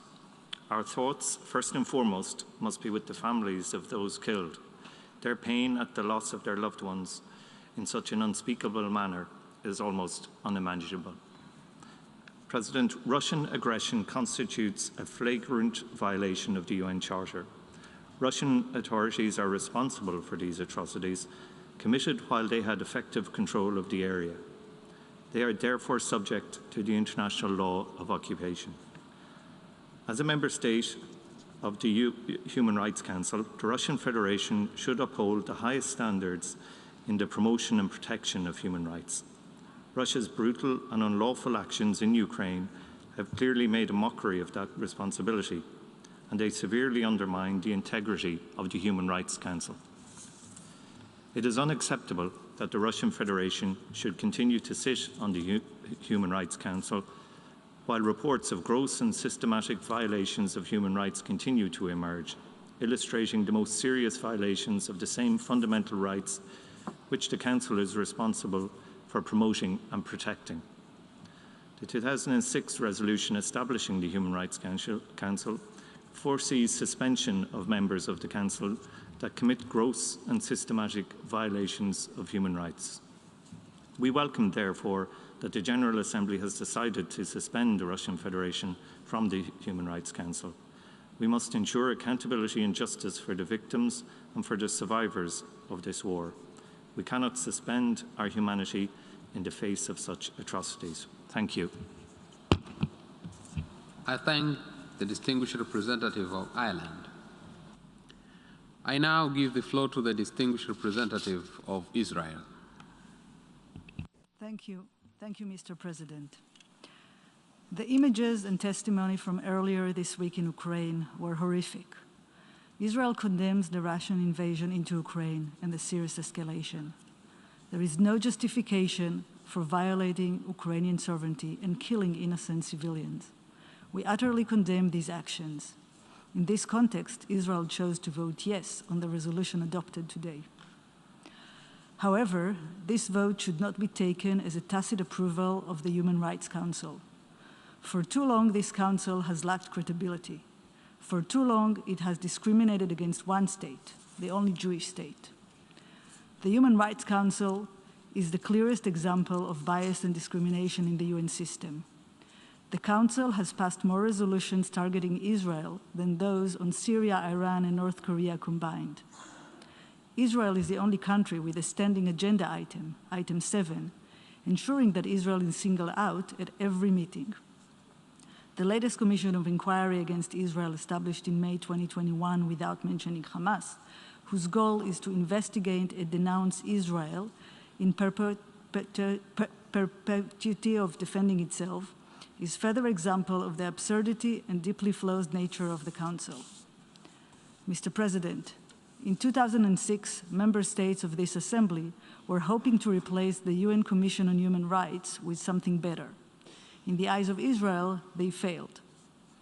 Mr. President, in light of the growing humanitarian crisis in Ukraine, Israel has taken part of international efforts to assist the people of Ukraine.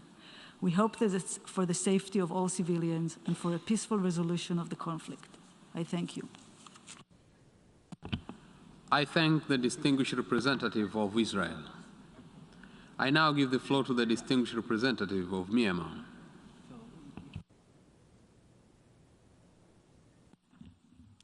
Thank you, Mr. President. Mr. President, I thank you for convening this meeting. Myanmar co-sponsored the draft resolution L4 just adopted at this August body. In this regard, I wish to make the following points. Today, the United Nations is in crisis. The very purpose of maintaining international peace and security, as well as the basic principle of territorial integrity of a member state, is being violated. Over a few weeks, we have been seeing unbearable human sufferings in Ukraine, resulting from the devastating attacks against the cities and towns across the country, including civilian facilities and children's hospitals. Thousands had been killed. Millions of people had been displaced. Civilian infrastructures has been damaged and destroyed. A great humanitarian crisis is ongoing before the world's eyes. All of this can be stopped only by the end of the war itself. Myanmar echoes the General Assembly's repeated call for the immediate cessation of aggressions and unprovoked attacks against Ukraine. The most recent images and videos coming from Bucha and other places in Ukraine are shocking and horrific. It is clear that atrocities has been committed against the Ukrainian civilians. I express our deep sympathy for those who lost their loved ones in the serious crimes in Ukraine. These appalling killings of civilians must be independently investigated. All evidence must be preserved. Perpetrators must be held accountable and brought to justice. We stand firm and in solidarity with the people of Ukraine.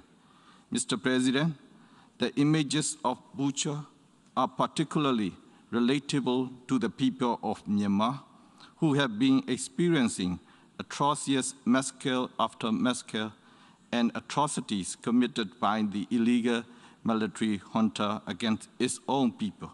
Here, I wish to recall, among others, massacre in Kenny Township in July 2021, Christmas Eve massacre in Mosul, Pruso Township in December 2021, arbitrary arrests and extrajudicial killing in Matupi Township in January 2022, airstrikes and shelling against villages and civilians, arson attacks and destruction of private property.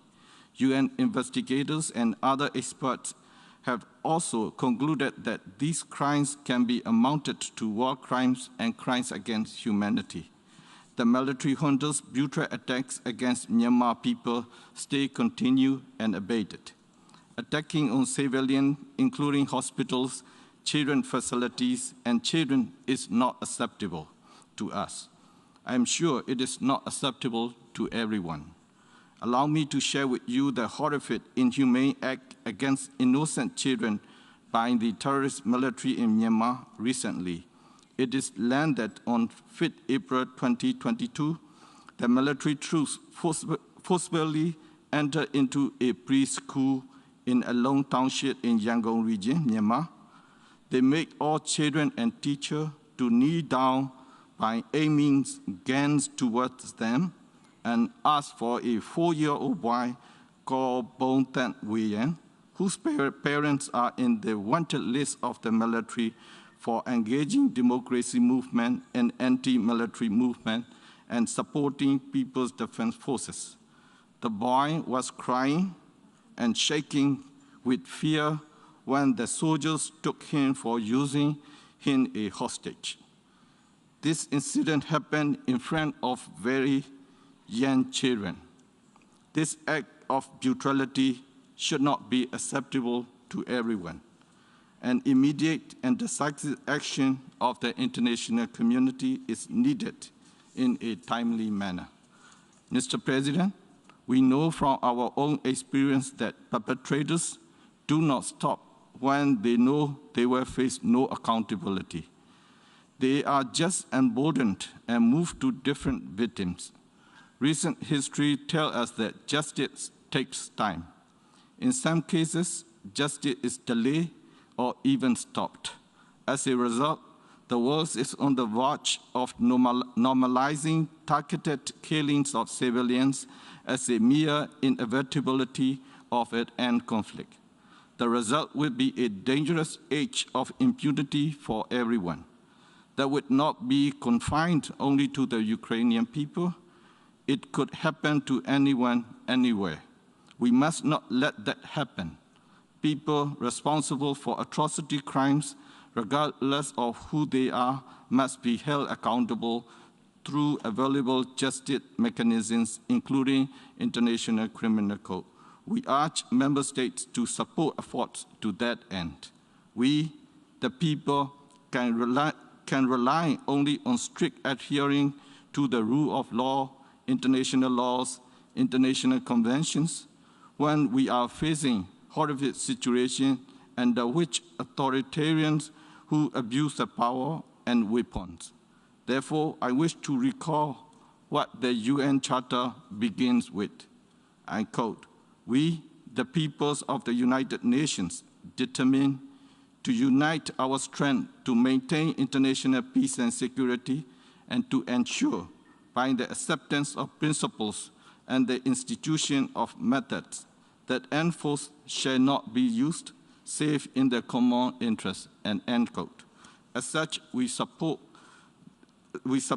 the resolution. I thank you, Mr. President. I thank the distinguished representative of Myanmar. I now give the floor to the distinguished observer of the Sovereign Order of Malta.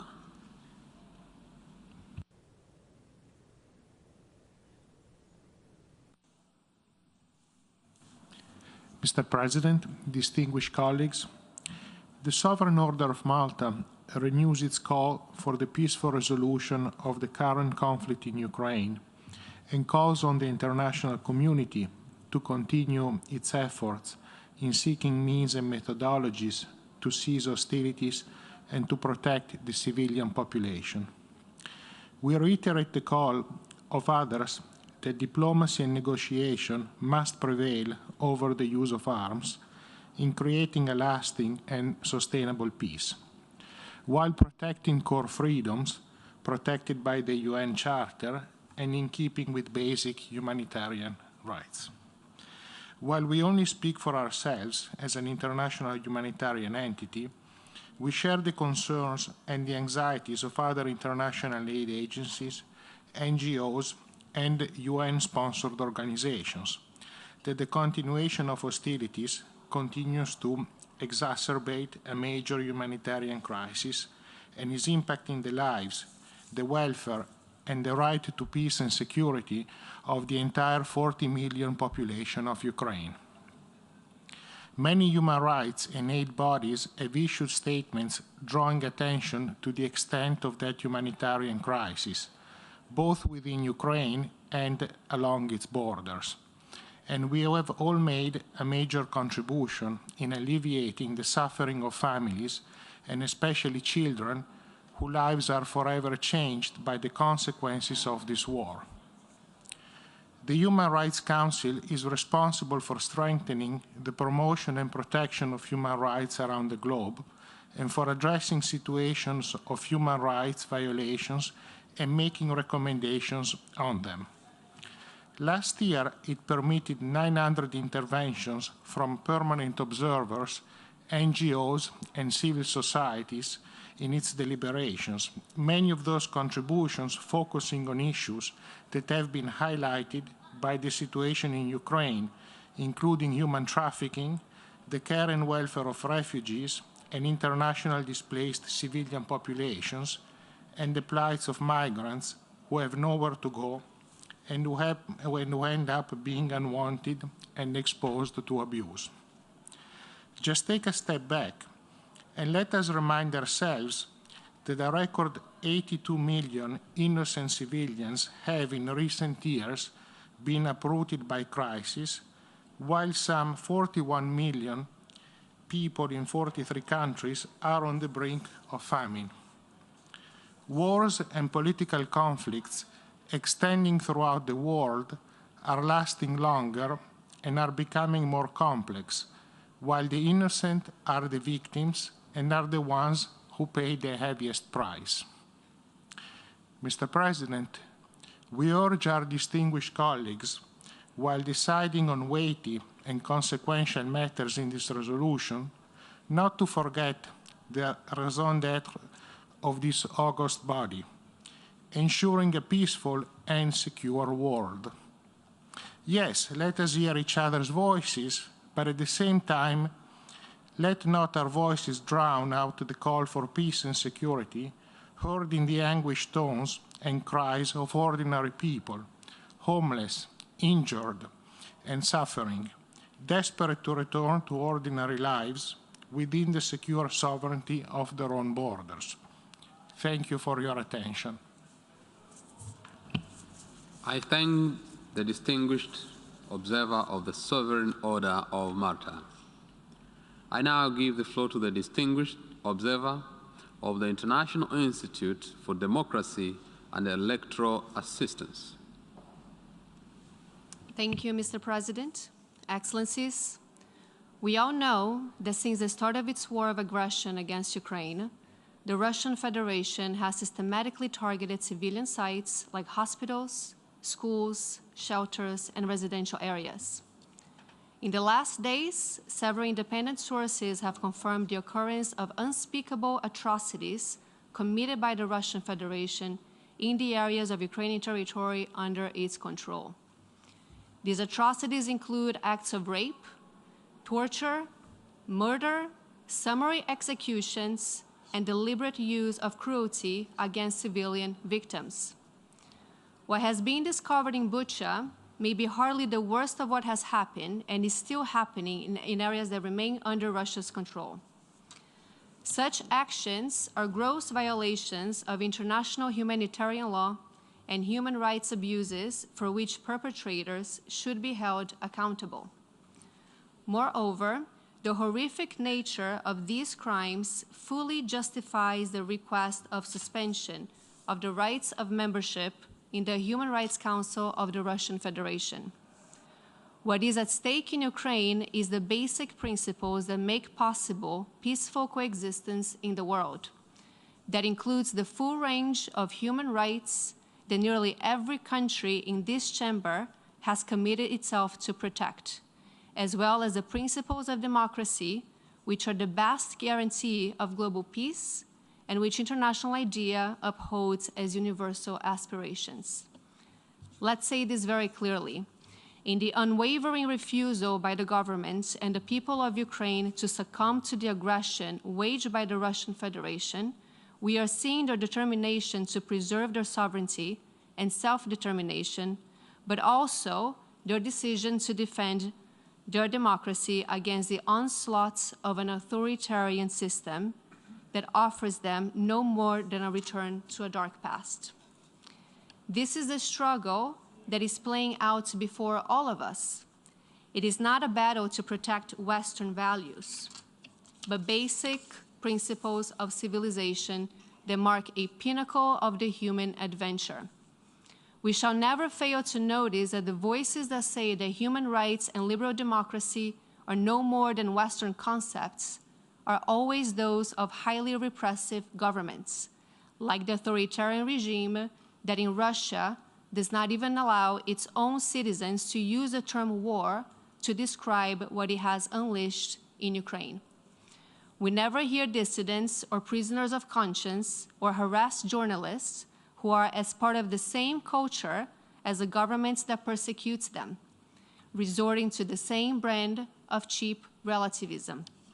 The truth is that the values that people are getting shelled on for in Ukrainian cities today are like those that moved the people in Myanmar to resist military rule. They are also the values that impel millions of citizens across Africa and Latin America to stand in line for hours to cast their votes. And these are ultimately the same principles that sustain democratic systems everywhere. They are the beliefs that human beings are endowed with the sacred right to elect authorities in free and fair elections, to speak up and dissent, to share information with others, and organize in civic groups free from coercion, among many others. Those values are universal because they protect the dignity of human beings and their ability to choose the life they deem valuable better than any other political arrangement. This is why it's important to defend human rights and democracy at this critical hour. Ukraine is fighting for all of us a battle for human dignity and for the values that underpin the United Nations, embodied in its charter and in the Universal Declaration of Human Rights. Excellencies, the war of aggression waged by Russia against Ukraine will certainly not stop as a result of the suspension of Russia's membership in the Human Rights Council. But the continued presence of the Russian Federation in the Human Rights Council, despite what has happened, would ultimately deliver a fatal blow to the already weakened credibility of this body. Let it be known that the international idea supports the suspension of Russia from the Human Rights Council, but that it also supports a thorough revision of the criteria for states to be represented there. Allowing Russia and other authoritarian governments to use the Council to whitewash their dismal performance on human rights is a betrayal of the principles of the United Nations and of the memory of the victims of Bucha. Many of these victims will have no other grave but our memory. Let's make sure none of us forgets. I thank you. I thank the distinguished observer of the International Institute for Democracy and Electoral Assistance. I now give the floor to the distinguished representative of the United States. Mr. President, this is an important and historic moment. Countries from around the globe have voted to suspend Russia from the UN Human Rights Council for its gross and systematic violations of human rights. We have collectively sent a strong message that the suffering of victims and survivors will not be ignored. Despite Russia's attempt to spread disinformation, we all saw the gruesome images from Bucha, Demirka, Irpin, and other recently liberated Ukrainian cities. Lifeless bodies lying in the streets, some apparently summarily executed, their hands tied behind their backs. Mass graves, burnt bodies, executions.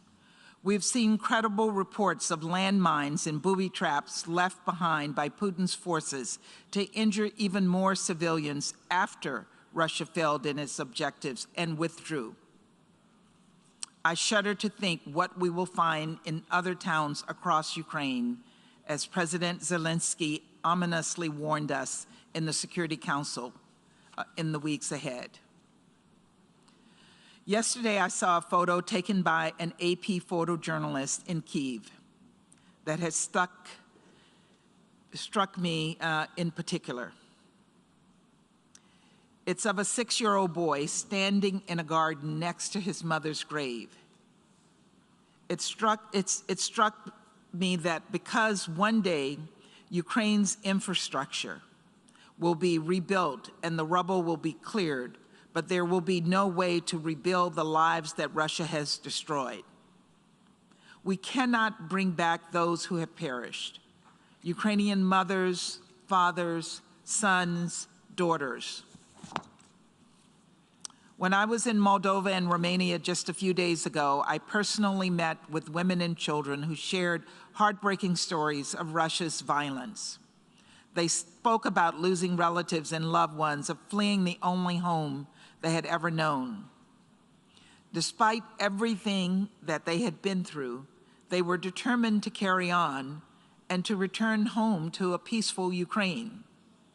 We must continue to show similar determination to stop their suffering, to hold Russia accountable, to end this war.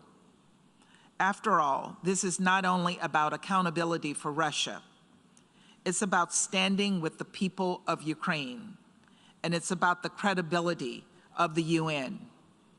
Right now, the world is looking to us. They are asking if the United Nations is prepared to meet this moment.